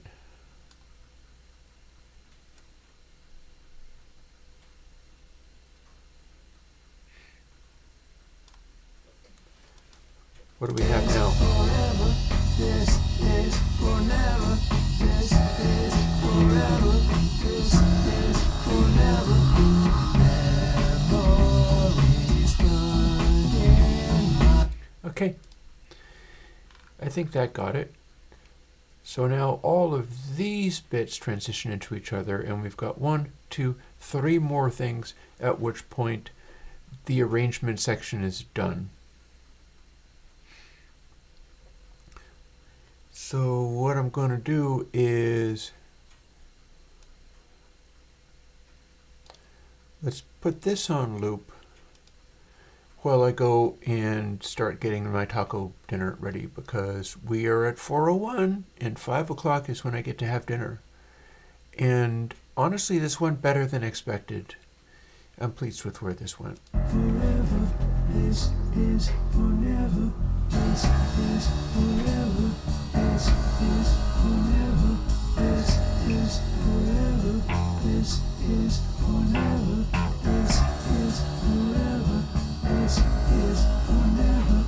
This is forever. This is forever. This is forever. This is forever. This is forever. This is forever. This is forever. This is forever. This is forever. This is forever. This is forever. Come where a rose fills my thought, in the garden of you. Go without fear to the spot where my darling was true. Sunburns to sear in the words, and the rain falls to serve. Grow with my heart and become nearly what I deserve. This is forever. This is forever. This is forever. This is forever. This is forever. This is forever. This is forever. This is forever. This is forever. This is forever. This is forever. This is forever. This is forever. This is forever. Memories burned in my soul, all for fair or for foul. Did you believe in the cold as the wind starts to howl? Broken in myriad ways, and a life just to hate. Behind the treacherous gaze, love does battle with me.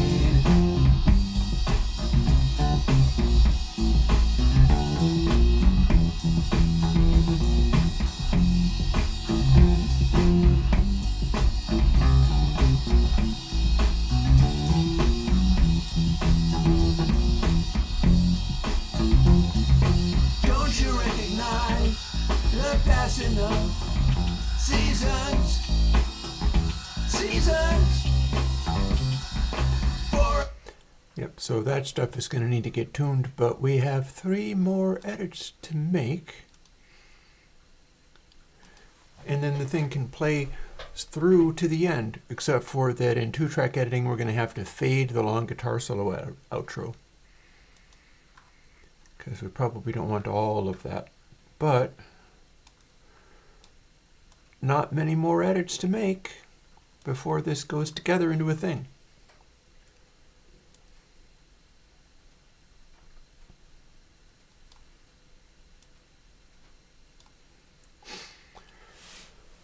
So let's see what we have. Nice, nice. So this lines up pretty clearly with that. So then if we extend it over, we might have a nice quick edit here.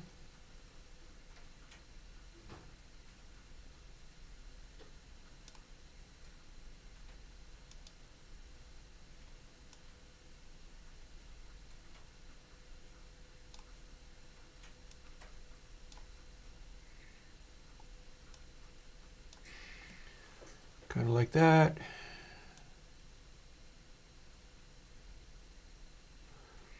Seems to be lining up pretty good. There's the guitar entering at the right place.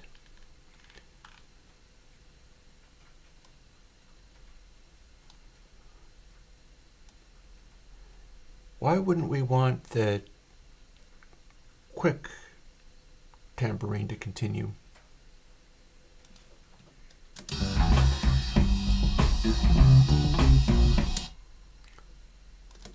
But for once upon a time,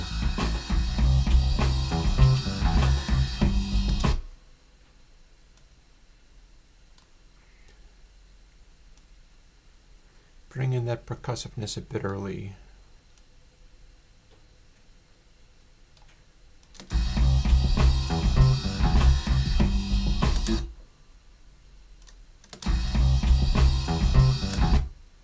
But not that early.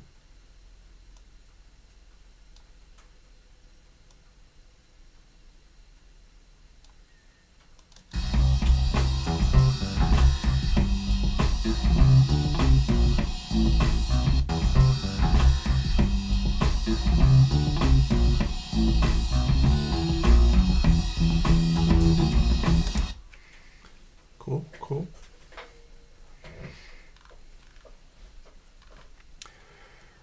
And now let's bring in the second bridge. And let's just delete that a little bit, and we'll stretch them to match.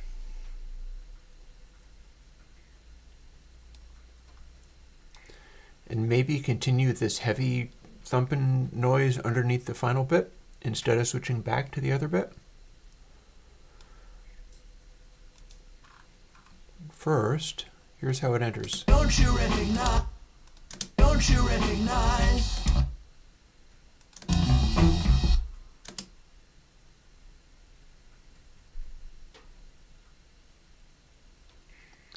I'm guessing it's going to be the same thing. How tight is that? Okay, so if this time signature fits with the previous ones,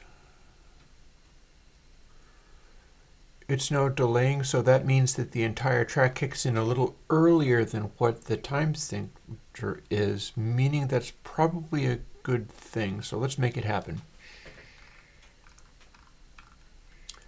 Let's make it happen. Oh, that's not the way to do that. Right click.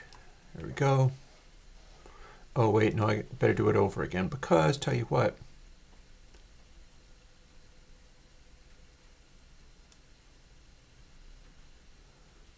these things need to synchronize, and I need to be able to zoom in to where I can see it.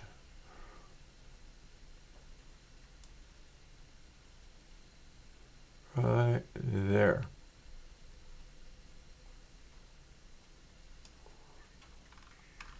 So if we did that, what would it be?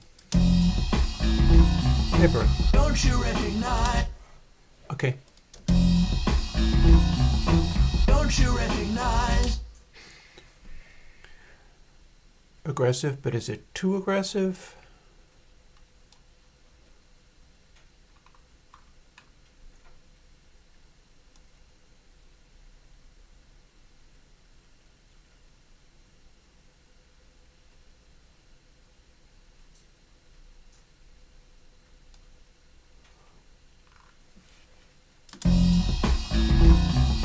Don't you recognize? So some of what's going on there is I need to let the initial sound kick in. So a breath. Don't you recognize? That feels about right. But it doesn't feel as right as it could because I have a gap in the drums. And not everything is lining up. So maybe I want to introduce the drums time signature a touch early. Don't you recognize?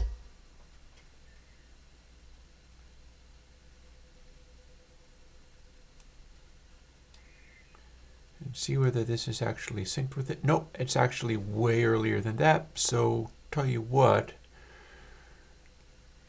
we're going to leave space for this.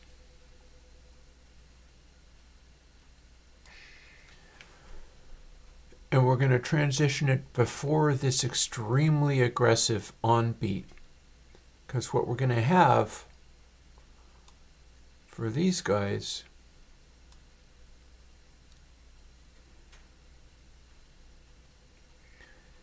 we wanted to have that on beat. I don't know whether we want this kick drum, but we'll find out. Let's scooch it across and see if it moves.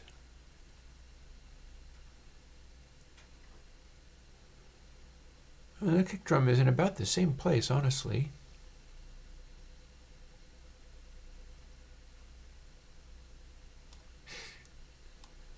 So tell you what, let's transition it just before.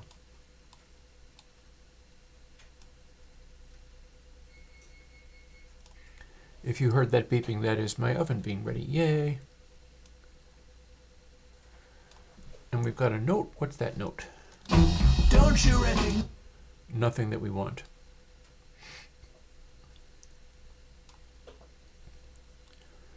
And let's make sure this contains the same information. No dropouts. What's our bass doing?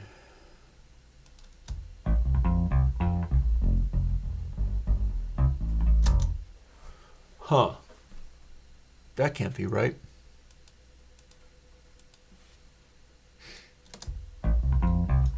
Don't you recognize? What if we just had the previous part continue to play on the assumption that that's a wrong note?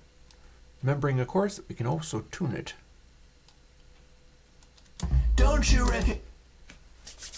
That's the right note. Cool. Don't you recognize the I think we have a bunch of wrong notes here. Maybe we can just continue it. recognize the passing of seasons? Seasons. Recognize the passing of seasons. Better hear some of the drums while I'm at it, because it's getting confusing. Recognize the passing of season. That's not bad when the drums are there. Season. Ba-dum-dum-dum. What happens if I only include that? Season.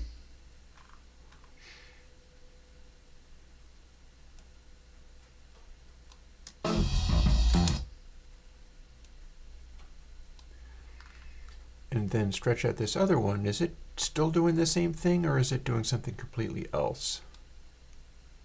Don't you recognize the passing of? Yeah, it's not supposed to be doing that. Don't you recognize the passing of seasons? Or is it? Hang on. So if I could place these so close that they actually touch, then I can move them both at once, but I didn't just, that didn't do it. They didn't touch. Come on. Now, Kiss, let me move both of you at once. No?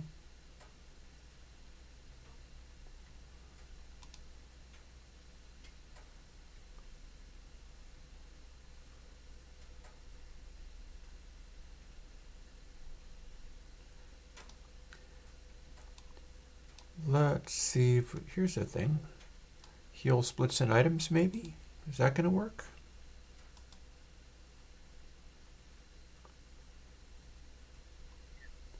No, it's not, so I better undo that one. I don't know what it did, but it isn't what I thought.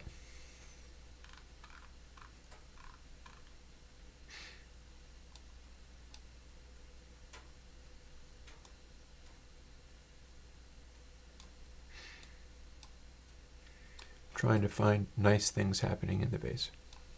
The passing of seasons. Nice. The passing of. So it's kind of continuing the bass line from the previous section.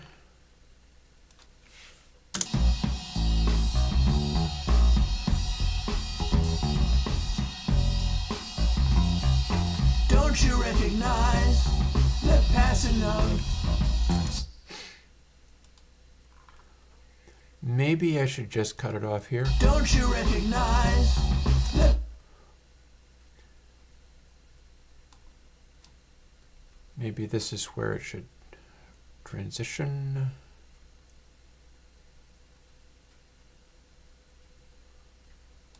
Why are you selecting that one? Excuse me, this is the one.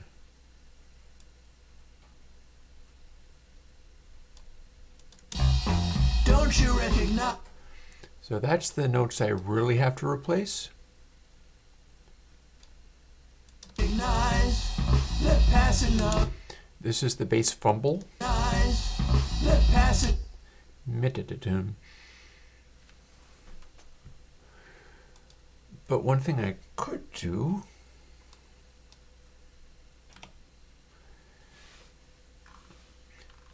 this fumble, The pass. mip.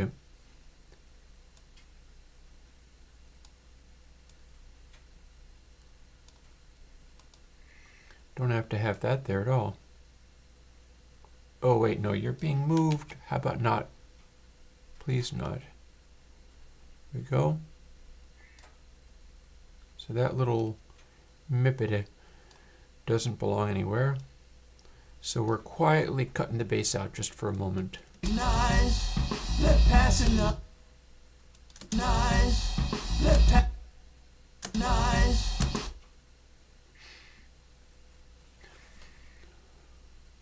It's also slow.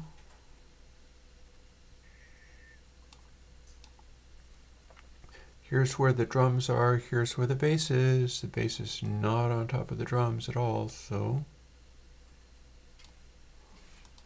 Recognize.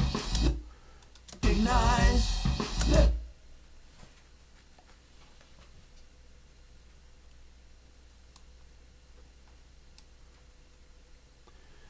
And let's make this neat by finding this. Just finding it again. Split, delete.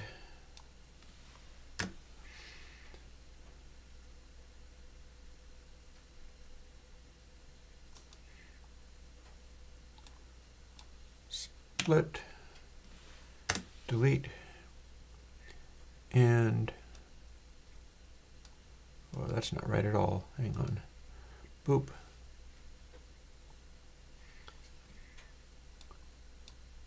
Split and can I option drag to? No, that ain't doing it at all. Wrong thing. Recognize.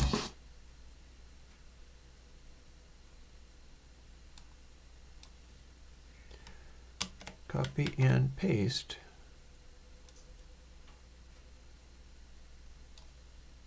Recognize the. And then let's make it overlap this little nubbin there. Recognize the passing. And now it's doing a little bit more over that stuff. So we've basically just constructed a bass out of nothing in order to try to make it play over this moment more successfully. Don't you recognize the passing? And it's still slow. Don't you recognize? So let's work on that.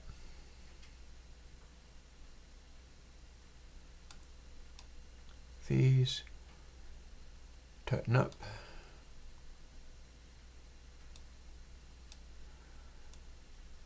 These scooch over to here. Still using the same notes, but they're not happening at the same time. Don't you recognize the past?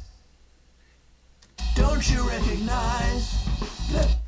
Don't you recognize? Can we also make this be a little bit more eager? I think probably we can. Recognize. Cool. Good enough. That's close enough for rock and roll. I don't think I'm going to be able to get much more out of it. Trying.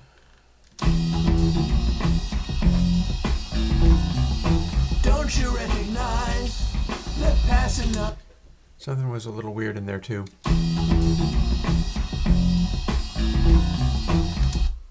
Got the guitar going wrong. Oh, yikes. Okay. Maybe not you. How about you not do that? Can we grab something from elsewhere? I bet we can.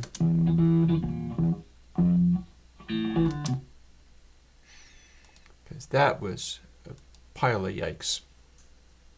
Split.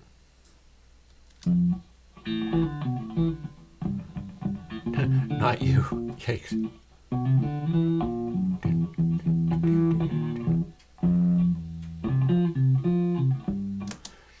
That'll work. We'll take that bit. It ain't perfect, but it's a lot better.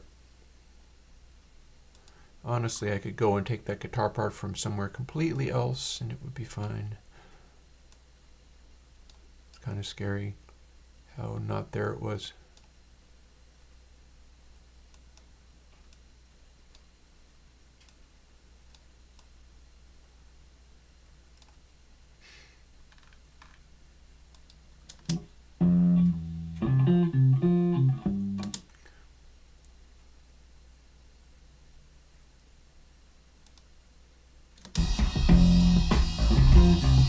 Don't you recognize?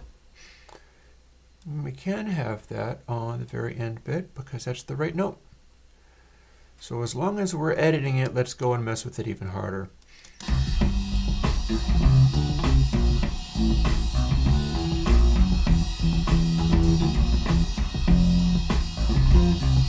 Don't. So a bunch of mad splitting. Time for mad splitting. There's one, there's another. We're going to fiddle with all of these little notes, not do much else unless they're out of tune in a way that I can fix because I can. And this note hits where the drum hits. This feels early. This feels on.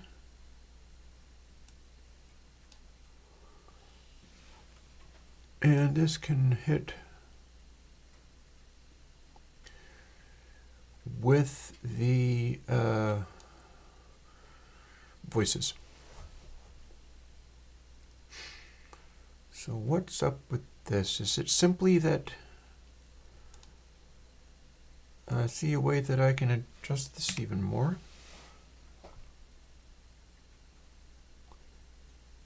And that way is as follows. There's a drum thing happening here. So the drum thing can line up with the guitar even if it really didn't at all.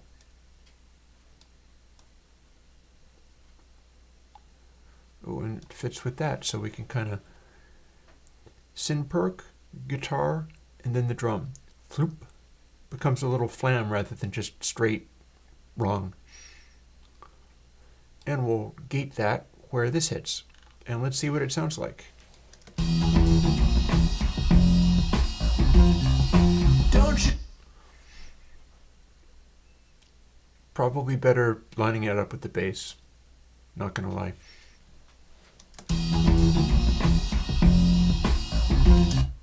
Clearly.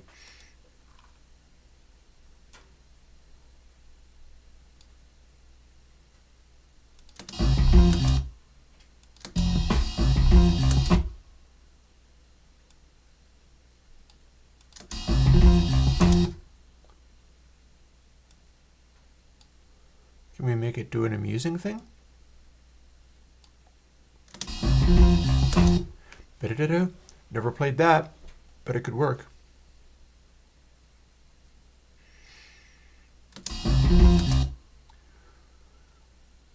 But have we made it match the bass?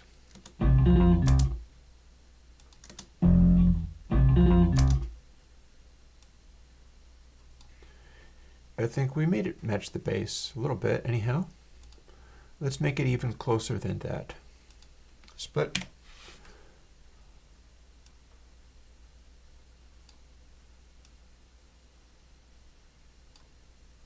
Long as we're faking everything,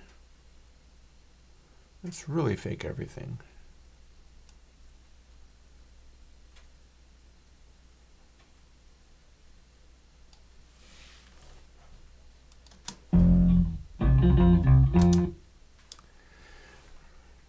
It's very close to what the bass did, but I'm not sure I like it.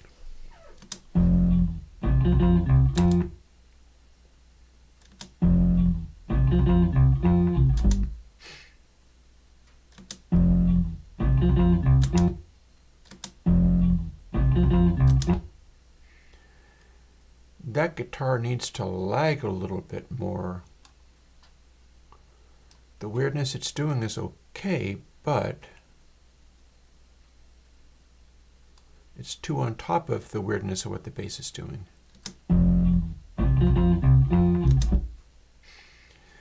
Okay, so that doesn't belong and it's not the correct thing, but it matches now. It's a fumble, but the guitar and the bass fumble now match, even though they never actually happened.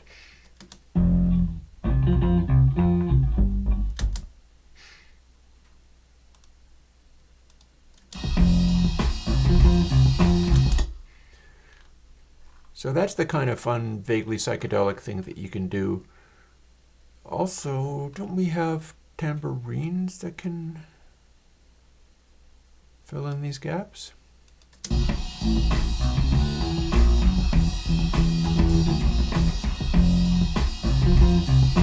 Don't you recognize? Weird, but okay. Okay, I'll accept it.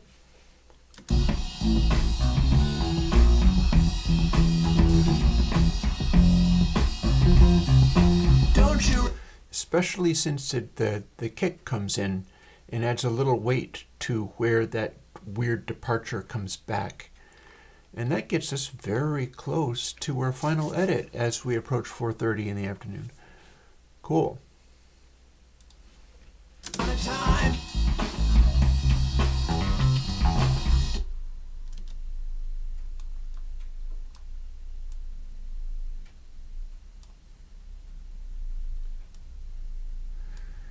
There's our snare.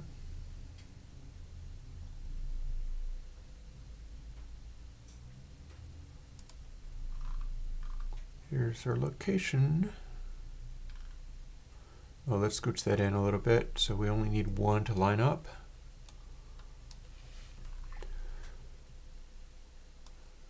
And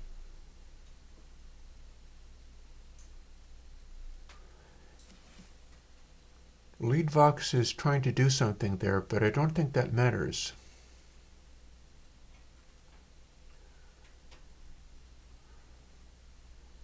But if the drum did sit on top of what Leadvox was doing, assuming it's doing something real. Oh, I know what it's doing. These are the voices kicking in again, except for that we're not using them because we're switching to the lead guitar. And in fact, we're going to make sure the guitar hits appropriately.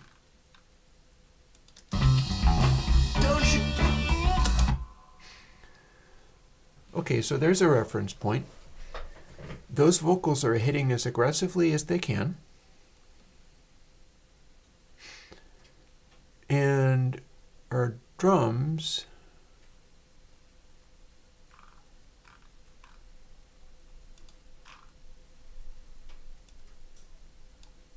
should appropriately. That's a strong drum attack, certainly. We want that to be on top of the guitar, and in fact it is, so that much is correct. Don't you? The question is, Don't you? don't we want that to be in the average rather than pushing and being too aggressively fast? So maybe we want to pull it back a hair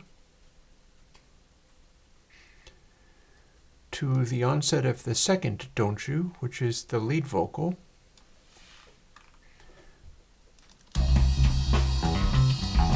Don't you? Okay. Also, the reference of the sin snare from earlier combined with the actual snare is very close.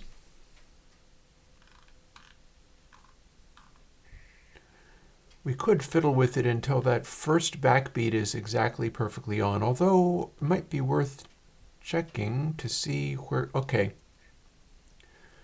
So it starts coming in early. If we continue this time reference, that means that the guitar solo immediately starts happening faster.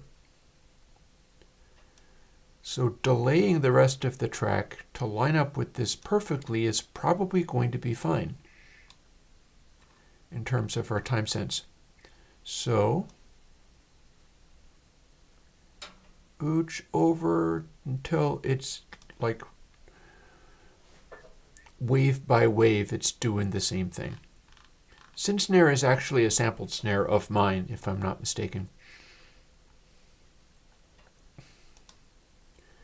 And it lines up right on top of where the lead vocal would hit, and that is also correct. And this is an edited down silence. We don't need this.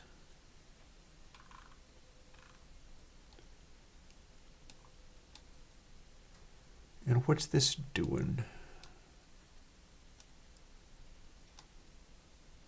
If we switch to this drum track early, what would it be like?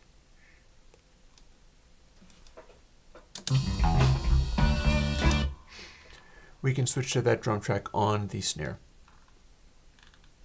Just about perfect. In fact, I have another trick in store.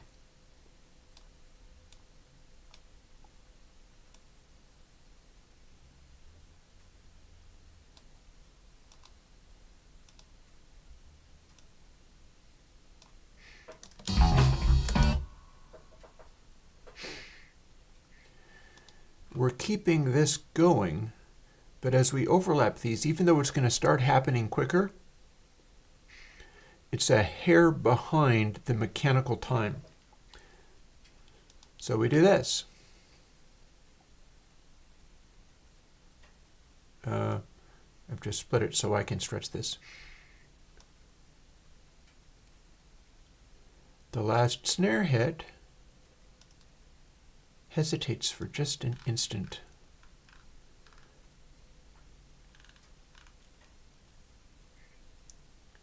And let's see, where are we crossing this stuff over?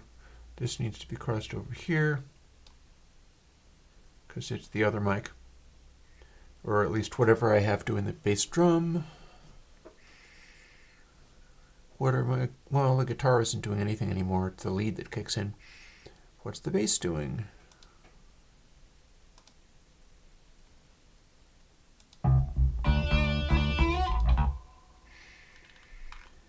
The bass is fumbling slightly, but that's probably fine.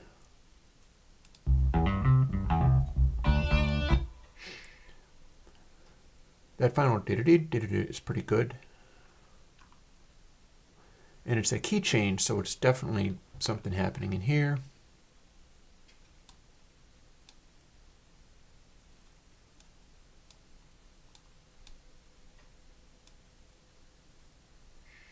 If we just picked what the solo is doing, even though it's not a very good bass, it would be doing this.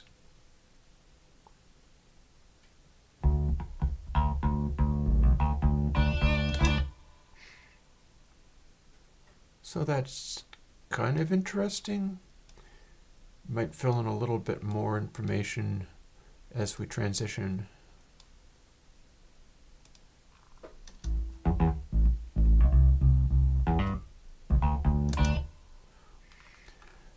Okay, it's a clear, strong bass note right there, so let's see what happens.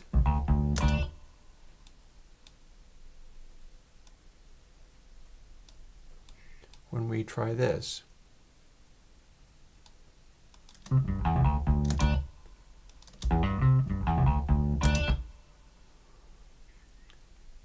Not quite, but we're getting there.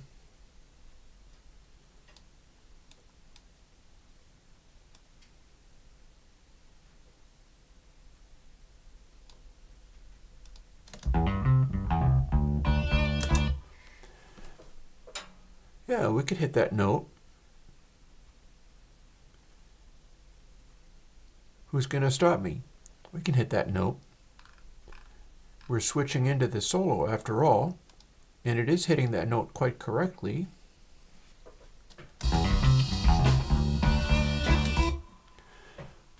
Okay, I'll keep it. I'll keep it. We'll even keep this hat going for a bit.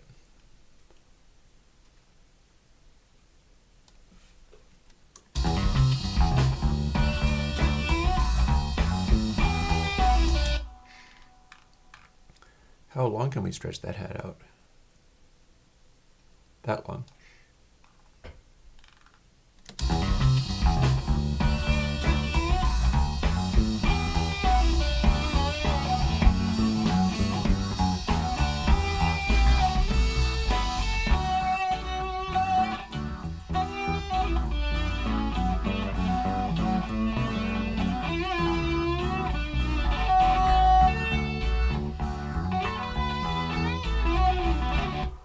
I'm a little worried about this. I think this got left behind. I don't think it was selected.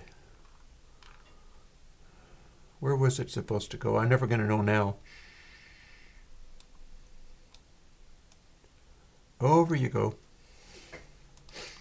Maybe it was just meant to munch in like that.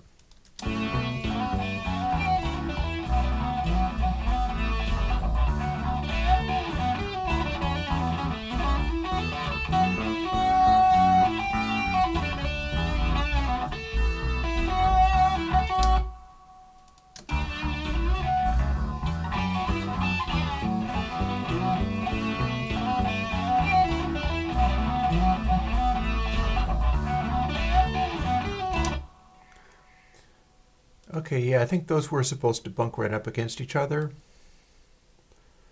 So let's adjust it carefully so it does that. These were supposed to touch.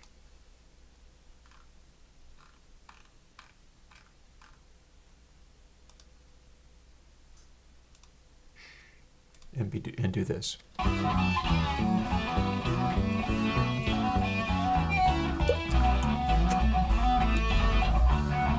And this is me checking that the hi-hat fits.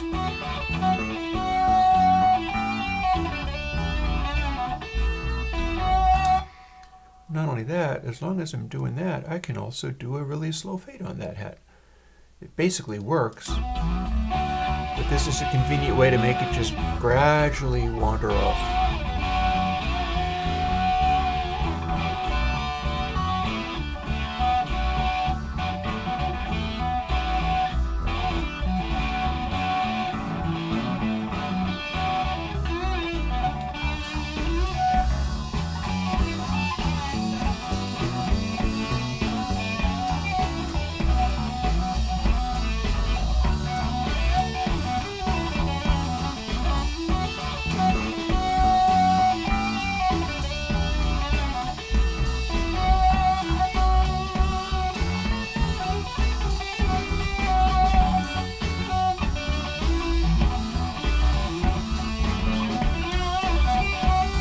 So we'll be fading by now.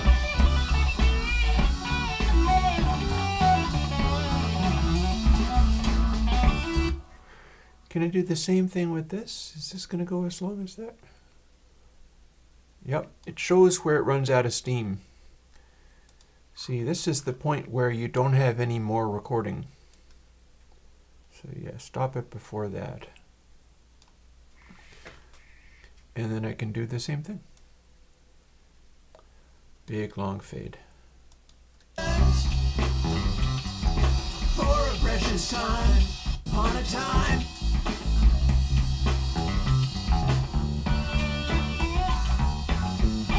Upon a time.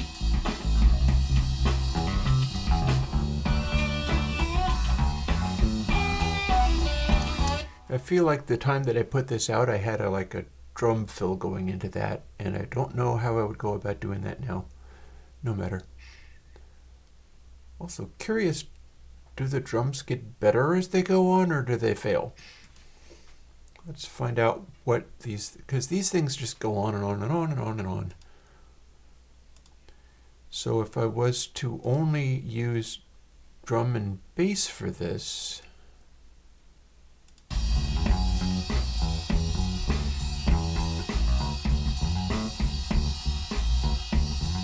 because there's nothing says I can't just splice entirely different sections of bass and drums in there to cause a bass and guitar interplay that never happened. Very Zappa kind of thing to do.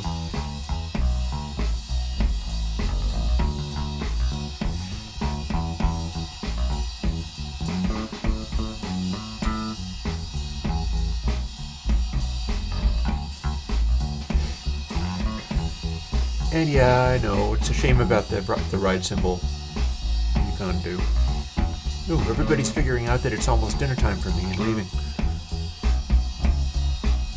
Either that or something terrible has happened to my recording or my streaming. Like it stopped happening. But no, it says it's still happening.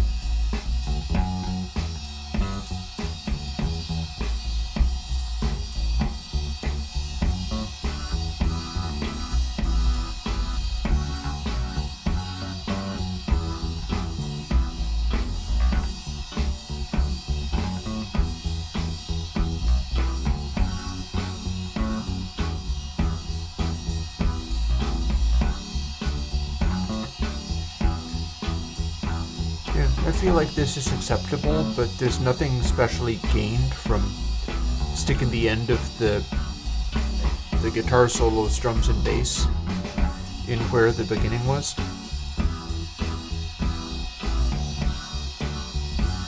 Like it's clean enough, but I don't feel that there's anything that special happening.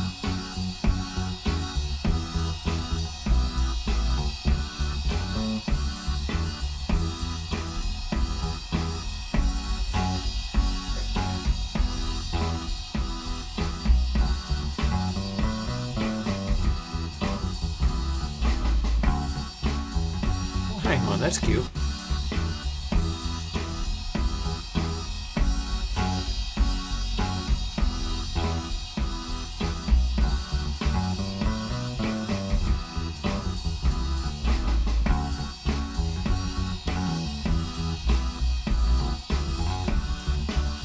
That probably means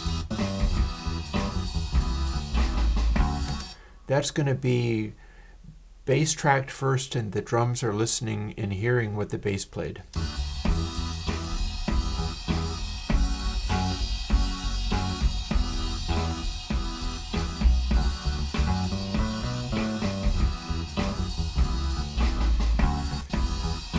In fact, the hiccup in the drums is trying to echo what the bass did.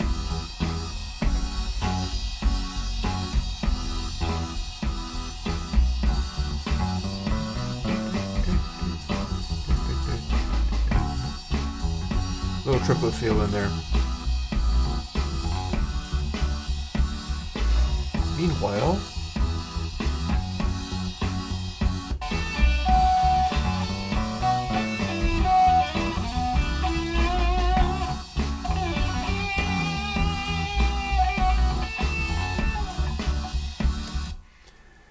yeah, it could be faded long before we get to those points.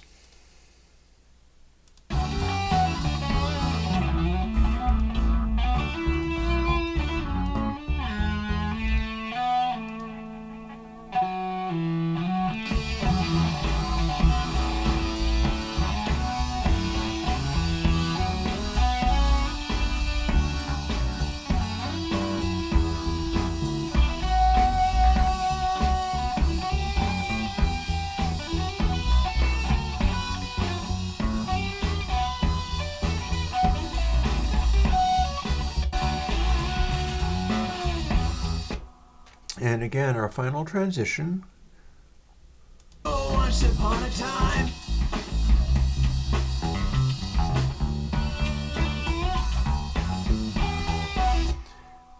And the bass comes in one note early because I have a nice strong bass note that's in time with the solo and is coming in before the solo quite hits. So the bass bridges those transitions rather than making them sound like they were butted against each other. Oh, once upon a time.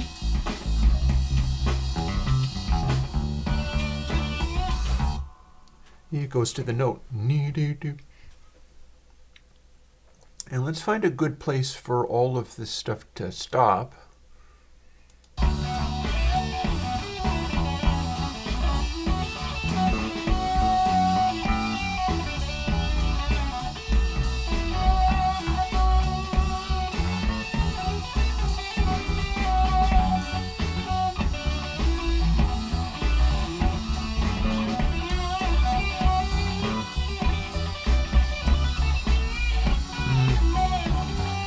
Kind of losing interest already.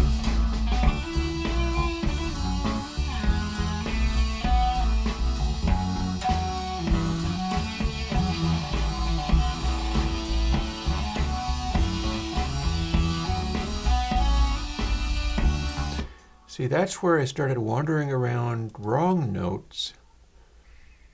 And if I cut it off just right, it can fade off into sort of the confusion of wrong notes in a nice way.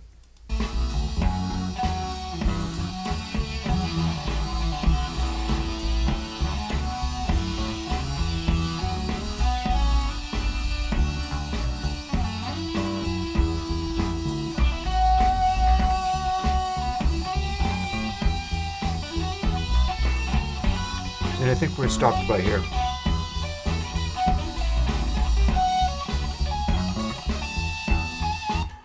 So that was kind of neat, but I think we're stopped by then.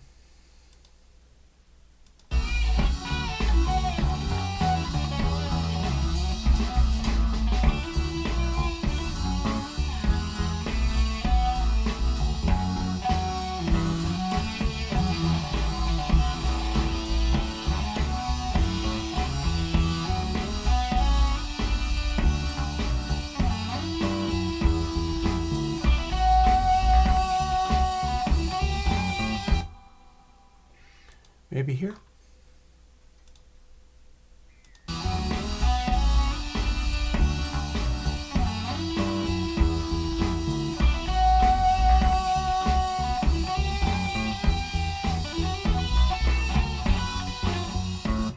Yeah, before that point.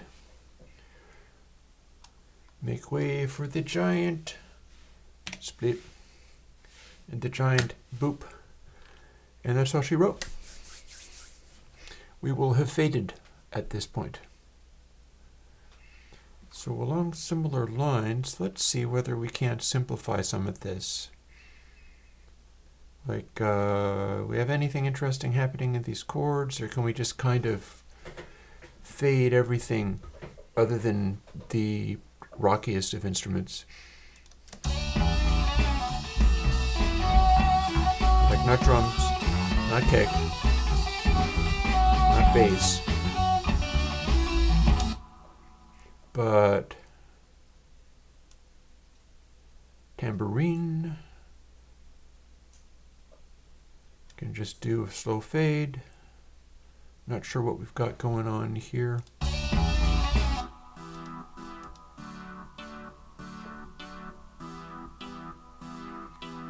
Yeah, those can fade. That can stay.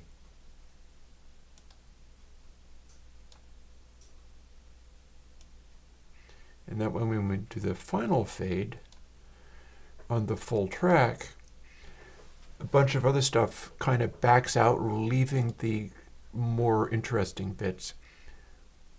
You can also fade the kick just to make everything kind of try to wander off into the distance. Let's see. So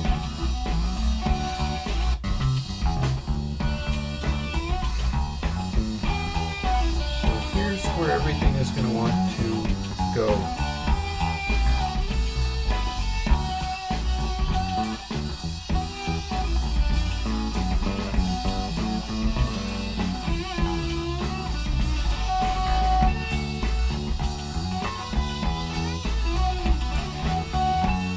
sure it's tempting to just fade the drums so that the cymbals will go away, but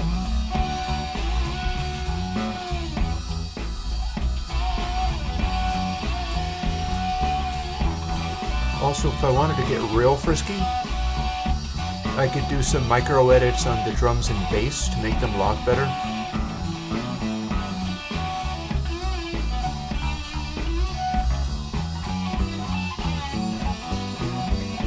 Like, I'm sure there are moments I can find.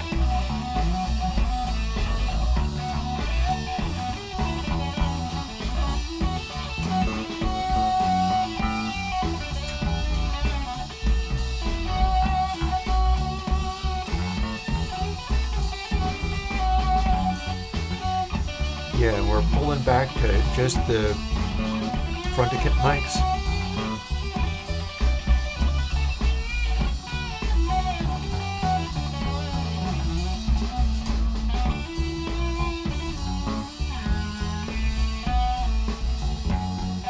Deepen the fade now.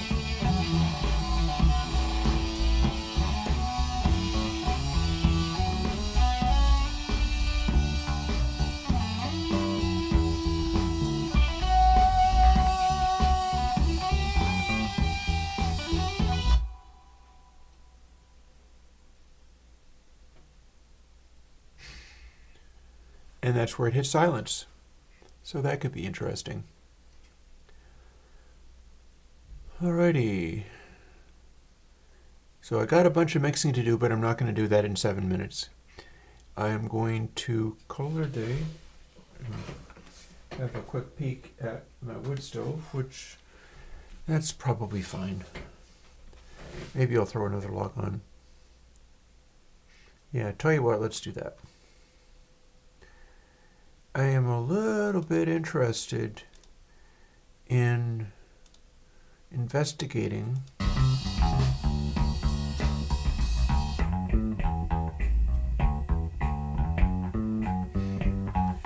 whether I can tighten any of this up.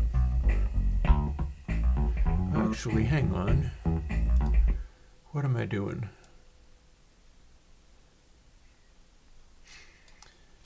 If I make the kick fade out, then I can't do this with it, can I? So let's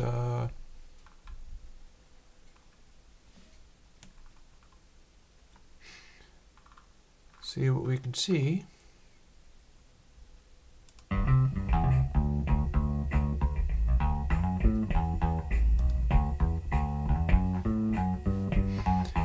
just going to listen sharp for bits that might be amenable.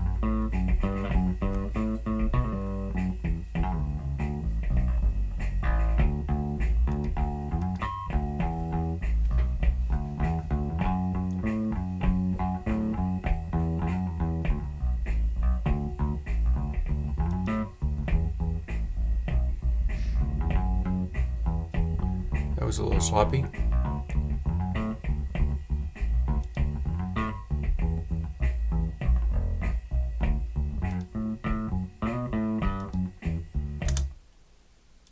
What was this?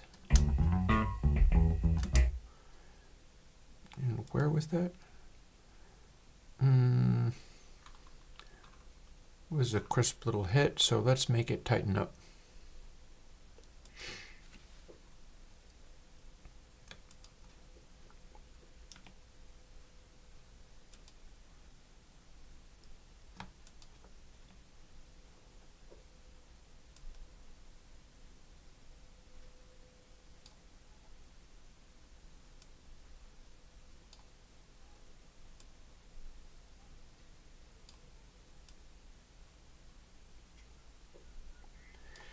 Actually, I should have moved those together. Let's do that. I'll change the tone if I move them adjacent to each other.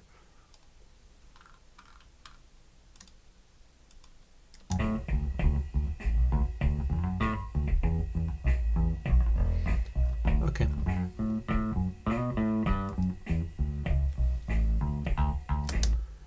That's clearly wrong. That needs to be fixed. Needs to go here, so let's make it go there.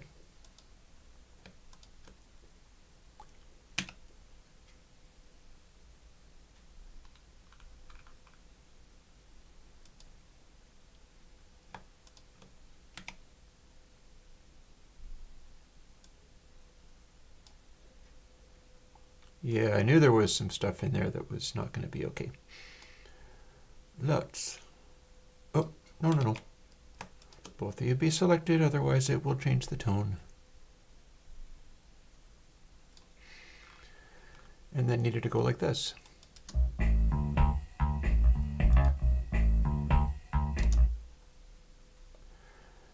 Also, do we have any other kicks in there?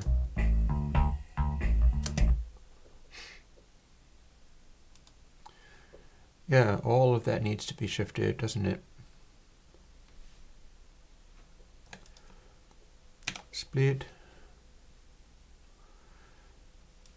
So can this be moved to where it sounds natural, or do we just have to abandon it?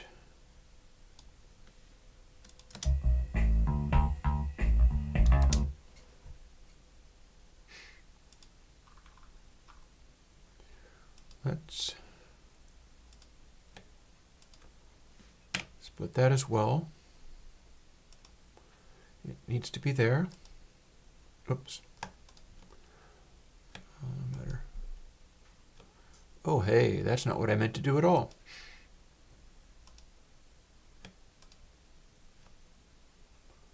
Fine.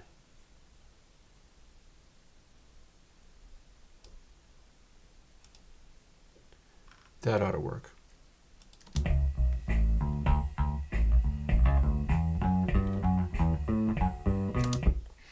And that's clearly off. I'm digging in so it's coming out slower.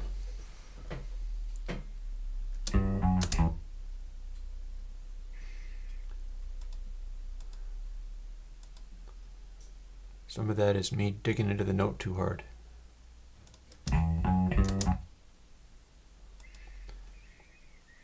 And I can fix that with a split there, a split there. And this is probably where the timing heals itself up a little bit.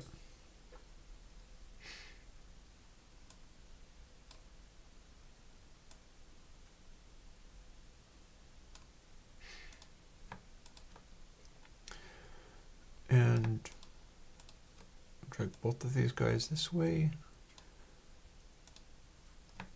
And then drag both of these guys this way even more. And we're still not there yet, are we? Well, let's keep trying.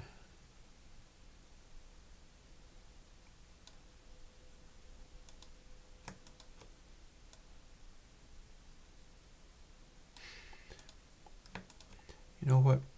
Shorten.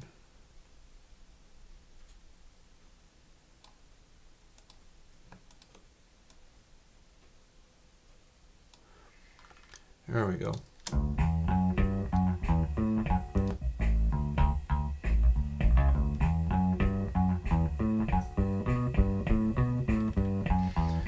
Okay, that's something anyhow.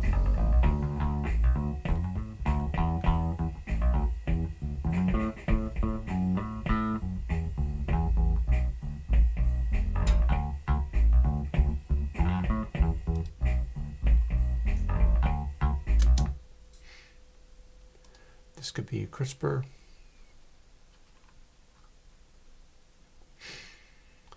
Same trick. This split, split. And you can just scooch over to here.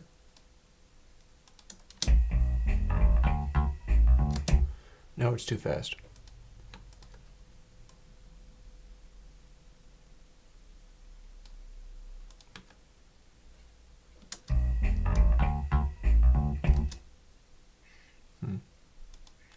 How is that aligned? That's too quick, isn't it? Okay. And so is this. So if I split here and then this whole thing, firstly, you can tighten the heck up and then you can mellow out just a little bit.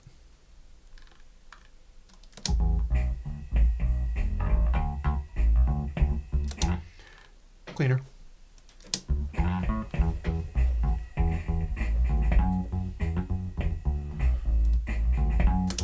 Oh, can I make that hit on top of that big kick? Probably. Oh yeah. Oh yeah, there's room for that.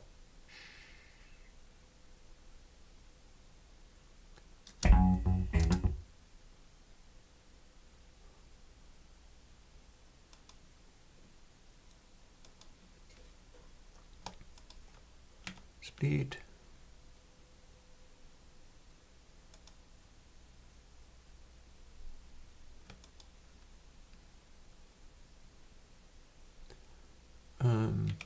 Split and then immediately adjust. Actually, it's immediately adjust way more than that because I gotta scooch it right over to where that attack hits here. And probably the easiest way to do that is to simply crop the crud out of it.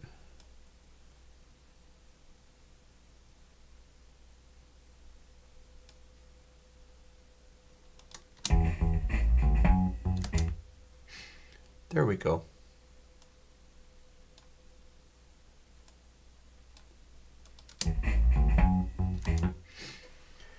So it's not actually correct, and it's in fact a little bit quick, but I don't care because it's a neat little sound.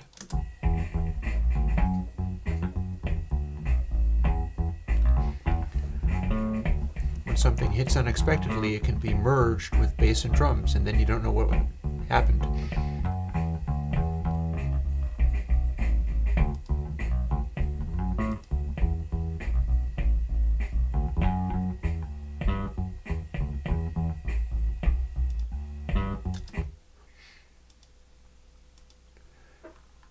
That could do with being a little tighter. Split. Split.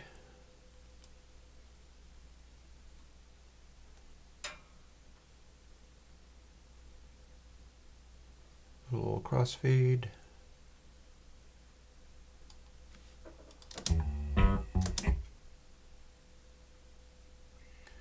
And it's satisfactory, I suppose.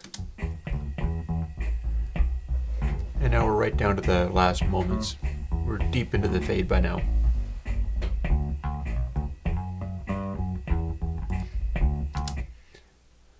Let's just make those final little hits clearer. Split. Split.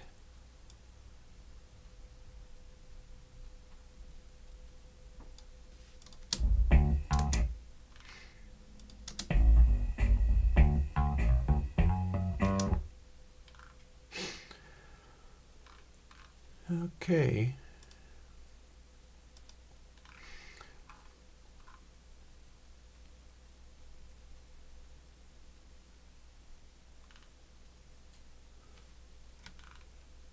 That's where the rest of the music is. Aha, I thought I had lost it all and it all went away, but no.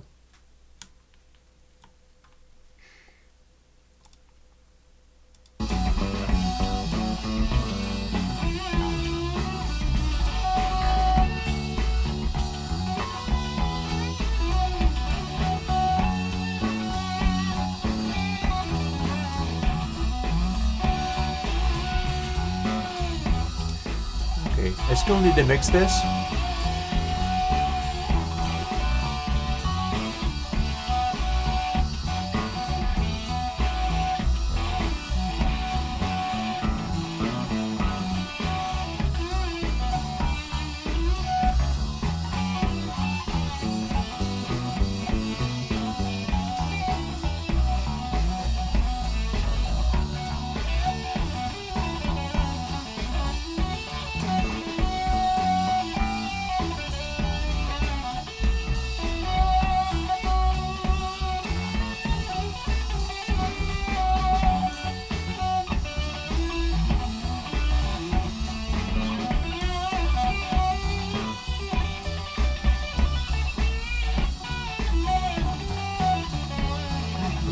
these little edits here and there.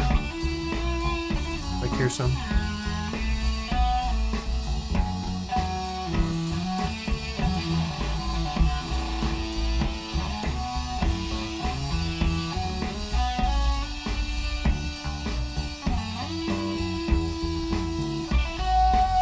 And so much for that.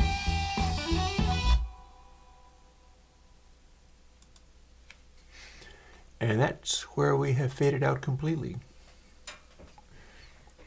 So with that, I'm going to hit save on that and then quit out of there.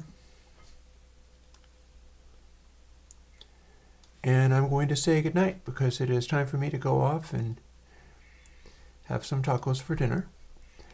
And I have Airwindows Cans AW for you this coming weekend, which I hope will work out nicely for people. And I'm actually fairly close to being able to have this song done, and with a bit of luck,